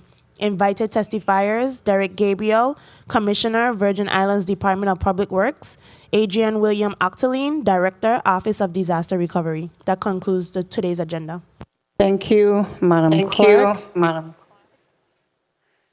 Commissioner Gabriel, do you have anybody testifying virtually? No? Okay. Before you proceed, just some housekeeping rules before the stenographers kill me. Just your name and title before you respond. All right. Director Octoline, you with me? I am. Okay. We're going to stick to schedule today, okay? I am loving it so far, Senator. No snack break needed today. Commissioner Gabriel, you may proceed at this time with your testimony. Good afternoon, Senator Janelle K. Saru, Chairperson of the Committee on Disaster Recovery and Infrastructure, committee members, all other senators in attendance today, as well as those in the listening and viewing audience. I am Derek Gabriel, Commissioner of the Department of Public Works. With me today is Chief Engineer Tawana Nicholas and Highway Program Manager Jomo McLean. I thank you for the opportunity to provide updates to this committee, specifically on the department's disaster recovery projects across the territory, as well as a brief overview of our project management responsibilities for the central government. FEMA projects. The Division of Engineering continues to manage our in-house FEMA projects, as well as contributes to the project management for other government agencies. The following highlights a few projects, but a full listing can be found in the appendix. DPW Anna's Hope Compound, St. Croix. Scope, demolition, and rebuild. This project is in the design phase and is 60% approximately complete for the conceptual design. Design completion is scheduled for August 2022, and construction is scheduled to start in March of 2023. DPW Frederiksted Concordia Offices, St. Croix. Scope, demolition, and rebuild. This project is also in the design phase and is 60% completed with the conceptual design. Design completion on this project is slated for August of 2022, with construction anticipated to start in March of 2023. Kings Hill Chapel Parking Lot Paving, St. Croix. Scope, parking lot reconstruction. This project is in the construction phase and is 65% completed. Construction is scheduled for completion in June of 2022. Kings Hill Chapel, St. Croix. Scope, repairs to the damaged components of the chapel. This project recently reached the 60% completion mark for the conceptual design. Design completion is scheduled for August of 2022, with construction scheduled to start in March of 2023. Frenchman's Bay, Botany Bay, Perseverance Bay, and Red Hook Bay watershed. Scope, road construction, drainage mitigation, retaining wall construction, and embankment replacement. This project has completed the solicitation process and recently passed FEMA's EHP review. We are currently in the contracting process and expect to begin construction in May of 2022. Water Island Watershed. Scope, road reconstruction and drainage mitigation. This project, which encompasses most of the island's major roadways, has completed the solicitation process and is currently under FEMA's EHP review. Once FEMA completes the review, the contract will be executed. Work is anticipated to begin this summer. Great Cruise Bay, Fish Bay, Coral Bay, and Maho Bay watershed. Scope, road reconstruction and drainage mitigation. This project has also completed the solicitation process and is currently undergoing FEMA's EHP review process. Once FEMA completes the review, the contract will be executed. We expect to begin construction in May of 2022. Williams Delight Part 2. Scope, roadway reconstruction and drainage mitigation. This project is in the design phase, which is 60% completed. Some of the roads included in this project are currently under appeal with FEMA. Due to a funding shortfall, we plan to supplement this project with funding from other projects. The Jersey Bay Watershed. Scope, roadway reconstruction, drainage mitigation, and a retaining wall.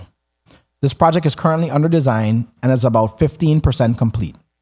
This watershed is comprised of relatively small projects in the Bavoni and Mariandal areas of St. Thomas and will be completed using our road maintenance task orders. In addition to our DPW projects, as the government's engineering arm, the department also supports our sister agencies with their disaster recovery projects. More than half of the workload currently managed by our local engineering and CIP staff are user agency projects, and the vast majority of those fall under the disaster recovery umbrella. We work closely with the Office of Disaster Recovery to provide program and project management oversight to ensure projects are delivered efficiently and funds are spent correctly. DPW prepares the design packages and/or participates regularly in reviews at the 30%, 60%, and 90% design milestones. In addition, our staff attends pre-bid meetings hosted by the Department of Property and Procurement and sits on evaluation committees. For most projects, we also have the responsibility of managing the construction process. The construction management involves inspections, reviews, and approval of payment requests, as well as the preparation of project closeout documents. DPW is intimately involved with the territory's infrastructure rebuild. We work closely with agencies such as the Department of Health, Sports Parks and Recreation, Department of Education, the Police Department, Fire Services, and the Department of Health, among others. We are excited about all projects, like the Joseph Albain Ballpark repairs, Nude Hansen Wick rebuild, the Charles Harwood Medical Complex rebuild, Charles Seals Fire Station, and Elaine Sproul Library on St. John, just to name a few. It is important to note that the number of projects DPW is currently executing is unprecedented. Yet, through great teamwork throughout the government, it is being done. In addition, we recently launched new software to allow for more efficient and effective project management. Our project listing today is an example of what this software can do. We are also preparing to supplement our staff with construction management contractors and filling vacant engineering positions. I want to thank this body for providing funded avenues to us for this much needed staff augmentation. Emergency relief projects. The Office of Highway Engineering is managing FHWA emergency relief projects that resulted from the hurricanes of 2017. To date, the department has received approximately $80 million of FHWA ER funds and expended over $38 million of those funds. The remaining balance of the funds are for projects that are currently in construction throughout the territory. VISTER STX 003. This project, managed by the Eastern Federal Lands Highway Division, is a design-build project which includes 16 damaged sites throughout the island. Some of the sites are Midland Road Bridge, East Airport Road Bridge, Lagoon Bridge, Concordia Road, East End Road, and North Shore Road. Of those sites, the 100% plans have been submitted for 6 sites by VI Paving. The 70% plans have been submitted to EFLHD for East Airport Bridge and Midland Road Bridge. The contractor is expected to submit 95% plans this month. They have also been working on designs, which includes hydraulic analysis and design changes since December of 2020. VI Paving has indicated that mobilization for East Airport Bridge will begin on August 8th, 2022, Altona Lagoon Bridge on August 9th, 2022, and Midland Road Bridge on August 10th, 2022. Road reconstruction on other sites will begin in May of 2022. Permanent traffic signs on St. Croix. This project consists of the installation of new traffic and regulatory signs throughout St. Croix. The selected contractor, Celestine Construction, has installed new signage throughout the island and is 75% complete. This project is currently scheduled to be completed in the summer of 2022. VISTER STT 004. This project, also managed by EFLHD, is a design-build project which includes 13 damaged sites throughout the island.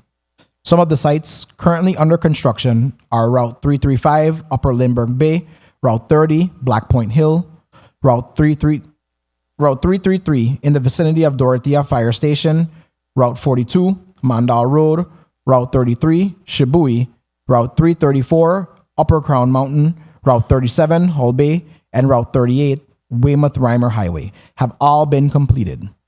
The contractor, Island Roads Corporation, began working on designs and permitting in December of 2020. Eastern Federal Lands anticipates construction to be completed by the end of 2022. Permanent traffic signs, STT-STJ. This project consists of the installation of new traffic signs throughout the district of St. Thomas, St. John. The selected contractor, Custom Builders, continues to install new signage throughout the Island District. A supplemental contract was executed to install an additional quantity of signs. This project is currently scheduled to be completed in May of 2022. VISTER-STJ 002. This project, also managed by EFLHD, is a design-build project which includes 5 damaged sites throughout the island. The sites are on Route 104 near Starfish Market, Route 107 Coral Bay, Route 108 Bordeaux Mountain Road, and Route 1041 Fish Bay. The sites currently under construction are Route 104 near Starfish Market and Route 107 in Coral Bay. The contractor, Island Roads Corporation, has worked on designs and permitting since December of 2020. Construction ended on Route 108 and Route 1041 Fish Bay. Eastern Federal Lands anticipates construction on the remaining sites to be completed by the end of the year. As always, I want to close by thanking the men and women who serve in this department. The projects mentioned today in today's testimony would be impossible without their hard work and dedication. I want to publicly thank Director Williams-Octolin and her team for their hard work and collaboration as well. We work side by side each day to ensure the territory realizes transformative opportunities presented to us through the federal funds available. Finally, I want to thank our residents across the territory for your trust, patience, and understanding. We are excited about the great things to come and look forward to bringing the projects discussed today to fruition. My team and I are ready to answer any questions you may have. Thank you, Commissioner. Ms. Nicholas, you are Waste Management, right? Yes. I missed you. I was like, where did she go? Now I see that you're Public Works. So that's good. That's good. Nice to see you in the loop. Because I thought you were doing a really good job in the interim over there. And I just, one day I came, I was like, oh, she's gone. And then, so good. Happy to see you.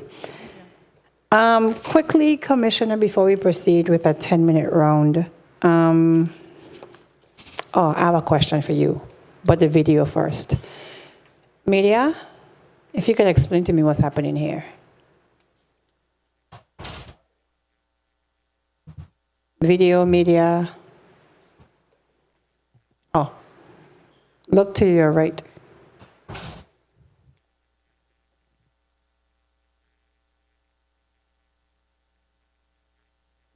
So that's St. John, right?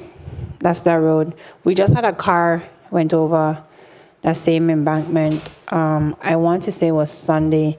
I am not an engineer.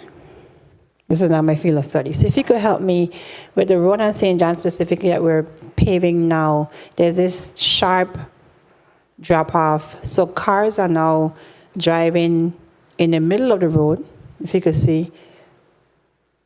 And that's just one area, but there are a lot of areas where it's like a sharp embankment. There's no guardrail, and cars are fearful of going over. So you have everybody in the middle of the road scrunching up, driving on Central Line Road. I was saying Julian and staff, so evidently she has concerns. Central Line Road, Kayla? Central Line Road. You could help me out and explain to me what's happening there. Any intentions to put a guardrail? Yeah. Okay. I'll yield to Mr. McLean. That's his project. Good. Hold a sec. Media, Mike? Test. Okay, go ahead.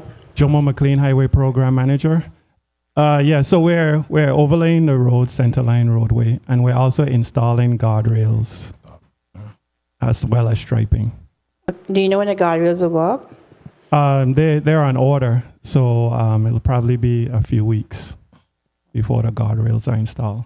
Because I also drove that road, and it really is scary, especially at nighttime too. I hope we don't have a fatality or any casualty, but it's really unsafe. Noted. Okay, thank you so much for that. Senator Joseph, you may proceed at this time. Thank you so much, Madam Chair. Pleasant good afternoon to the viewing, listening audience, colleagues, as well as our testifiers. I just wanted to first really commend the team at the Department of Public Works for the hard work that you've been doing over the past months. I know you have a lot of projects under your belt that you need to get completed. So I see that we are getting somewhere with the road paving. And I know we've been following up a lot with some of these other projects. So I want to go straight to your testimonies, and I'm trying to also follow along with the spreadsheet that you provided. For instance, we're looking at the Serial E. King watershed. It has a target construction end date. And the design firm is WOB. What is that acronym? Who is the design firm for that? So that acronym, I'm sorry, Derek Gabriel, Commissioner, Department of Public Works. The acronym WOB stands for Witt O'Brien's. Okay. And they're doing the design of that whole project for the watershed? Correct. And how much is their contract to do that, or is it included in the overall Witt O'Brien contract? Yeah. That's why we did it by task order, which is a part of the overall contract. Okay, good. I just wanted to get some clarity on that to make sure that is exactly what is occurring. I do have some other questions regarding looking at some of the costs associated.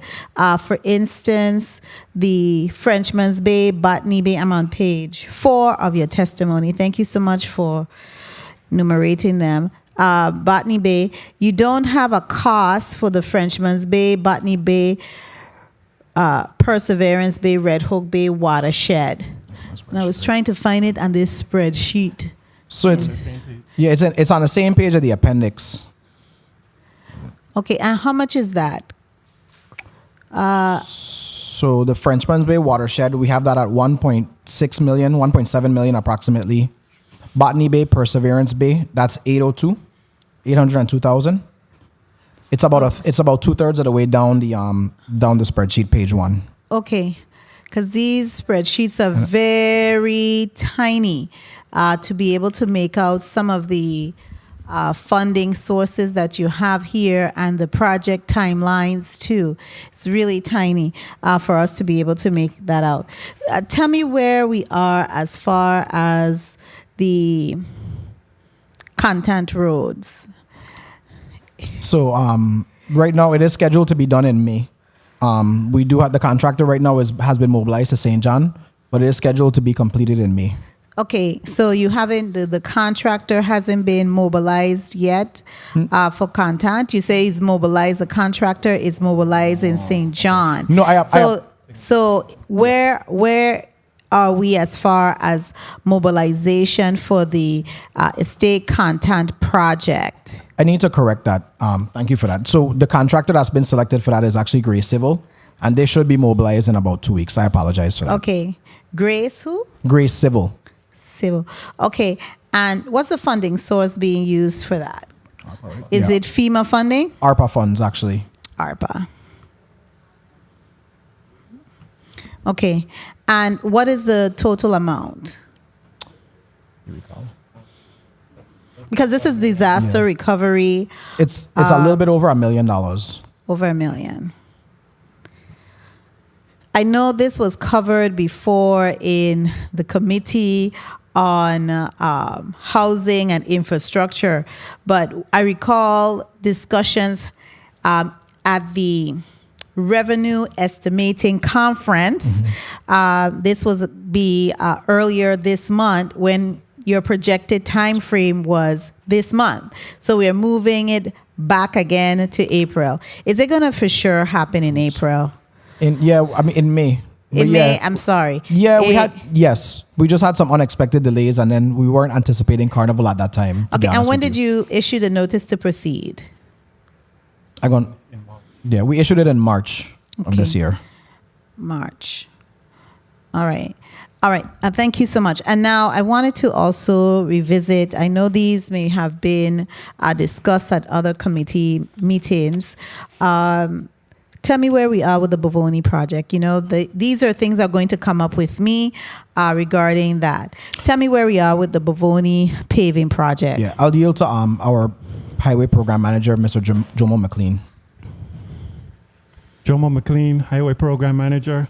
The Bovoni Road projects are in design right now by the consultant, and the design should be completed in later this year, like in October or November of this year, and then we'll be going to bid for construction. And who is the design consultant?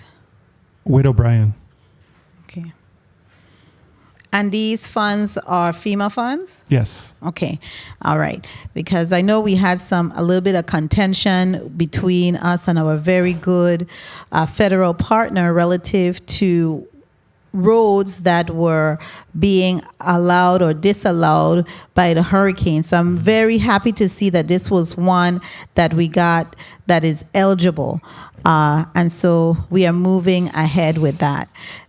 Then I want to quickly shift to the Jersey Bay in St. Thomas. Do you have this as part of your testimony? How many watershed, before I go to that, let me just backtrack. How many watershed projects do you have underway? I'll ask Mr. McLean to answer as well. Underway in construction or? Well, how many watershed projects you have overall? Because watershed is very important. How many watershed projects do you have?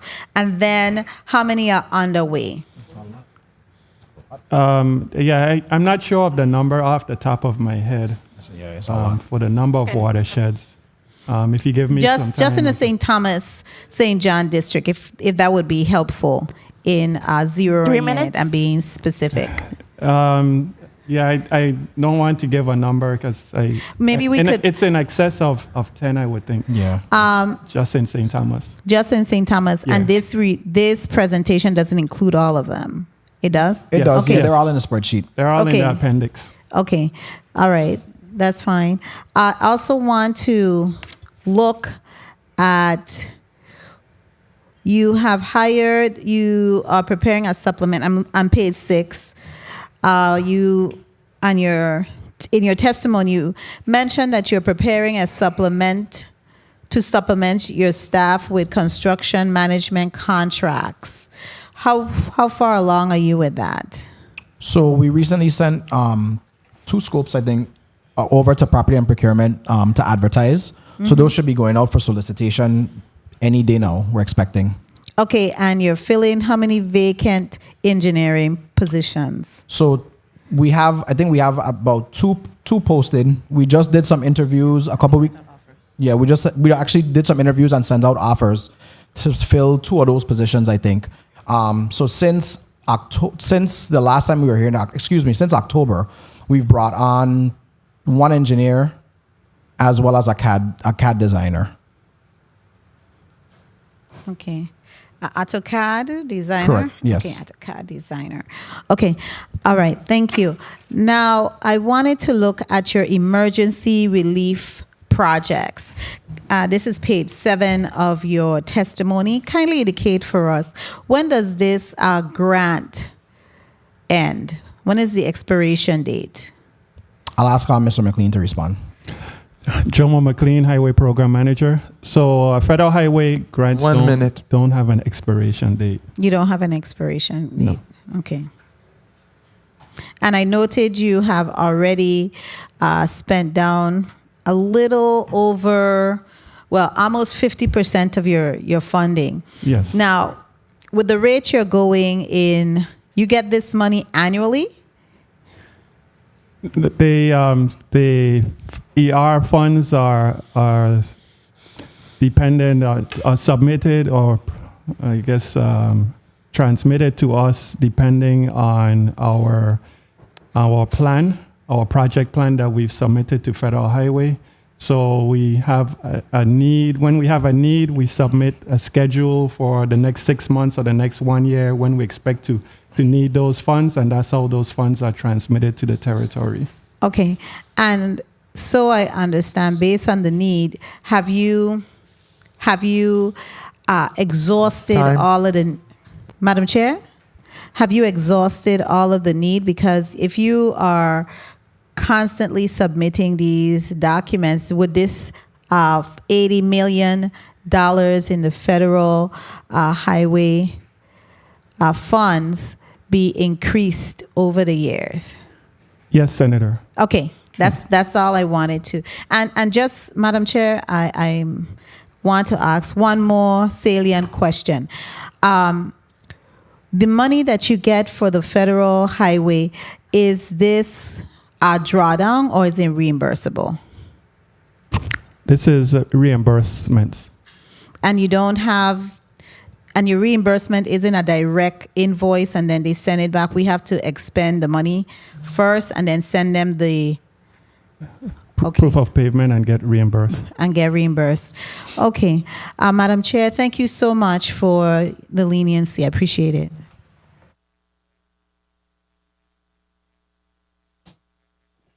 Thank you, Senator Joseph. Senator Blyden. Thank you, Madam Chair. Good afternoon again to my colleagues. Good afternoon, Commissioner Gabriel and your supporting team. There we are, and thank you so much for your testimony. Good afternoon. Good afternoon. And thanks for the meeting yesterday. No problem. No problem. Listen, let me continue that line of questioning by my former colleague. Because of the DR funds, you stated that 50%, about 50% have been spent, but it's showing in your testimony that 75% on St. Croix is completed. And St. Thomas don't have a percentage. What's the percentage of St. Thomas signs that's completed? St. Thomas, Jomo McLean. John, sorry. Yeah, Jomo McLean, Highway Program Manager. And St. Thomas, St. John, the contractor is more than 90% complete. Excellent. So more than 90% complete on St. Thomas, St. John, 75 on St. Croix, and you barely spent over 50% of the funds. So I know you say it's based on needs. Have you done an assessment in respect to the needs, and can you use those extra funding to divert those funds to those needs, or is specific just for science only? How does that work? The expenditure, the 50% of that's the 50% of the total allotment of funds. That's not just for science. So the science projects are specific amounts out of that $80 million. Got you. Thanks for that clarification. Testimony is pretty short, but I'll go elsewhere. On your FEMA projects, right? You have 1, 2, 3, 4, 5, 6, 7, 8, probably 10 projects. Do you have additional project in addition to these under FEMA that's not here in this testimony? Yes. It's all, they're all listed in the appendix. Oh, I can't see it. It's way too small for me. Way too small. Nonetheless, in addition to these, okay, let me be specific then.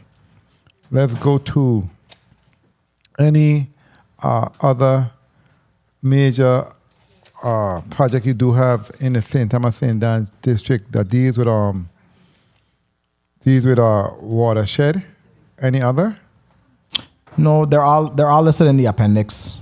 I mean, the ones that we have that are listed in the testimony are probably the major ones, and those are the ones that are currently under design or actually in the pipeline moving.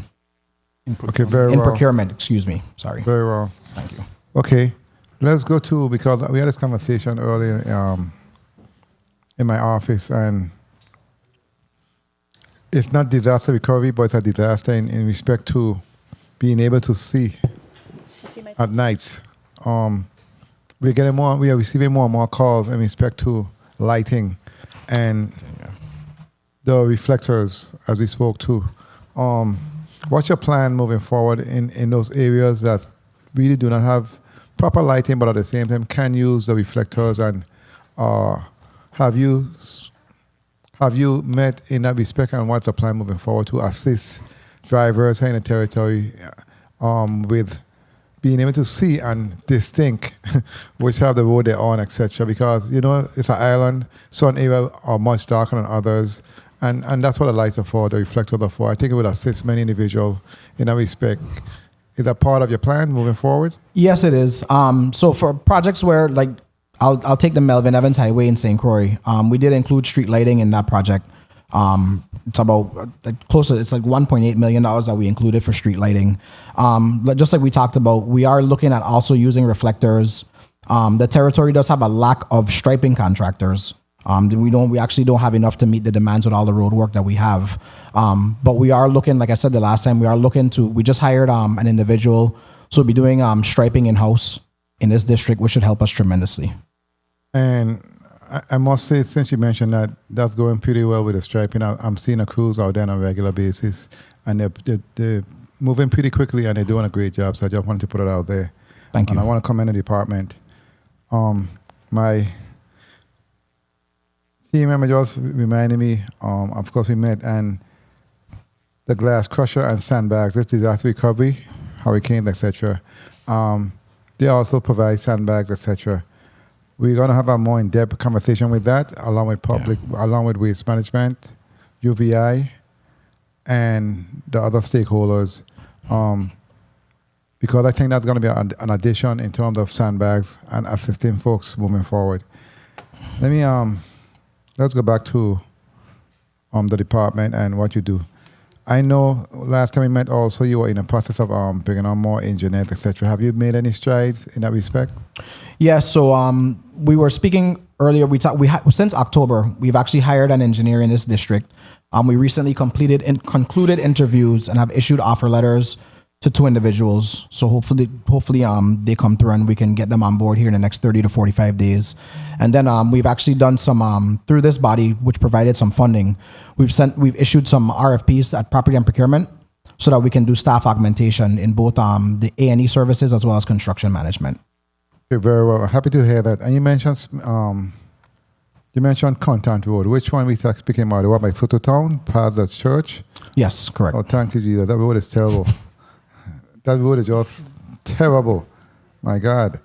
It's about time now, and I'm sure, because it's heavily, right. many traffic go through there on a regular basis, and it's like dodging, Yeah. I'm happy to hear that. That's good news for those folks in an area. I want to go back to your department and also disaster recovery, but it's a disaster in respect to land space and the cemeteries. How are talks going when it comes to procuring the extra land in the Smithby area, and how is the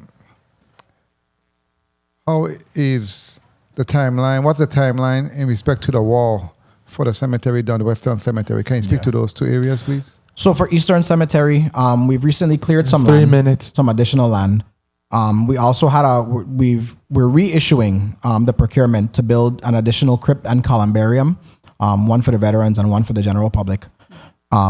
We're talking to the adjacent landowner about acquiring more property as well in the Eastern Cemetery. For the Western Cemetery, we've completed our conceptual design. We have a plan.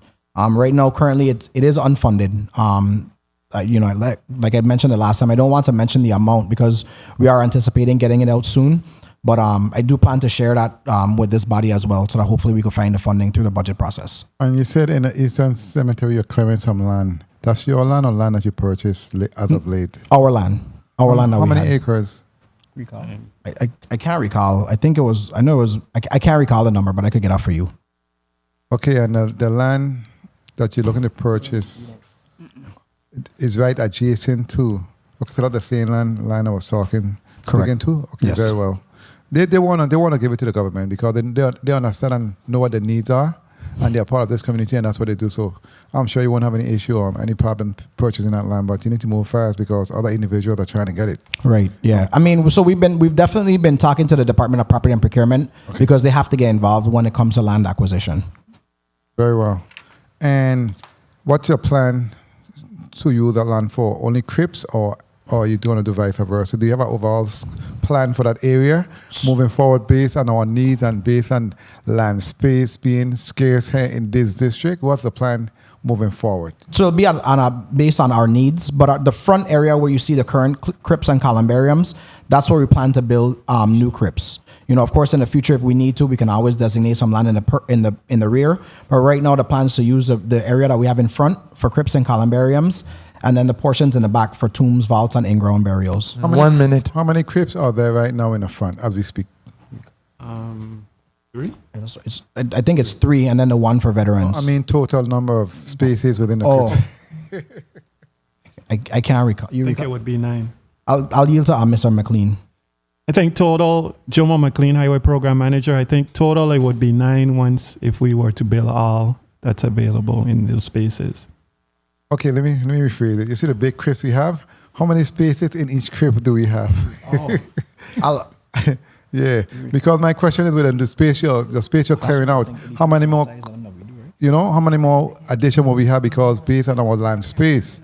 That's why I'm trying to figure out if you did an assessment of what your needs are and how much you plan to build. It's on an individual basis because based on the topography of the land where we put it, sometimes like you lose some space or you're able to maximize the amount of space. I know some of them, I think we were saying some of them have like 32 spaces in them. It varies. Topography over there is not that bad. The land is almost flat. It's not that bad. It's not too much of a slope, but yeah. I look forward to getting that information. Definitely. Thank you so much, Madam Chair, for the time. You're welcome. Can you tell me what's happening with the avenue? We allocated funding for the avenue. Yeah, I'll ask Mr. McLean to speak to that as well. Jomo God McLean. knows, please. Good news. The solicitation for First Avenue will be going out in May. Okay. Good. Even if the avenue is like a main road. Right. Yes. Highly traversed in a neighborhood. Yes. And it pains me to see people coming off the embankment, going back on. I mean, okay, good. Senator Whitaker? Before I proceed, please mark Senator Johnson and Senator Vealy, my vice chair, as present. And earlier we did offer our condolences, and I did tell the public, Senator Johnson, that you were to the funeral of your staffer, and we offered our condolences and our prayers. So, again, we're offering them again. Senator Whitaker. Good afternoon, Chairwoman. Good afternoon to my colleagues. Good afternoon to testifiers, and good afternoon to the listening viewing audience. Commissioner Gabriel, of course, you were recently before the Prior Speakers Committee. Of course, you went over a lot of some of these items concerning our roads, but certainly we're drilling in today now on more specific projects. It's just been a short while, certainly from the last hearing on housing, transportation, and telecommunications. So one of the things I just kind of want to just reiterate around is where's maybe the progress you've made in the context of some of these community engagements over the roads. And because a lot of, as you all are completing roads, a lot of constituents reach out to my office where they indicate to me, hey, Senator Whitaker, can you come out to our road, which I do with my staff, and showing me that, this is not complete. So when we talk about completion, can you really reiterate to the public if they are in a particular street location, what can they do in terms of the road is not completed? And who is really working from your office to reach out to the constituents when they're when it says it's completed, but the road is not completed? I give different examples of roads that are not finished. So, Commissioner? Yeah, Derek Gabriel, Commissioner, Department of Public Works. So, as far as the current projects that are underway, the 8454 projects, they were bound by the dollar figures that this body selected. So there are some cases where in certain neighborhoods, we were only able to address, let's say, 5 of the 6 roads, or maybe 1 road was left out.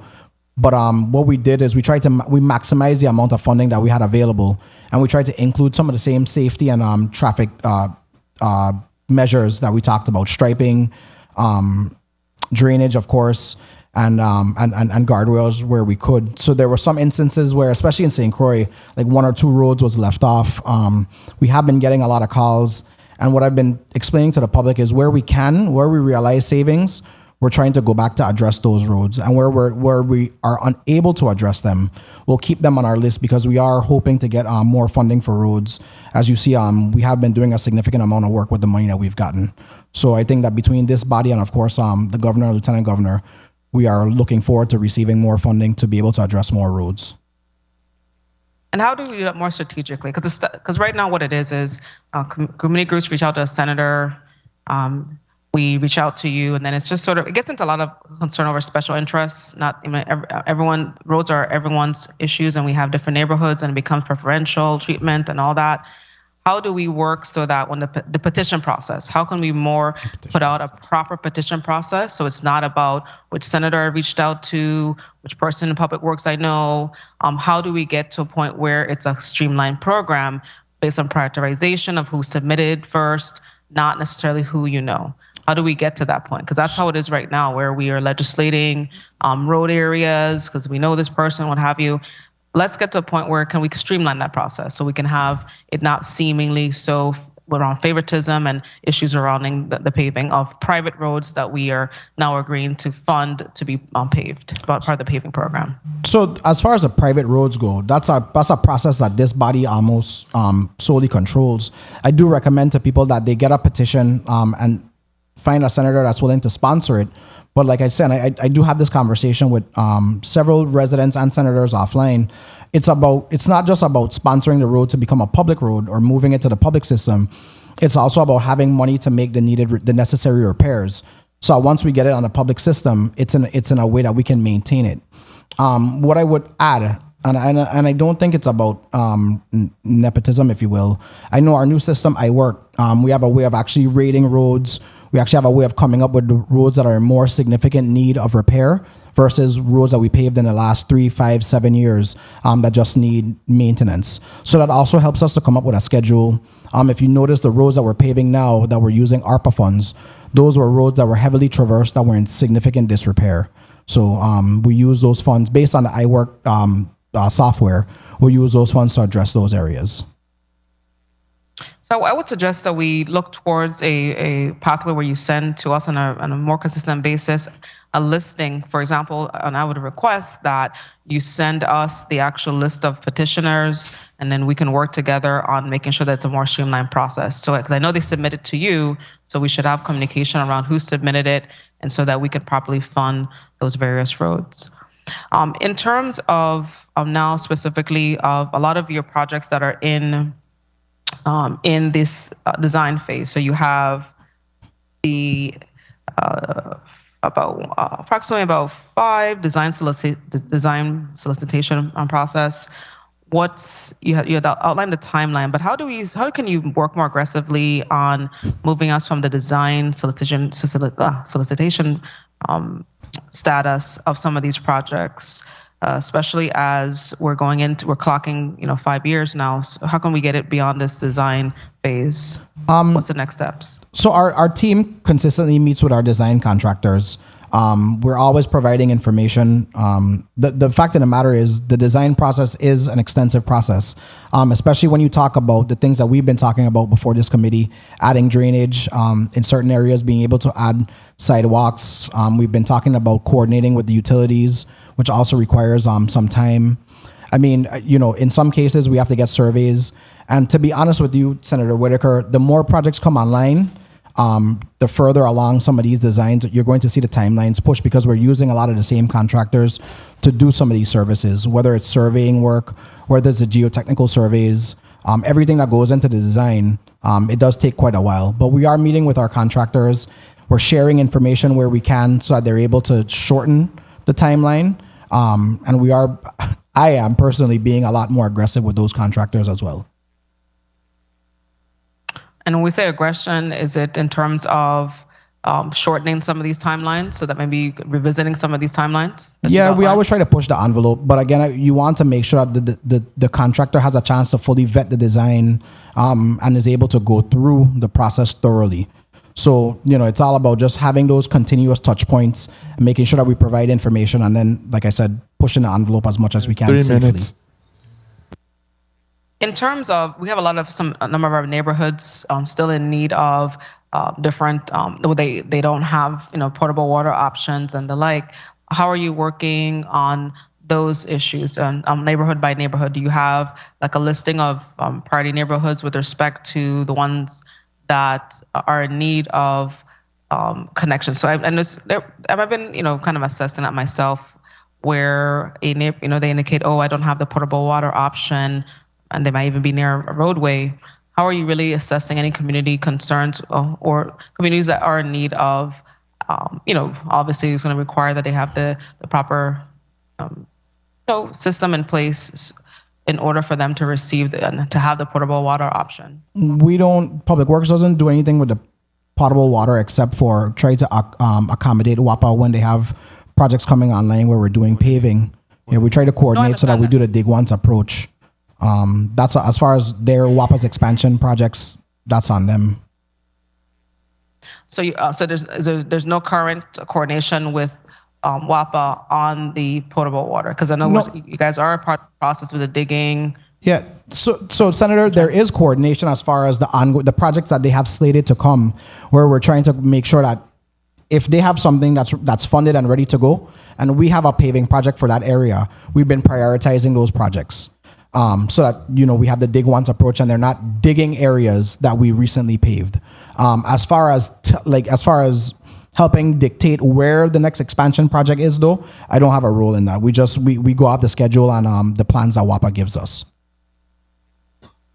I think we kind of need to re-examine that, because I think there needs to be a lot more coordination in that area, and even the role of Public Works in respect to what is going on infrastructure-wise. There needs to be a lot more coordination in that area. Yeah, thank you. And the final question I have goes back to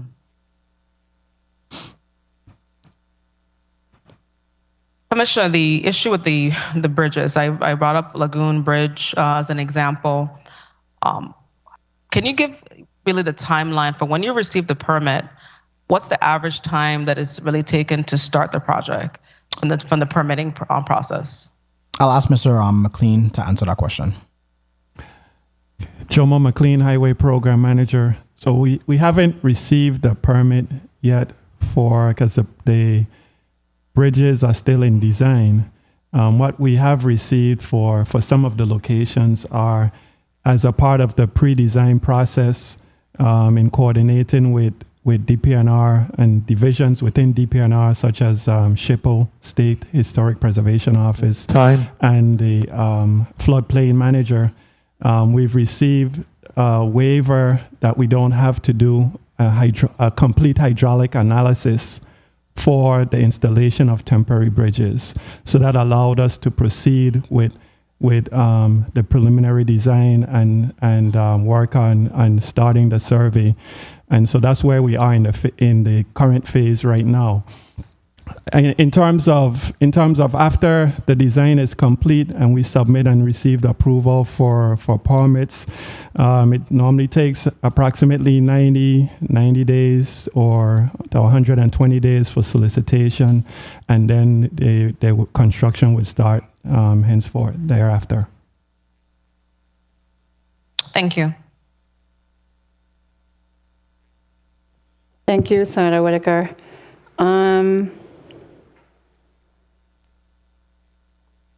I was driving yesterday, and a cement truck was dropping some cement. Get the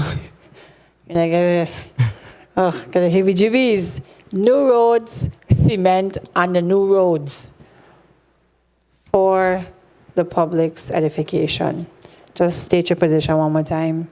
And if you feel like the body needs to do something, let us know. Yeah. So for us, I mean, it is a point of contention, really frustration, especially when, as you said, Senator, it's on a newly paved road. Right now, we do rely on whether the public to call us, let us know. Sometimes they even indicate a license plate number, which is always helpful. We've been successful very recently in being able to go after those companies and actually get them to reimburse us for the damage and for our cleanup and for the cleanup. So in most cases, that's what we are. Once we are aware of it, we go out and do the cleanup. In some instances, we actually are able to catch it where we make the company go back. But in most cases, we deal with the cleanup and then we issue a bill. Perfect. And then, so going back to the previous, one of my colleagues, the reflectors on the road. I am worried for our aging population and for people like me who wear glasses. Just a story. Everybody know my father. And my dad picked me up one day, and I was like, "What lane are you in?" He's like, "I'm in the right lane." I was like, "You're in the middle of the road." And I know he couldn't see the road. I'm laughing now because I could hear him. And we were going toe to toe in the car about what side of the road he should have been on. And, you know, I was there to be like, no, daddy, to the left. But there was no reflector, there was nothing. And if he was by himself, Right. that could have been dramatic. Traumatic, sorry, with a T. And so how soon can we get a reflector on just the main roads? And how soon can we fix this issue between you and WAPA, and who is to put the lights up? Because even right outside the legislature, extremely dark. And I know Carnival is coming, a portable light may go up there, but we have a lot of pedestrians that come from walking the promenade and they go in front, and sometimes I can't even see them coming out of the legislature. So that's a 2-point question. The reflectors, we got to save lives. That can't be in the middle of the road driving again. And the lighting issue. So the lighting issue we have been addressing. We have been taking that one on. We have 2 contractors right now that we're working with to address them, especially on the Veterans Drive area. And then we're going to be going into some of the other areas like Rumor Drive or Center Line Road is what it used to be called, up by Kmart in the Estate Thomas area. So we're hoping to have those areas addressed pretty quickly. I would say maybe give us like another 30 to 45 days, but we've been working on it. We have been running into some challenges, especially in town, but the contractors have been working pretty diligently. As far as the reflectors, I guess in this district, we do have a striper on board now. That is one of the things that we're going to address. We have been speaking with the contractors as well to make sure like they could expedite the striping, getting on the road. But the fact of the matter is we have a lack of striping contractors. I know this body is always talking about workforce development, building capacity. We've been talking to contractors about adding younger folks to their staff so that they could learn striping, and then in hopes that they would form their own company. It's not that hard, but the thing is, that work is hard work. I mean, I heard you talking in your last portion, and I don't I don't know if that audience, if you will, is amenable to that work. I mean, it's really hard work. But we have been talking. I've been reaching out, especially on the DBE side, and encouraging people to register as DBEs, because that's the quickest way that the contractors will know that they can do striping, and then they'll pull them in to incorporate them in their projects. Okay, and lastly, how long does what's the lifespan of a stripe, if that makes sense? After you stripe a road, when does the color and the brightness die? 5 years? How often do we need to stripe? What's the lifespan? Because we seem to be in a striping crisis. I don't mean to laugh, but one or two individuals on my left and right are at a loss for an answer. I think so. It depends. I know the thermoplastic striping lasts longer. It is more expensive, but it does last longer. Jomo, what do you think? Tell me about these stripes. Jomo McLean. I mean, it should last in excess of 5 years. One of the challenges that we have in the territory is because of our narrow roads. Generally, the traffic runs on the striping, so that makes it last a lot less than it's supposed to. And also because of we have a lot of debris on the roadways, on all our roadways, because there's a lot of construction going on. So there's sand, gravel that falls, and so as what I would call construction debris falls on the roadway, and then we drive over it, it really reduces the life cycle of the paving. So I think on average, we've been seeing striping last approximately 5 years. I mean, it should be lasting a little bit longer than that. But then we should also be, which we plan to do, is maintaining and having a regular striping maintenance plan to go over that. Right. The last one is signage. Right here, if you ever just go by Philly, if you want to hang out for 1 hour and you see the amount of tourists that turn right into the fire station. Yeah. And we like start to wave at them and they're just going full speed. The same thing with Greenhouse. You come down on the highway and they just cut across into the Greenhouse road that says it's a one-way down. So if we could just put up some signage, something big, do not enter, one way. We have a lot of violations just based on pure ignorance, nothing else. I don't think they intend to violate, they just don't know. Right. Okay, Senator Johnson. Good afternoon. Thank you very much, Madam Chair. I apologize for being this tardy. Commissioner, good day. How are you doing? Doing well. Good afternoon. And condolences to you and your staff as well. Good afternoon to all the testifiers. Good afternoon to the people of the territory. I want to start.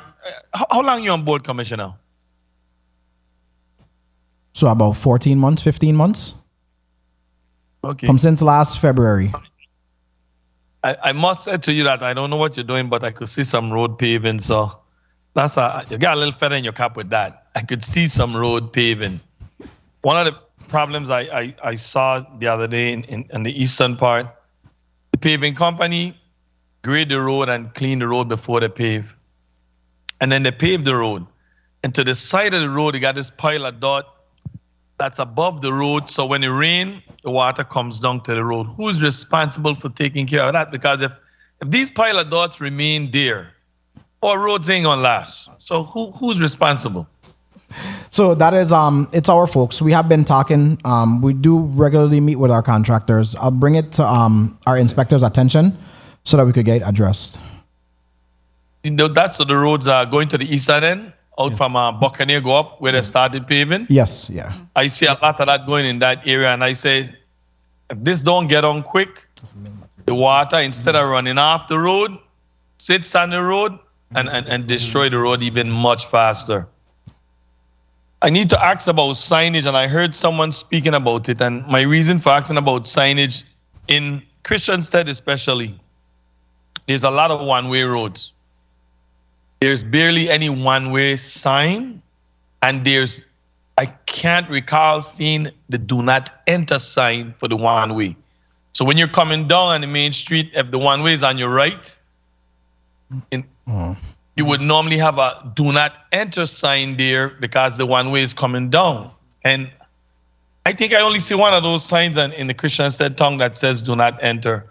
So all the one-way, for sure with the traffic that come in the opposite direction, supposed to have that do not enter sign, and then the one-way. So what's the status with that, especially in Christiansted, since there's a lot of one-way? And I am so tired of seeing cars going up those one-ways in Christiansted town. So where are we with signatures? Our operations team recently did a walkthrough of the Christiansted town with VIPD, and those are some of the things that they pointed out to us. So we've been ordering signs, we've been working with the contractor that we currently have to add some signage to the downtown district, just so that the officers, number one, so that the public is more aware, especially our as we're having a lot of visitors. But number two, so that when the VIPD has violators, they can actually ticket them, and the government can make some money. Yeah, but without those signs, police department don't win a case. Right. Because that's the first thing the driver is going to say. There isn't no one-way sign. He takes picture of the road and he goes to court. And the judge can't hold a person guilty without a sign saying do not enter one way. So that's a big problem. I was hoping that you would be in St. Croix, because I think we had some conversation about downtown Fredericksted now. With those guts, the vegetable market area, being that most of the roads in the back part of the town from the graveyard side come down are paved, water running. Right. And it keeps flooding out right in that vegetable market area, and there's a lot of guts that undermine. What's the time frame? When can we walk through there to go through it again? Because it's serious and it's destroying the business in the area, and soon it's going to reach to the residential who's in those little areas there.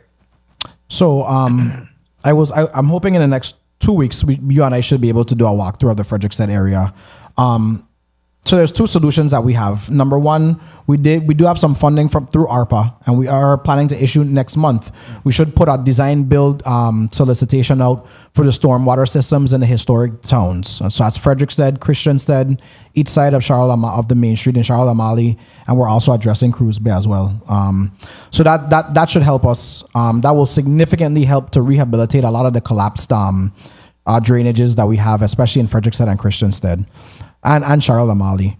Number two, specifically for Frederiksted, so we have phase 2 of the paving going on now, and we are addressing drainage, especially on the areas like in the vicinity of the cemetery. We're going to be fixing some of those culverts and adding like the grates, the inlets. There you go, grates and inlets that allow for some of the water to get in there. So that we're looking at adding grates, so we could actually do the maintenance that's required, right? So we could pick the grates up and actually clean that out on a consistent basis. I saw the one just to the south of the graveyard in Frederiksted. A very good job done right in that area. That's prior to going to Harrigan Court. If you leave the graveyard, and that's was something I wanted to find out if those are some of the designs that you're planning, because that's a very good design where you could lift those heavy duty grids out and really clean the gut. Correct. Yeah, that's what we want to do to make sure that our guys in house can do the maintenance necessary to keep that build up from flowing and then causing that collapse. Going back to something I heard the governor say. The state and the territory, the governor said he paved the roads in Wim. And when he came and he shook my hand, I said, Governor, the roads in Wim ain't paved. I took pictures and I showed him the bad condition of those roads in that Wim area. They started in the Camporico area. They left from Carlton and was coming back to Wim, and they stopped halfway in between there, and there's no company doing no kind of paving work in there. And those roads are bad. People might not hear people on the radio complaining because it's an elderly population. But those roads are bad and they're tax-paying people. What's the status on the roads in Wim? Yeah, so we do have it scheduled. I know we did a little bit of work. I was told that it wasn't in Wim proper. I'm being educated, so forgive me. But we do have more work slated to happen in Wim. I don't have a time frame right now, but I know sometime during the summer you can expect to see some additional work go on over there. Okay, well, your paving process is going good. I will give you a point for that. Only a point, but you get a point because I see paving. You have something here on page 5. The only reason I'm going to ask about it is because you have it here. I normally go up by the Frederiksted pool, and I saw that construction have completely stopped on that pool.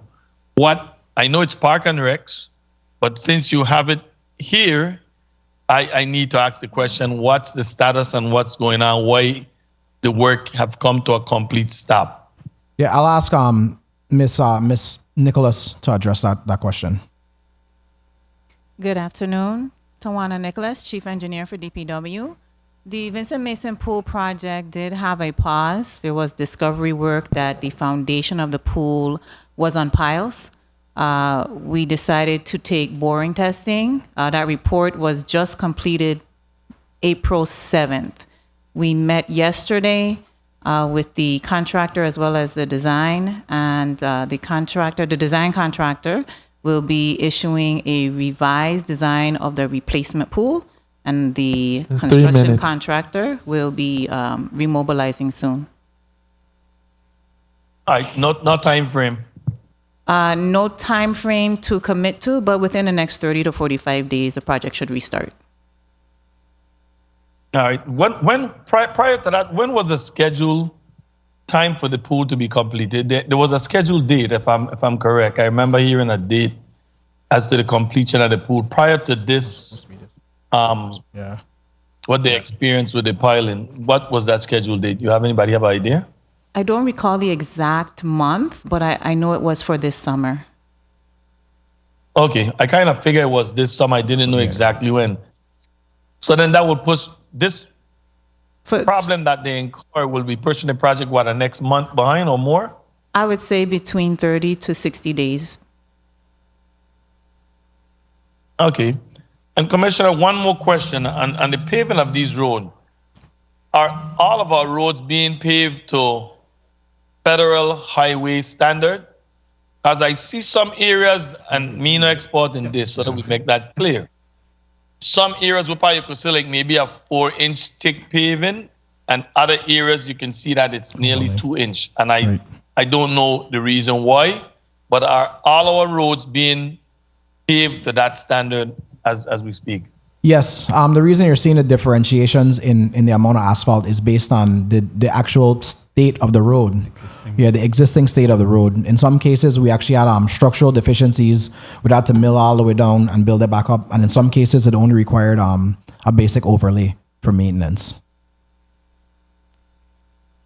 And now we spoke about striping. What about the crosswalk then? I see there's a lot of crosswalk that was not repaired and painted back over. And 1 minute. That's danger zone, because folks who know about crosswalk always look for them to cross them. And without a crosswalk, the pedestrian really is at risk. People think that the pedestrian have the right of way. That's not fully accurate like that. You can't just run across the road any place, but with the crosswalk putting in place, it gives the pedestrian his area to walk and give the person who driving his right too at the same time. Because if there's a crosswalk right in front of you and you got 2 feet down and cross the street, you're really at your own risk, and a lot of people don't realize that they are. So they figure like, well, knock me down now. Don't walk like that when there's a crosswalk. So it's important that we get all our crosswalk back in. What's the time frame with these crosswalk? So we're doing it now. We actually had our in-house crew on St. Croix, They went out and did some crosswalk replacement in some of the areas along the Queen Mary Highway. We're also we've been working with VIPD to find some additional areas that, where it's been rubbed out. So we've been replacing those. And then in the St. Thomas, St. John district, we actually have, we should have the contractor mobilizing along with our in-house crews pretty soon to do some of the major intersections, like at the Snyder Regional Medical Center. We're doing the Dunu intersection. We have a few major intersections that we'll be doing. And then over the summer, I want to actually, I could say it here, I want to launch a program where we're going out, now that our children are back in schools. I want to have those crosswalks that are on either side of the school zone reinstalled as well, because some of them, for quite some time, they've been rubbed out. And now that you have that traffic back, I want to make sure that the children that are going to school are taken care of. Well, thank you very much for the job you guys are doing. Let's keep the paving going, because I drive in a truck and I got to go to front end walk already. I ain't too good at all. I can imagine those who drive in cars. But I must say that I have seen some progress in paving. People want everything now because they've been seeing these roads so bad so long. So I just encourage to keep your foot on that pedal and keep the paving going. Thank you very much. Thank you very much, Madam Chair. Thank you. Senator Bailey. Thank you. Thank you, Madam Chair. Good afternoon to the people of the Virgin Islands. Good afternoon, colleagues. Good afternoon, testifiers. Good afternoon. In reference to Vincent Mason, that sounds like a change order? Tawana Nicholas, Chief Engineer, yes. Okay, and then I got to go through the federal process?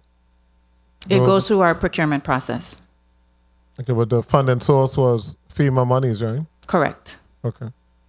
So we have already had the discussion with our federal partners?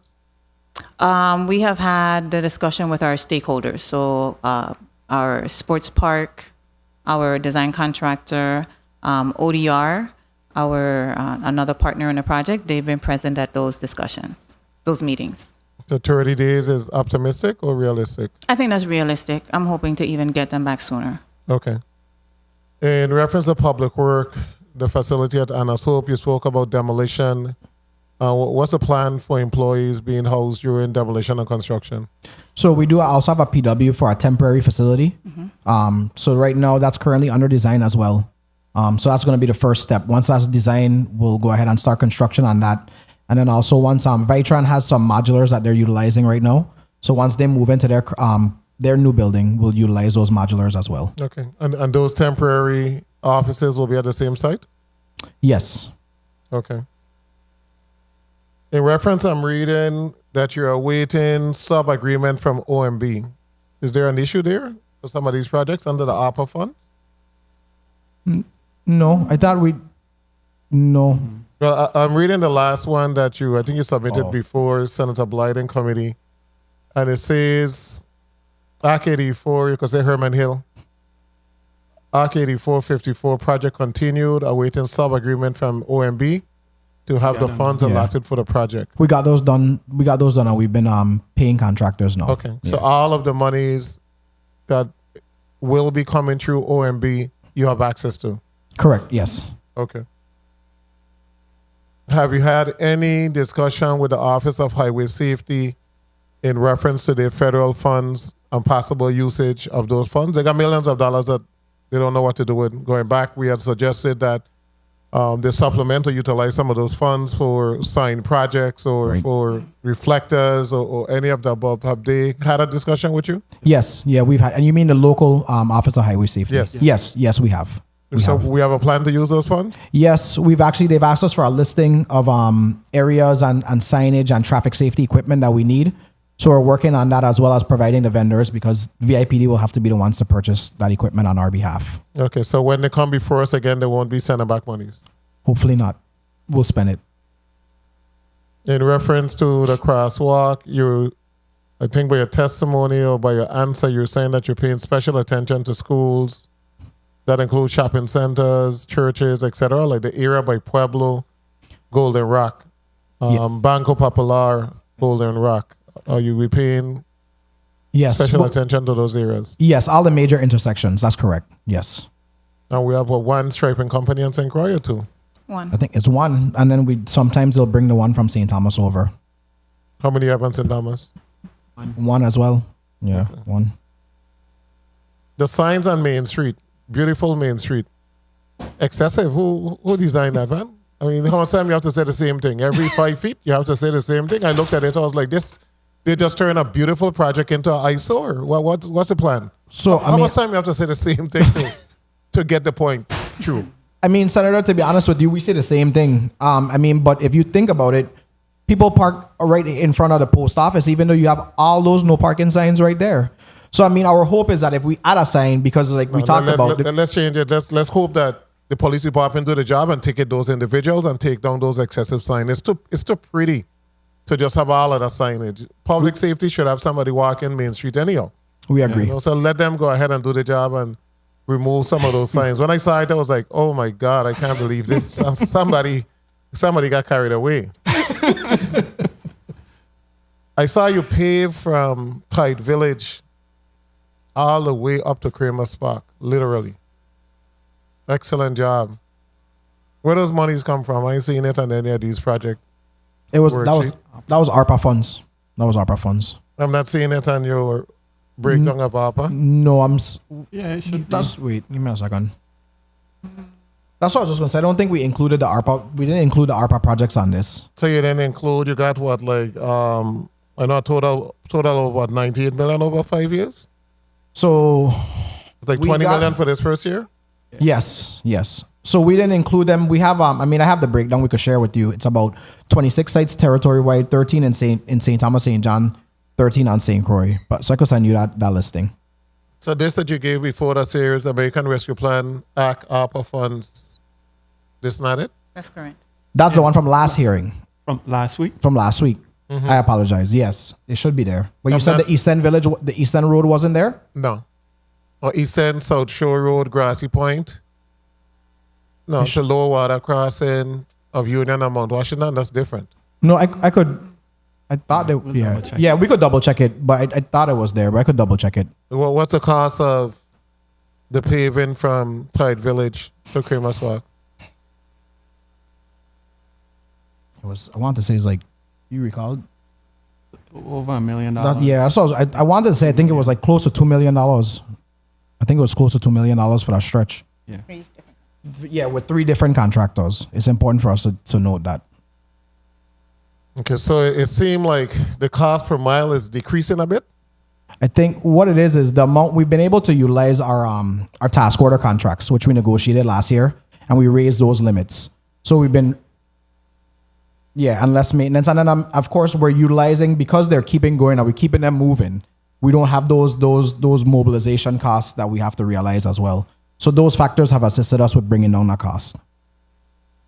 Okay. It seemed like we're being overcharged before. I'm looking at the road from East Airport to public safety. We paid millions for that. We paid like more than $4 million for that, and we paid from Tide Village all the way to Kramer's Park. So now you don't take this in a negative light, and it could be a very positive light because you're doing a better job of negotiating. I'm just trying to get across now that we have the possibility of being able to pave a lot more roads because of the cost per mile. I mean, if I really check that, how much miles is that, Mr. Albany? How much miles do you think that is? I think the entire, I can't recall, but I thought it was over 5 miles is what I was told, but maybe I'm incorrect. Yeah. So that would be like half a mile. Maybe like 400,000 or a mile. Yeah. And they were charging us almost like $2 million a mile before. So that's on top, Engineer McLean. Jomo McLean. But also remember, Melvin Evans is 4 lanes as opposed to Eastern Road is only 2. Okay. And then on, I mean, not trying to justify completely, but then we also, and then on the highway, we also paved the shoulders as well. So it's actually like 6 lanes of asphalt as opposed to 2 lanes. For that particular project, timelines were put in place? For Eastern Road? Yeah, Tide Village to Kramer's Park. No. I mean, we had the access to the money, Senator, which is the truth. So we keep issuing notices. That part is good, but did you give the contractor a timeline for completion? We give them a timeline in the notices to proceed. 30 days. So congratulations. I'm trying to tell you congratulations on you working against me. Thank you. So are you going to do that with all the other projects so that contractors don't start a road and the road is in construction for a year? Yes. All of our notices to proceed have that in there, have the time in there. Okay. You're doing the concrete road there by Gallows Bay. That's going all the way to the dock. Yes. And then it's turning the corner and going back out. Not? Go ahead. Yeah. Jomo McLean. Yes, so it's a separate contract. So VI Paving is going to be paving the road going back towards Eastern Road. That's a separate contract. That's hurricane related. Yeah, in asphalt, and that's hurricane related damages. Okay. And then the next company is going to be doing the bridge. Well, by Lagoon. VI Paving is doing the bridge. That's part of their same emergency relief contract. So they're doing the bridge. They're starting that in August. Okay. I saw your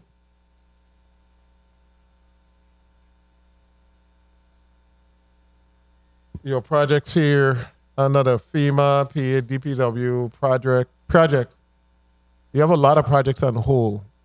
Hams Bluff, LaGrange Watershed, Hovensa, Sandy Point, Altoona Lagoon Watershed. What's the meaning of that? So right now they're ready for design. We're waiting for the RFP for the design task orders to be finalized. Okay. So ready for design, that is going to go out for a bid? Yes. But it hasn't gone out yet? No. It's going out soon? Yeah, hopefully as soon as possible. Okay. The Lorraine Road that comes onto the highway that would give the turn 1 minute. lanes by Hovensa, the old Hovensa training school. That contract has been awarded, correct? Correct. To Gray Civil? Or Civil Yes. Grace, whichever. Yes, Gray Civil. When is the start date? I thought they were supposed to start already. So we just had the pre-construction meeting last week, and we're expecting the contractor to mobilize within the next 2 weeks. Okay. And they're starting from the highway, go back. Yes. Yes. Sorry, yes. Not the dirt road that they got to clear again that you cleared before. Remember, you're building the road adjacent, the road that's coming from down by McDonald's up to Clifton Hill, where you could turn up. You're going to build this new road beside it, adjacent to it, right? Yes. And then that existing road is going to what? That existing road becomes sidewalk, frontage, roadway frontage. Time. Landscaped. Okay, so this design plan having all of that? Yes. Okay. Yeah, that's government land, so that would give us a real nice stretch of property. Yes. Okay. I think I'm good, Madam Chair. Thank you so much. Thank you. The Supreme Court issued a ruling today that SSI benefits do not extend to Puerto Rico. As a matter of fact, that we don't pay federal taxes, we're not obligated to receive all federal funds. The only dissenting opinion was Judge Sotomayor. Evidently, she's of Puerto Rican descent. And the Supreme Court is now the Kavanaugh Court. And I say that to say that we have been given the most federal dollars in our territory's history. It is evident that the court and the federal government is tired of the burden of the territories. The opinion harped on the fact that it will cost the federal government some excess of $2 billion if those benefits are extended. So that's a striking blow for Puerto Rico and those in the territories. So the moral of my story is that we have to spend our federal dollars because we don't know what is to come. We don't. Sonny, we're going to a second round of 5 minutes, Senator Joseph. Oh, the committee stands in recess briefly. Thank you. Just need to sign into something real quick. Sorry.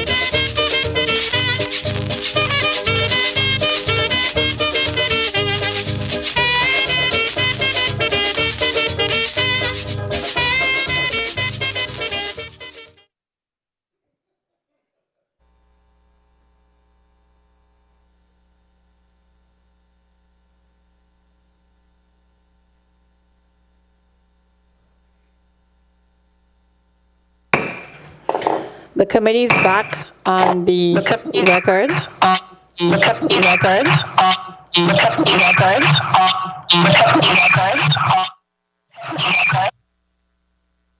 Okay. Welcome back, Director Williams Actilin.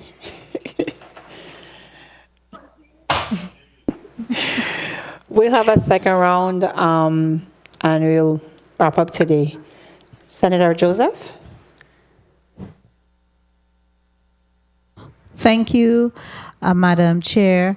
I want to, again, revisit the watersheds in the St. Thomas, St. John district. I noted on your spreadsheet that you have Water Island Watershed Project, and the contractor is Witt O'Brien. The design firm, actually, is Witt O'Brien, but we don't have a contract for this. Actually, you have civil, let me just correct myself. You have Grace Civil, but I don't see any amount for this contract. Right. So right now, because of where it is in the phase, it's still going through the procurement phase, so we haven't put the dollar figure on this as yet. Okay. It's going through the procurement phase, So- but you have already identified a contractor. Correct. So right now it's in the final review with FEMA, the EHP review, and once they provide their approval, then we can go ahead and finally execute the contract. But we have made an award, but the contract isn't executed. Okay, understood. I also want to take a look at another item here, Fish Bay Watershed Project. This one is on hold, but it has a contractor associated with it, and it's Island Roads Construction. What is going on with that? So that's And the same would be for Cruz Bay Watershed. Yeah, that's the same explanation. They're all still going through the FEMA EHP review. So we Okay. can't finalize the execution of the contract until that's approved. Okay. But these, let me just make sure I'm clear. These funding are allowable, and FEMA has said that these projects are already obligated. That's correct. Okay, just so I'm clear with that. Now,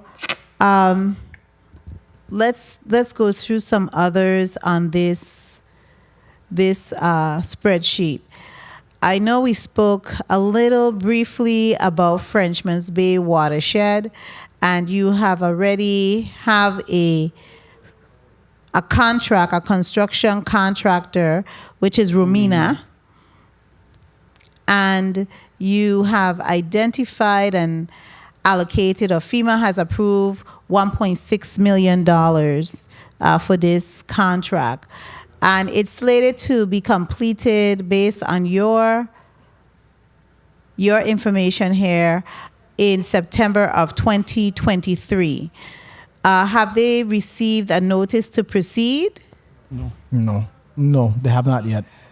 No. When do you 2 minutes. When do you anticipate? So that project just came out at EHP. So we anticipate probably within the next 30 days, we should be issuing them a notice to proceed. Okay. Same question would go for the Botany Bay, Perseverance Bay, and Red Hook Bay watersheds. So all of those are one contract, Senator. Okay, so they're one contract, but you have them broken up for those two areas. So under that same contract, you're going to be issuing the notice to proceed one time. Okay. That's correct. All right. Let me see which other ones that I had questions about. Where are we with these Estate Mountain Road projects and Blue Mountain Road projects and Long Point Bay projects? It says project development to be determined. So for Estate Mountain and for Blue Mountain, the PW is still being developed. So that hasn't been obligated. 1 minute. Okay, so that hasn't been obligated as yet. Okay. And then for Long Point Bay, like we said, it's still pending FEMA's final review. Okay, perfect. And then I want to take a look quickly at Mandel Bay watershed too, because that's a huge watershed area. I noted that it's in the design phase. Do you have, it's assigned to Witt O'Brien for design. Does Witt O'Brien have a time frame or giving you a time frame to complete their design phase? No, they haven't. I don't think they've started the design as yet. They're still in like the pre-design phase. Okay, good. And so we're just getting a really good synopsis on where we are with some of these projects. We seem to have a number of projects that are to be determined. Is there any way that you're looking to fast track these projects? Time. Madam Chair? Because, money is going to be in jeopardy should anything shift. Just so you know, federal monies typically, and I'm sure most of your staff know this as well as you, federal money becomes very limited and in jeopardy when you have things like what's happening in the Ukraine. They will start to reprogram that money and put it towards the war. That has happened before in my knowledge base. So are you looking to expedite or working with FEMA to try to expedite and Witt O'Brien to expedite the obligation of some of these projects? So the projects that you see TBD, where there is a design, a good bit of them, a great deal of them, we have a design firm. What we did to expedite them is we went ahead and used a task order contract available to us with Witt O'Brien to get those moving. So that was our first step with expediting those projects. Okay, all right. I believe my time was called. Thank you, Madam Chair, for the time. You're welcome. Senator Johnson? Thank you very much, Madam Chair. Commissioner, what's the status on the roads them in Christiansted, the back street? There's a lot of roads. I think the contract was already awarded for the drainage system. What's the status on those roads? So that project is on Some hold. of the walls in Christiansted. That project is on hold. We're coordinating with Waste Management, so we're hoping that they could finish their wastewater line replacement first, and then we'll come in and do the paving. Wasn't that contract awarded already to someone? I believe so. I'm not 100% sure where they are with that project though. I would like to ask Acton if she know anything about that project and if it's a FEMA mitigated project. The wastewater line project for Christiansted is not a FEMA project. It is I think it's an EPA project, but it is currently awarded to a contractor, and they're finalizing the contract with getting the bonding situation cleared for that contractor. Okay, thank you very much. Commissioner, I saw something with North Shore Road, but I know Mahogany Road. What's the status on this road here? So I'll talk about tourists. That road is in, oh my God. Yeah, it's bad. I'll ask our highway program manager, Mr. McLean, to answer that question. Jomo McLean, Highway Program Manager. Mahogany Road is the design has been completed by the consultant. We have, I think, approximately 30 plus temporary easements to acquire. So we're in that process right now. We just have an appraiser that's currently doing appraisals for all of those easements that we have to acquire. So that's what the appraiser is doing that right now. And then we'll be making offers to the residents, to the property owners along the route. And then we can go to construction. Why are we requesting this easement? And may I ask the purpose for the easement? Anytime we're doing a federal aid project, normally if we do a survey of the roadway, and so if the equipment for the contractor is going to be encroaching upon somebody's private property, we acquire a temporary easement, so we have the right to be on the property, whether it's just for staging equipment or for clearing and working in the roadway, but the equipment is off the side of the roadway. So we compensate people for the inconvenience of using their property. Thank you very much.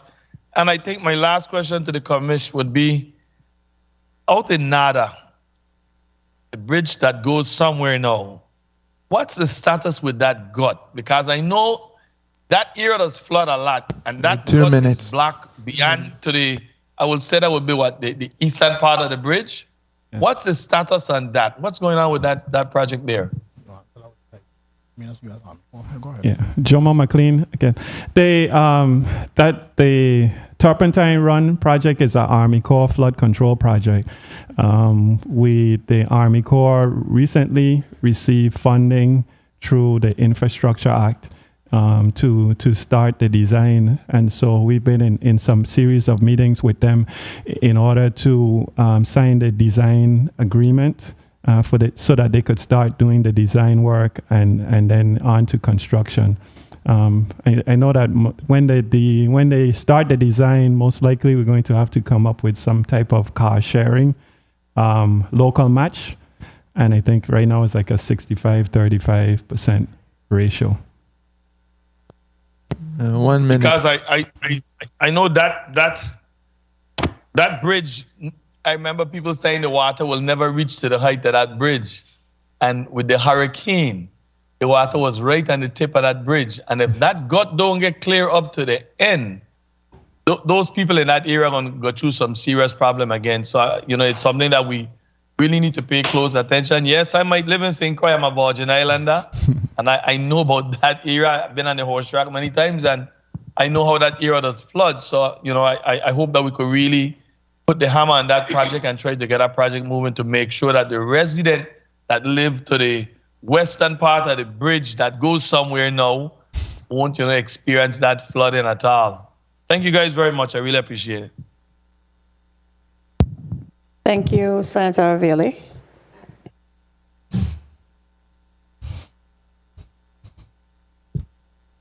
Thank you, Madam Chair.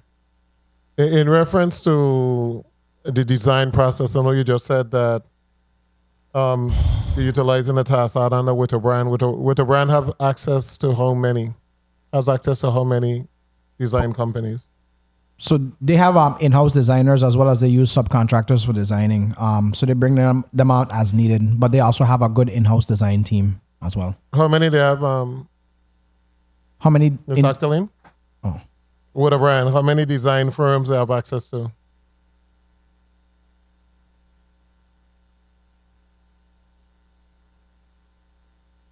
So whether Brian is preparing the designs, they have access to any contractor that they want to contract with. Department of Public Works, again, whatever is designed, they have to accept it and sign off on it as their design. Yeah, I was asking how many because I'm seeing that they have quite a bit. So I just want to make sure that they have sufficient design individuals to get the projects moving. I'm seeing Jessup Bay and Smith Bay, Dorothea Watershed, Williams Light, Kings Hill Cemetery, St. Croix Public Square Compound. Now those are Jeridian, those three. Estate Mount Pleasant, St. Thomas Bay Watershed, Mandel Bay Watershed. So there's quite a bit. So do we have them on a timeline? Do we have? We do, and we meet with them regularly. And remember, Senator, they have a lot of legacy information because they were our program manager, our project manager, as we went through the disaster recovery process. So they've been able to expedite it in that way. Okay. In reference to the roads behind Christiansted, I think we have heard that same. They're waiting for the company to deal with something with bonding. How long do we wait, Ms. Octaline? You told us that, I think, last year. How long are we going to wait for them to receive this bonding? Why did we award a contract to a company that don't have the requisite bonding capacity? So Waste Management awarded that contract about 10 months ago. I missed Waste Management this morning because I was attending a funeral, but I'm going to reach out to the director. You can't issue a contract 10 months ago and there's no progress whatsoever.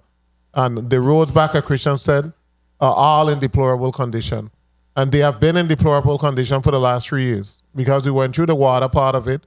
Now we're waiting for this. And how long do you give that company to come up with whatever requisite documentation or whatever they have to submit to start the project? So I'm reaching out to Waste Management. It might need to revisit because we can't continue to have these monies sitting there ready to pave the road and they're not doing their part. So I think we might need to revisit that entire scenario that has been played out. It's not fair to the people of Christiansted, and there's no timeline as to when we're going to be able to move forward. Your maintenance of guts and waterways, you've done an assessment getting ready for hurricane, all the major guts are cleared. You have a maintenance schedule in place? Yeah, so we've started.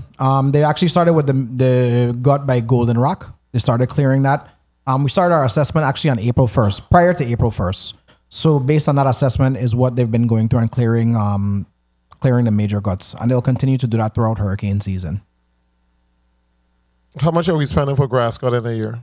I Over don't have 5 that. million? I don't have that number. I don't have that number in front of me, but I could provide it to you. Okay. It'll be in the budget. Are you pleased? So yes and no. I've seen improvements. We've been meeting with the contractors 1 minute. on a as needed basis. So I have been seeing improvements, but I don't think that we are where I want us to be. Who's assigned to make sure that it happens on both islands? Who's assigned to evaluate as to whether or not the hours that they're billing us for, they're actually working, and the areas that they say that they're going to clean that they're actually doing? Who has that assessment or who has that oversight? So in St. Croix, so overall it falls under our operations division. In St. Croix, for the eastern side, we depend on Mr. Jamil Ali. For the western side, we depend on Ms. Dawn Bruce. And then here in St. Thomas, Mr. Sean Brown has that responsibility. In St. John? St. John, we use Mr. Darren Jordan and Mr. Okendo. So you have given some mandates and you have seen some improvement? We have. And we've been, I've actually had our deputy commissioners going out there as well and doing some follow-up inspections. We've seen some improvements. And I think when I look at the numbers we're spending, I know we're more than $4 million because we did a different appropriation for 1-point-something million, which is a supplement. So with the amount of monies that we're spending, We need to make sure that they're doing the job that they're supposed to do, or we got to look at options. I agree. Federal highways. Which roads are considered federal highways? And St. Thomas, what is a federal highway? Veteran Drive? So I gonna lead to Mr. McLean. Veteran Drive, and what else? Route 30. Any road that has a route number is under federal aid system. So, for example, Veterans Drive, Rappoon Hill, Skyline Drive, Megan's Bay Road, Hull Bay Road. And on St. Croix. St. Croix, Melvin Evans, Queen Mary, Clifton Hill. The South Shore? South Shore, North Side, North Shore. Okay. So when this bill was passed back in 2001, that transferred from Public Works to the Virgin Islands Water and Power Authority to install and maintain adequate streetlights in the urban and rural residential section. What does that mean to you? That mean local road, or that mean federal road, or that mean both? What does the language mean to you? It means all roads. Right. Means all roads. Yeah, it is. It doesn't designate federal versus local. So, in essence, the Virgin Islands Water and Power Authority is responsible for the lighting of all roads. Yes. Okay. And have you had a conversation with them in reference to the contract that they had for some $28 million that is hanging in jeopardy for the last year and a half or 2 years? So we've had a conversation about street lighting overall, not about the contract, but just about street lighting. And the reason that we decided to take it on was there was just no timeline when we had the conversation as to when they'd address some of these major areas. You got a timeline after the conversation? No, we did not. And just if you go by where Community Automat is in St. Croix, I don't know if you know that location. Yes. It's near to Estate Glen. There's Yes, a lot of Glen. Glen. There's a lot of Water and Power Authority equipment there. Yes. Yes. In the grass, you can see probably 2,000 of the arms for the pole sitting there, covered, transformers and galore, new transformers in the building, and maybe 15 Whopper trucks sitting there. And this ain't for you guys. I just point it on the public record because I want Whopper to know that we are not pleased with the fact that we ordered all of this material to provide street lighting across the island. And in certain neighborhood, the arms are up, but the bulb isn't attached. And we have not been able to get an answer for 2 years. And then people blame Public Works on a regular basis, saying that Public Works don't have the roads lit. But that contract has been sitting there in jeopardy for over 2 years after this government paid 26 out of $28 million, which means that more than 90% of the work should have been completed. And the roads are still dark. Now, based on this language, were you the one giving the mandate for the money we passed for for Melvin Evans Highway, the $1.5 million? Yes. Yes. Okay, so then you're going contrary to what the law says. I mean, so what we did is we took the money and we included it in the current phase, this last phase for Melvin Evans Highway. So we're going to do it's Time. over $1 million, and we'll be replacing and repairing street lights along the Melvin Evans Highway. Okay, and you said that is going to be in the bid for the Clifton Hill? No, for Melvin Evans, the last segment of Melvin Evans. So that's going to be a separate, the last segment, the segment down west from Williams Light. Yes. Okay.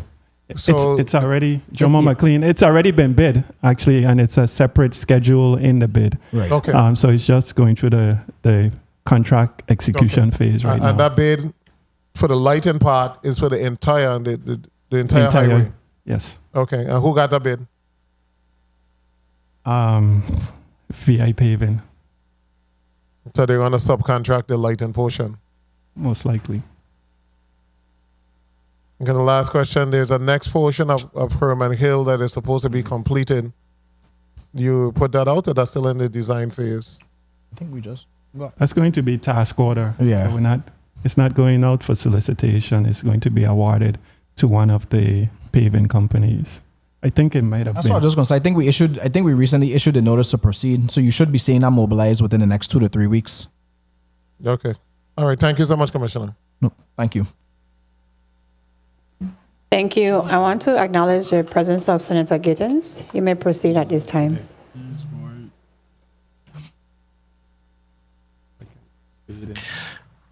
Good afternoon, and thank you, Madam Chair. Good afternoon to all. The Commissioner and Mr. McLean, welcome back.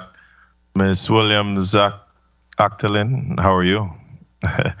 I don't have much questions, but I did wanted to ask about the sidewalk projects that's going on. I did see some work going on the sidewalk from Suniels to the hospital. Thank you all much for that, because I was tired of seeing persons in wheelchair traversing in the roadway on the way to the hospital rather than being on the sidewalk. But what's the status of the other sidewalk projects, specifically on St. Croix, and where are they? So we've been doing that in-house. Our operations team, kudos to them. They've actually been going out and finding locations for us to repair the sidewalks. So right now they've been, like we talked about just a minute ago, they've been doing their hurricane prep. So we expect that when we have, a little lull, they could get back to the sidewalks project. But we've been doing that one in-house as a cost savings measure. So where else are you doing that at this time? Right. Yeah, so we'll be doing the Christiansted area, like by in the Estate Richmond area. We did Golden Rock. We did 2 locations in Golden Rock. And we're actually, I think we have another location out on the eastern end by the school that's out there as well. We're looking at. So again, Paul B. And so what's going on in Frederickstead though? Have you driven by that sidewalk leading from Hannah's Rest going down to Claudio Marco Elementary School? You're familiar with that stretch? Yes. Okay, so right in the area of Mars Hill, there's a large mahogany tree there that's leaning out partially into the roadway, and it tore up the whole sidewalk. So now persons either have to walk in the street or walk onto private property if they want to stay out of the street. Can you have a team travel in that area? It's in the area of number 35 Mars Hill, which is right next to the Canebrake Apartments. Yes. So, Senator, thank you for the suggestion. That is on our radar. We did talk about it. So we're hoping that we'll be able to address that, like I said, hopefully over the summer, once we get a little bit of a break with the hurricane preparedness activities. And thank you for that. When we went to look at those roads the other day as well, let's not forget our crosswalk initiative, especially before school begins. All the crosswalks throughout the territory should be addressed before the school year begins again. And I do see the road projects going. I want to stay on you with regards to, I guess it's phase 6 of the Melvin H. Evans Highway. As we've stated, I think it's from Williams Light to Good Hope. Yes. But Yes. don't forget that piece as well.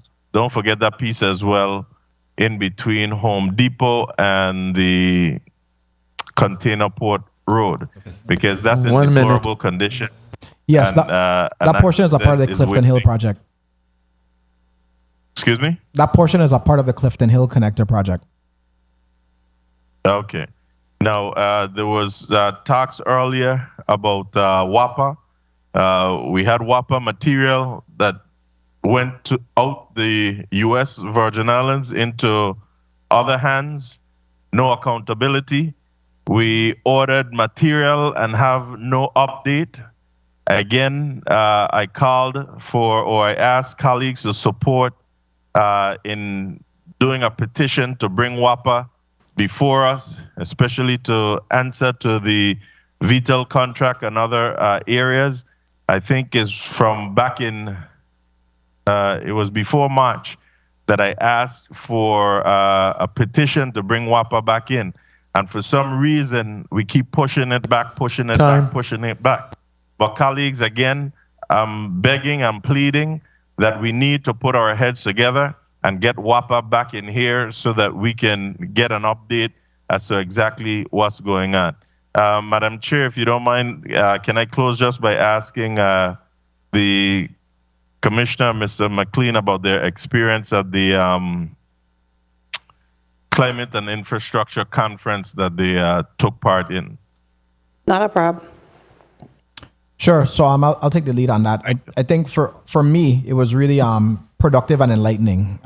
Anytime we have a chance to sit with our federal partners and not only highlight the projects that we have that are currently needing funding, but also to match them with funding opportunities, I think it's a great it's just a great experience. And then for us, I venture to say that amongst all of the territories, I think we have some programs that are further along the ferry boat program and even to some aspects of our federal highway program. So anytime we have the chance to sit with the likes of the Northern Mariana Islands, Guam, and the other Pacific territories, it helps to be able to share lessons learned, but also where we've made some successes and to be able to share that information and then glean from them where it is that they've been able to get to have success as well. Jomo, I don't know if there's anything you want to add. And I would just add to that. I think that once you get together with the other territories and you see that either in the Atlantic or the Caribbean and the Pacific, we still have a lot of similar challenges, right. and we to work together to address those challenges as a collective group. I think it was beneficial. Thank you both for that. And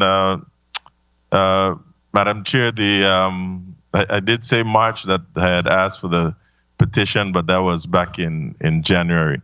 Thank you so much, and I'm asking you, Commissioner, to just let me know the status once you do that evaluation of the sidewalk there in the Mars Hill area. Thank you.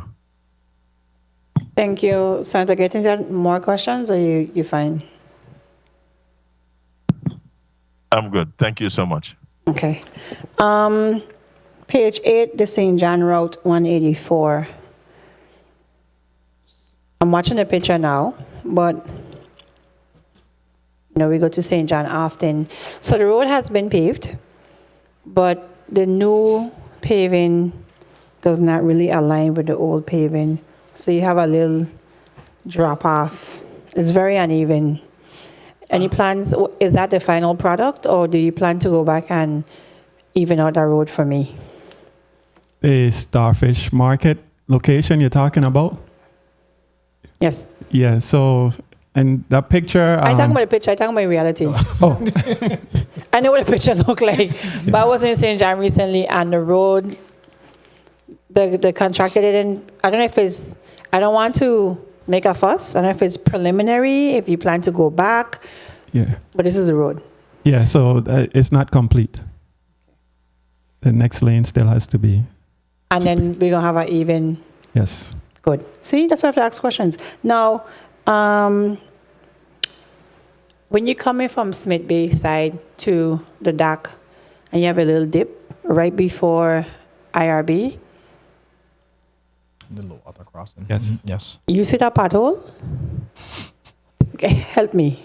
Because my staffer lose a whole tire, and I had to hear, there's still constituents at the end of the day. Right, right. She's to my left, and a poor tire. Tell me about this pothole. So we have been. So our patching crew is aware of it, so we're gonna get out there soon. We've been trying to do the downtown routes because we have some events coming up next week, but we'll get them out there as soon as possible. You do such a good job at email, and you could have emailed with that one too. It just happened, man. Rarely a car comes down on the barge, and it came down finally, and it was destroyed, by the pothole. ADA compliance in all of this. First of all, I have 2 points. I had knee reconstructive surgery 2019, and that made me keenly aware of the issues that the disabled population does have. The cobblestone on Main Street was a headache for me on my one leg, and I know we have to restore it to its historic look, but I don't know about I don't know if you could agree with me or disagree with me on this, but is there any plan to go back or is it done? Because I know if I had trouble traversing Main Street with crutches, and then you have to pay attention because the crutch is uneven, could the rack go up, the rack come down. I don't know if the ADA component was included in that project or not. Jomo McLean, yes, the ADA component was included, but I guess we had competing mandates because we also had to coordinate with the State Historic Preservation Office. And so since we're a recipient of the federal funds, historic preservation really mandated that we restore the stone sidewalks. Yeah, but that's a problem. Because I was not walking for approximately close to a year and a half. And then the lights. So in the federal highway projects, when you go in the States and you press the button here, tick, tick, tick for the person who may be blind, but you could hear the number, the ticking sound. Right. Where are we on? I don't hear that on our, I went around testing them, and I don't hear it. I don't know if they work.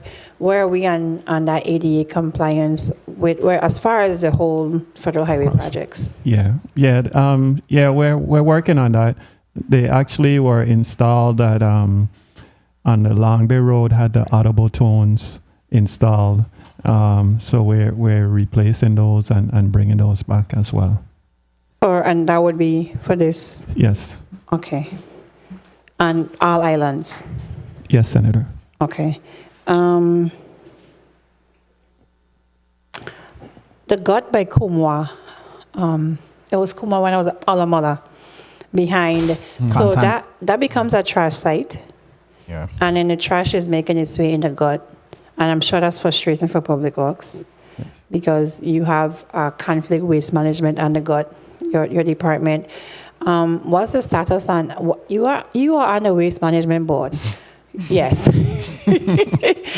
Tell me the status of the garbage piling up there, and what's the plan on keeping the gut clean, because the garbage does go into the gut, and that's a problem. Hurricane season is upon us. I have brought it as a board member. I have brought it to the authorities' attention, and I know they are working on trying to remedy the situation with the trash in that area. I think I don't know what it is they're trying to do, but I know they are looking at that. Overall, I know Mr. McLean and I have talked about the next time we have the U.S. Army Corps on island, we're going to take them there because that's the next project that we want them to address. I think that project the gut needs to be completely rehabilitated. So when you said the gut, remember, Mr. McLean, we took a drive. So you're talking about going way up past the church in there? Yes. Okay, so correct. That's on the list. Okay, All Saints. I know that road because mommy over there. And every time I go up, and as you come up All Saints, and you have to take that right to go in a narrow road to come down, you have that orange barricade, and God forbid you're going, that's a hell of a hole. Tell me the status of that one as well. That's hurricane funds, disaster funds? Jomo McLean, that's actually on the federal aid system, and that's one of the sites that Island Roads is working on. So they're supposed to start working on that in this summer, actually have it completed in the summer. So the timeline is by the time school starts next year? Yes. Could Commissioner, as a parent, you travel the road, you know that's a big hole. Yes, yes. Okay, all right. Then Pearson Garden, is that under the federal site to behind, I want to say building 102. So you have the WAPA substation. And if you keep going back there, there's this massive hole with and a lot of mosquitoes are being bred back there. I don't know how the residents aren't being eaten alive. Jomo McLean again. Yeah, we actually addressing that as a part of the First Avenue project because the drainage for First Avenue comes down through there. So we have that as a part of the scope to address. Okay, so tentatively, in the meanwhile, do you have like a barricade up? Pearson Garden is full of children. God forbid somebody falls in. That's a big hole, and that hole has been there since I want to say about 4 or 5 years now. Yeah, it used to have barricades there, so they must have have them reestablished. Okay. Back to signage, I saw Custom Builders is the permanent traffic signs. Traffic signs would be, what's a traffic sign? I know it's a traffic sign, but, well, I don't know. Would a street light be a traffic sign, or is a traffic sign do not enter? What's the definition of traffic sign before I proceed? Jomo McLean. Traffic sign would be like a route number, mile markers. But wouldn't be So those are regulatory signs. So they're also doing stop signs, do not enter, one ways. And do they have a list of do not enters? Because I remember I just spoke about right here. Yeah. So that would be included in this. We actually had already spoken to them about that from the last time you had brought it to our attention. So they ordered some additional signs. And that one should have been up already, but we'll just make sure. And then the one by Emancipation Garden too, because you have 2 lanes, and then one should take you left to Main Street, one right around Emancipation Garden, and people come from the left lane and cut over. All the way across. And then I know you painted Mr. Isaac. I harassed him, and he came one day and just painted it. Yeah, we need and to have it. In 2 weeks, the paint was gone. So, plan that's part of the traffic sign plan too? Yes.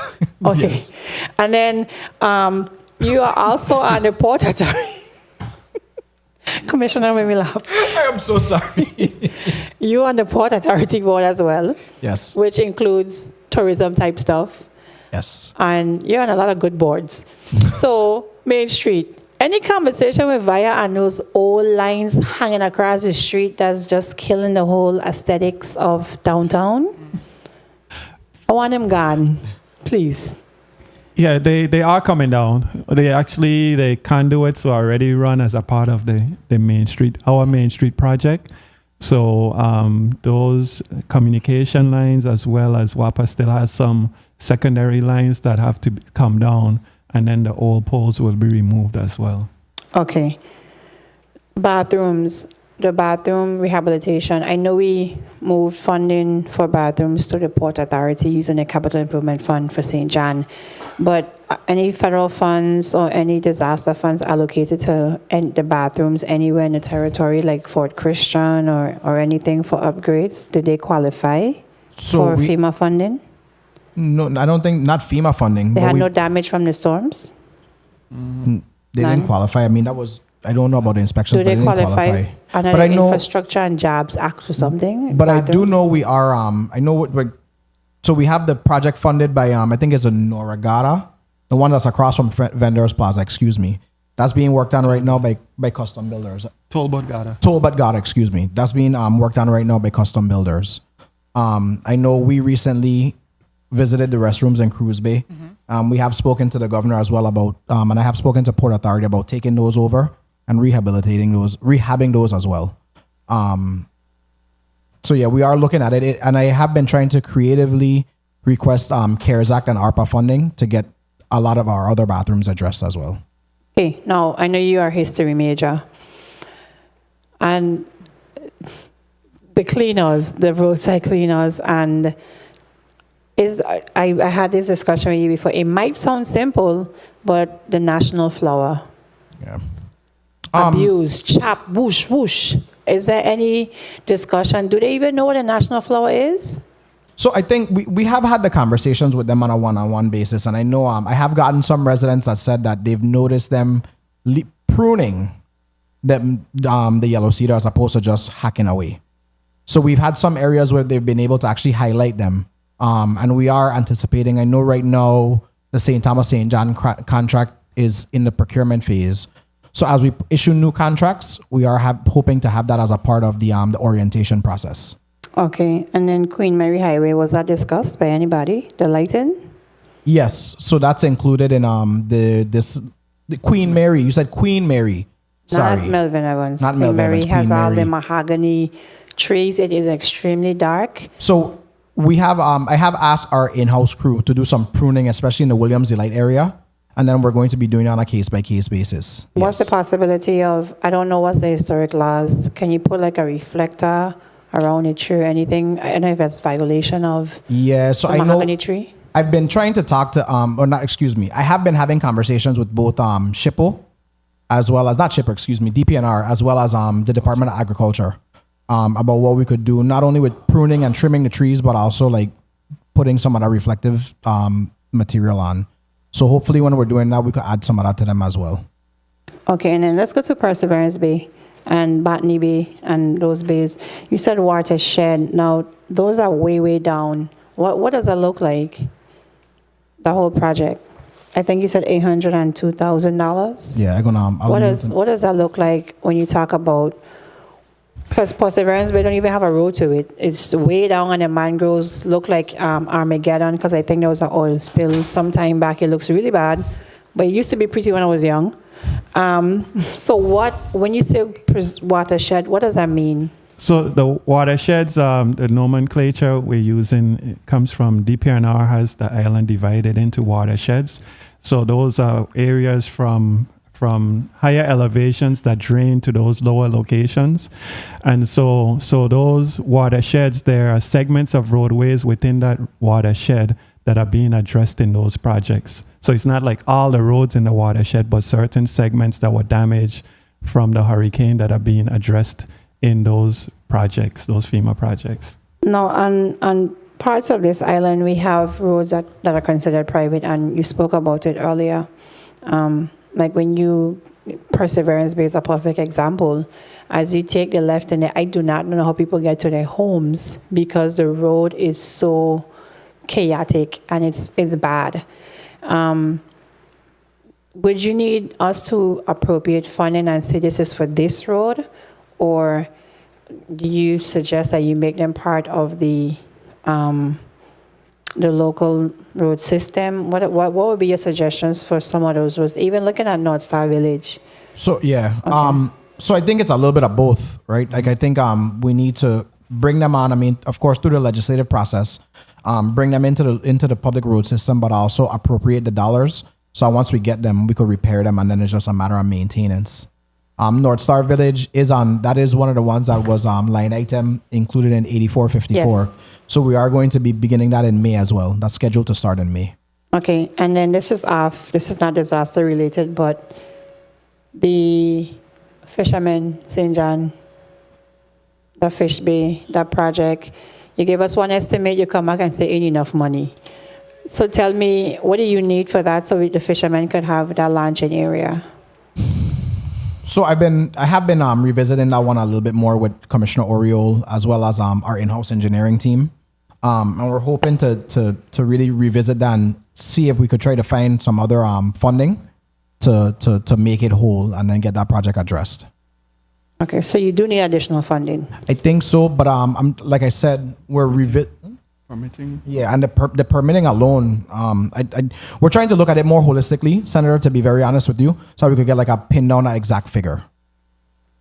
Okay, and I had last one, going back to the watershed briefly. I think that goes to Director Williams Actaline in this whole, some of these projects. I know we have a 19-step process, so with the French Brunswick, Botany Bay, Perseverance Bay, Red Hook Bay watershed, the project has completed the solicitation process and recently passed FEMA's EHP review. What step is that on the 19th step? How close are we to 19? So the Senator, that project actually went through the 19-step process, and it went back again to get to the EHP review. So that all we need is for it to clear that EHP review so we could start the work.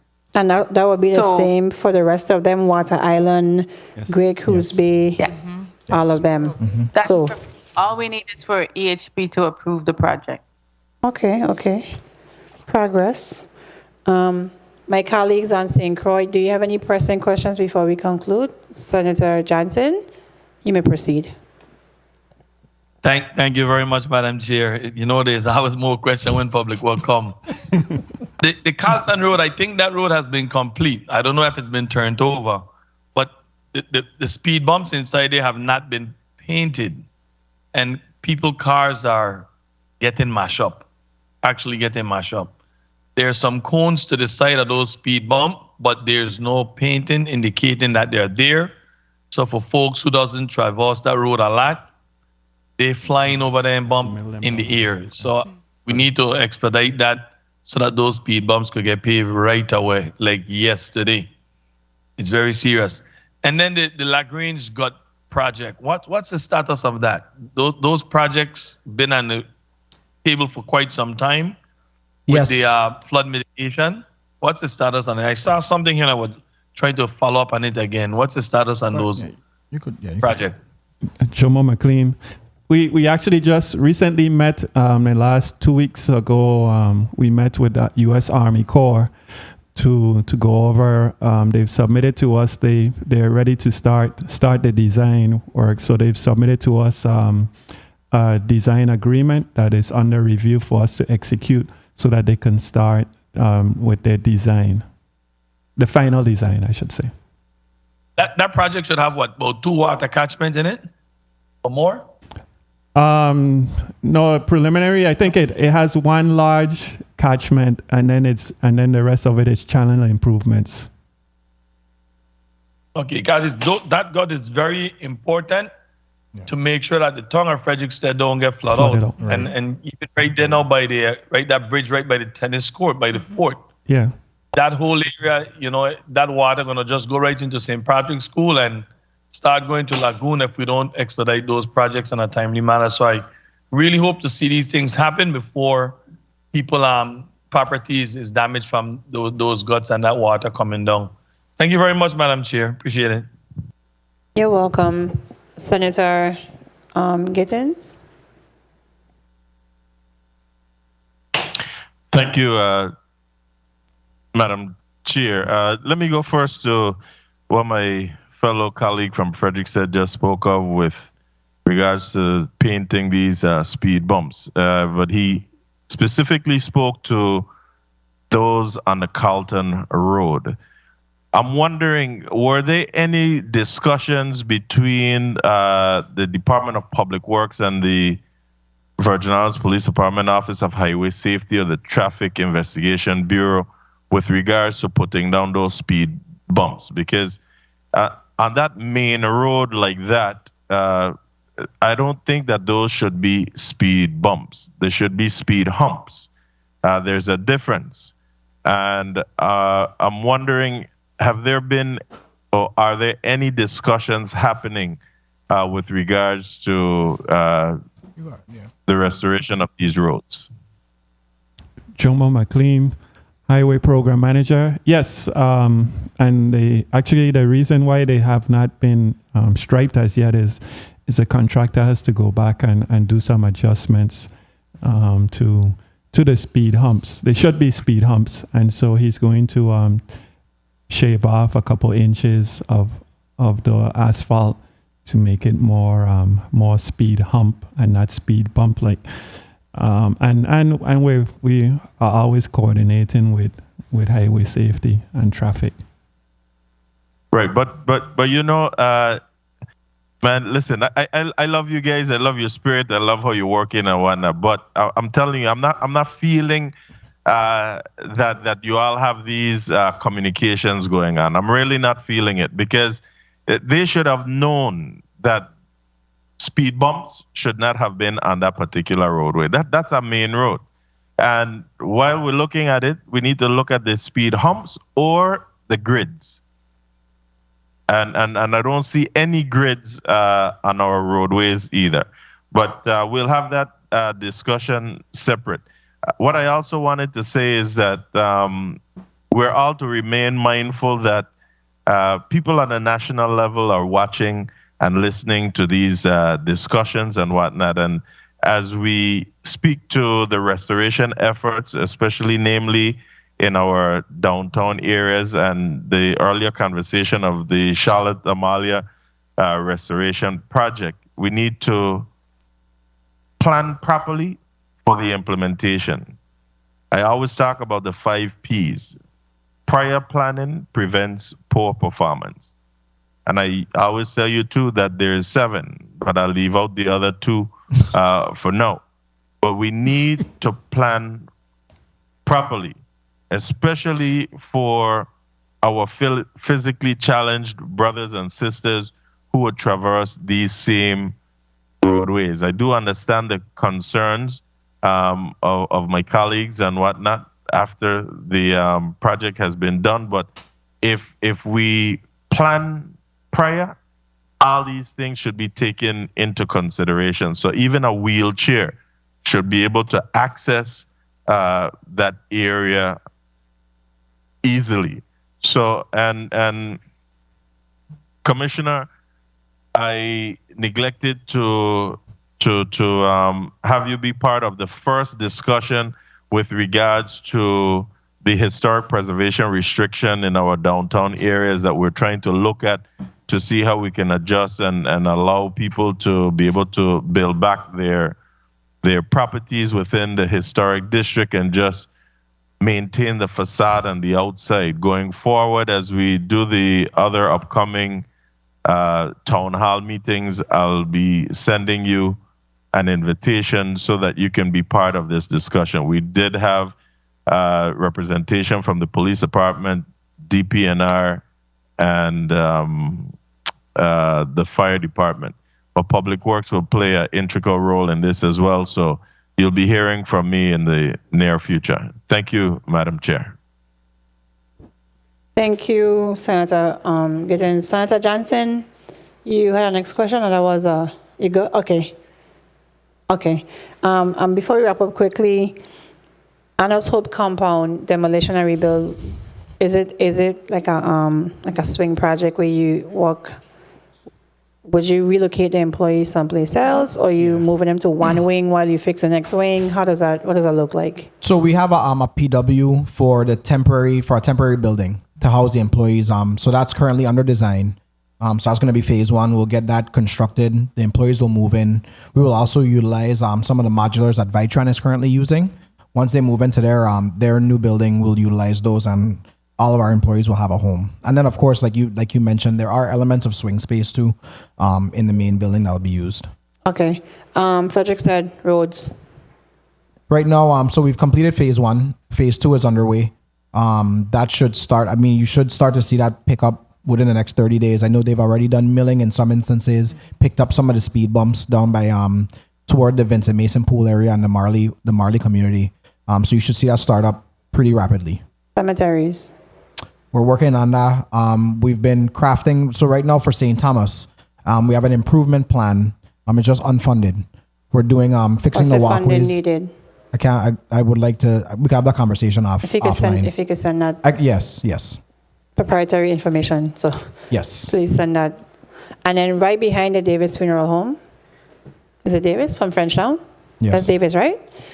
There's water sitting right behind there between those graves and the road. And I don't know if that's yeah. I don't know if that's Public Works. I don't know. I think it's a waste management issue. We did go look at it a little while ago, and I think Mr. Isaac from our operations team is coordinating with waste management to get that addressed. But I'll make sure to bring it back up. Okay, and then the flooding. I know I had a previous discussion. I don't know if it was with you or Commissioner Petty, but we continue to flood in front of Banco Popular, right? And I remember. Yeah, I don't know if it's a federal highway. So I know the discussion was that the drain was too small, and it wasn't wide enough, hence the flooding. I don't forget those things. So I don't know if the information given to me by I want to say it was former Commissioner Petty that told me that. And if the information was wrong, but are there any plans to go back and address drainage? The road look nice, we drive good, some rain come, church out. So what are the plans to go back in those areas that really have, because I think the explanation by Commissioner Petty at the time was that the population has increased dramatically since as we have grown as a territory, and the drainage is entirely too small. That's why you have that backing up. So is that a plan? Is that in the future plans? We could revisit. We could revisit that. Yes, we'll revisit. Sorry, tell me again. Yes, we'll revisit that. But am I off in my? I think I vividly remember asking that, and that was a response. So, is the drain too small? I don't think the drain is too small in that location, but it's. What's the flooding issue then? Because it floods. I don't know if it's been flooding recently, but. You live on the west? No. Oh, okay. My parents live on the west. Okay. But we'll revisit it. Yeah, I think it's a combination of factors. Okay, and I think last one, signage. You and I had a one-on-one about signage, Commissioner. Like in St. Kitts, that's my only reference. You get to Connery and it says, "Welcome to the village of Connery." And you go and it says, "Welcome to the village of Old Road." Yes. And then welcome to St. Paul's. Mm-hmm. So people know where they are. We only know our neighborhoods because we live here. Whereas Savannah you are Savanero. That is the oldest town where freed black slaves could live and have their homes. That's reverence should be given to Savannah. I know the demographics changed. It's right. Now a heavy Hispanic community, but tell me about the signage. When you enter Savannah, you got to know you're in Savannah. When you head up Black Point Hill, you got to know you're going into Estate Hope, Estate Ban Esperance, Estate Tutu. Right. You know, tell me what is the part? Is that part of that that contract given to custom builders? Okay, talk to me about that. So that's actually I'm glad you asked about that. That's one of the things I've taken on as like a personal project. I have asked both Mr. McLean as well as our chief of staff, Ms. Callender, to assist me with that. We are hoping to address that as part of the beautification efforts that the department is undertaking. Mm-hmm. One more time, please. Tell me. So, yeah, no problem. So again, I have taken that on as a personal pet project. It's not included in the current signage project, but it is. I have asked both Mr. McLean as well as my chief of staff, Ms. Callender, to assist me with that. And we are looking at utilizing, the department has a beautification program. So that's the avenue that we're using to do that. And I know there was a young man that reached out as well. I know, of course, there's a bidding process. So we have to follow the law. We should talk about that because I think there is some room, like, you and I had talked about it. Just make the connection and then we could find a way to incorporate him. Because it's really interesting, when you take a tour on the safaris, some people come to swim and, I know if I go someplace, like when I go to Puerto Rico, I go to San Cristobal 100 times and Fort Del Moro because I like history and you have those historic tourism. And it'd be nice for them to see something and explain, like when you go to Rappoon Hill, people don't know that Rappoon Hill is only named Rappoon Hill because of the estate, right? The plantation that was there that belonged to Mr. Rappoon, hence the name Rappoon Hill, right? You know, and so I recently took my kids to Washington D.C. And that was one of the things I took a lot of, even when we were in Hawaii, we took a lot of pictures of similar signs because we are trying to find a way to, something that honors our history and culture, but also that people, because you're right, it is a tourist attraction, but also for the residents because, you're now having that changing of the guard, if you will, where our children are now becoming young adults. So they should know where they are and the historical significance of these towns and not just St. Thomas, St. John, but specifically St. Croix.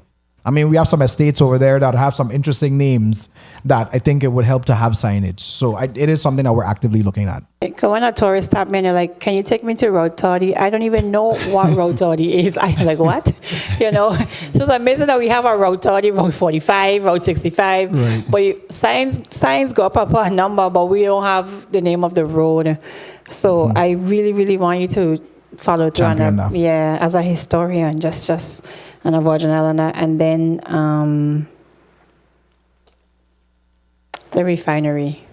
You talked about, that's not your calling, but I just wanted to know, in that whole climate change summit, refineries are built historically in Black and brown communities, low-income communities. Look at Louisiana.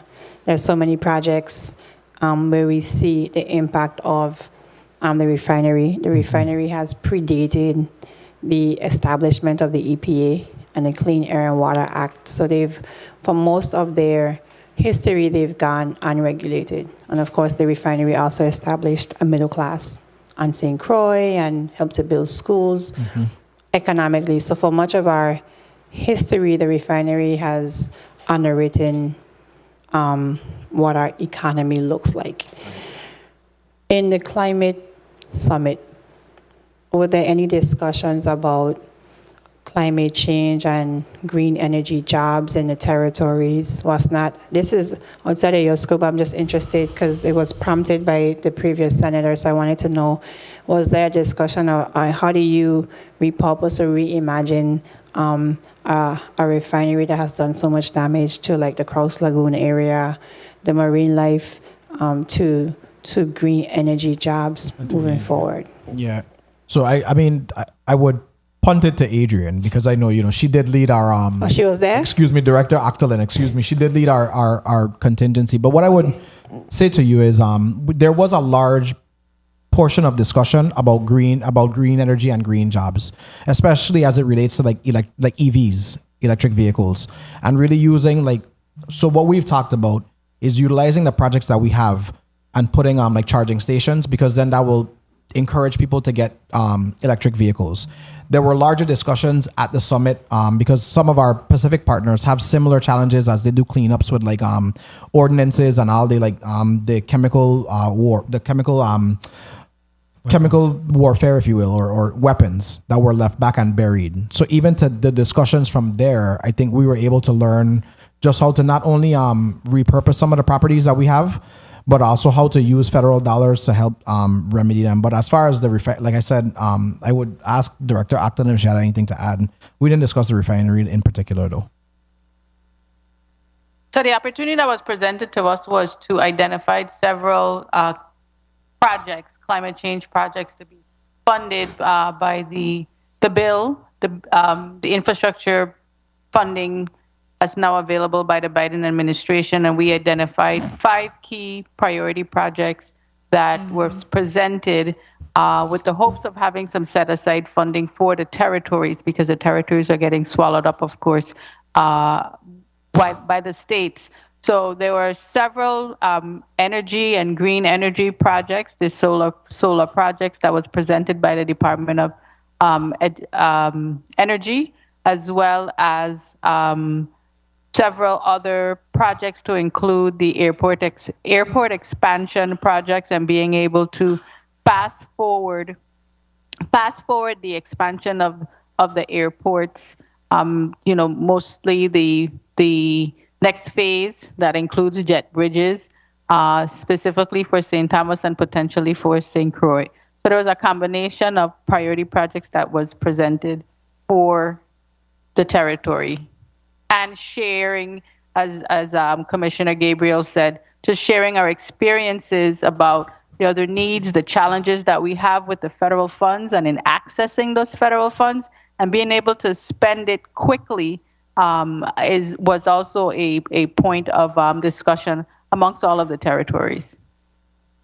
Awesome. And we can relate because when we go to National Conference of State Legislatures, Guam and Puerto Rico, I think one year they were very offended with the ban on cockfighting, and they wanted to partner to lobby Congress about cockfighting. So we understand and we share those. And before you close, a constituent just called the pothole by the VIHFA office in Frenchtown near the exit. In the back. Okay. Yeah. Asking for a constituent. So I know we have been talking about that. We have been working on it. Yeah. Plans to patch or give a little reprieve? It needs like a full grade and actually like building back up. Yeah, it's more than just patching. It's actually a storm drainage structure that needs to be reconstructed. Yeah. So does it cost? So in-house, yeah, our operations teams was working on getting that reconstructed. That would be from a general fund, local fund that you'll need, not anything. Yes. No, right. Okay.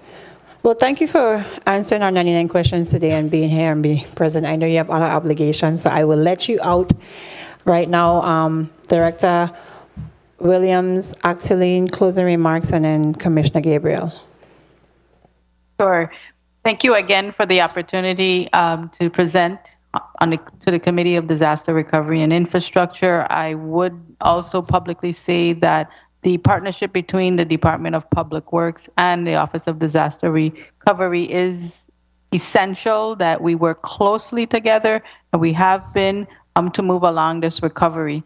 And the needs that we have from capacity for the specialized skills of architects and engineers, and making sure that our projects stay on point and anticipate the exact needs of our projects so that these projects could be done on time and for them to be effective is a 50-hour a day job. And that means that our minds continue going way past when we are sleeping because it is really hard work. I want to publicly thank the three individuals who are in front of you, as well as the rest of the DPW staff and my staff at the Office of Disaster Recovery, because they work very hard at this and they have that main ingredient of having passion to make things happen.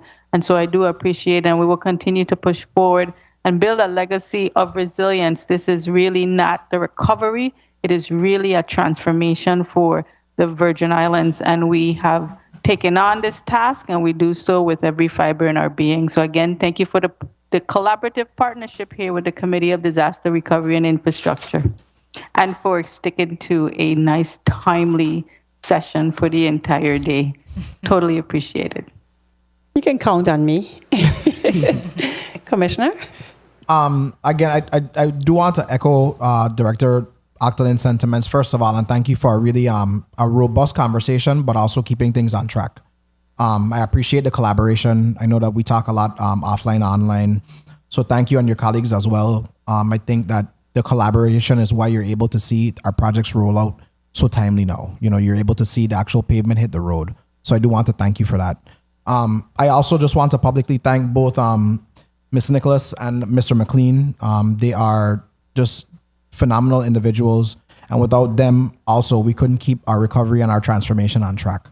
Of course, I always want to thank the men and women at the Department of Public Works. I want to publicly thank again Director Williams and her team for their partnership. And of course, all of our user agencies and their project management offices who continue to push on the recovery efforts. And finally, to the public, thank you for your patience.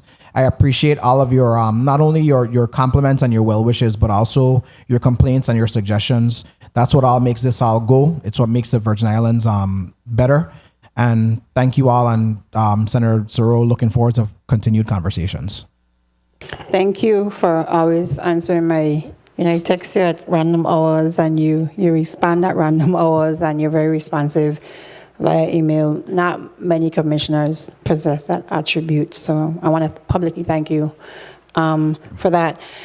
Again, condolences to Miss Urgent and the passing of her dad today. He was laid to rest, so we will keep her in our prayers. I want to thank our media team. They're the unsung heroes back there in the black box on both islands, working diligently to stream and keep things moving. Thank our security team, Sergeant of Arms. Thank you for all that they do. Our stenographers, central staff, you are appreciated. Thank you to the listening and viewing audience, to my colleagues, and to my personal staff today. And as Carnival is upon us, I want everyone to be safe, to act responsibly, and to enjoy themselves, because after 2 difficult years of being caged up and having cabin fever, you know, people are excited to be out in these streets. So enjoy Carnival, please be safe. And the Committee on Disaster, and I have a right to give that edict as a former Carnival Queen, 2003, music, mass, and pageantry.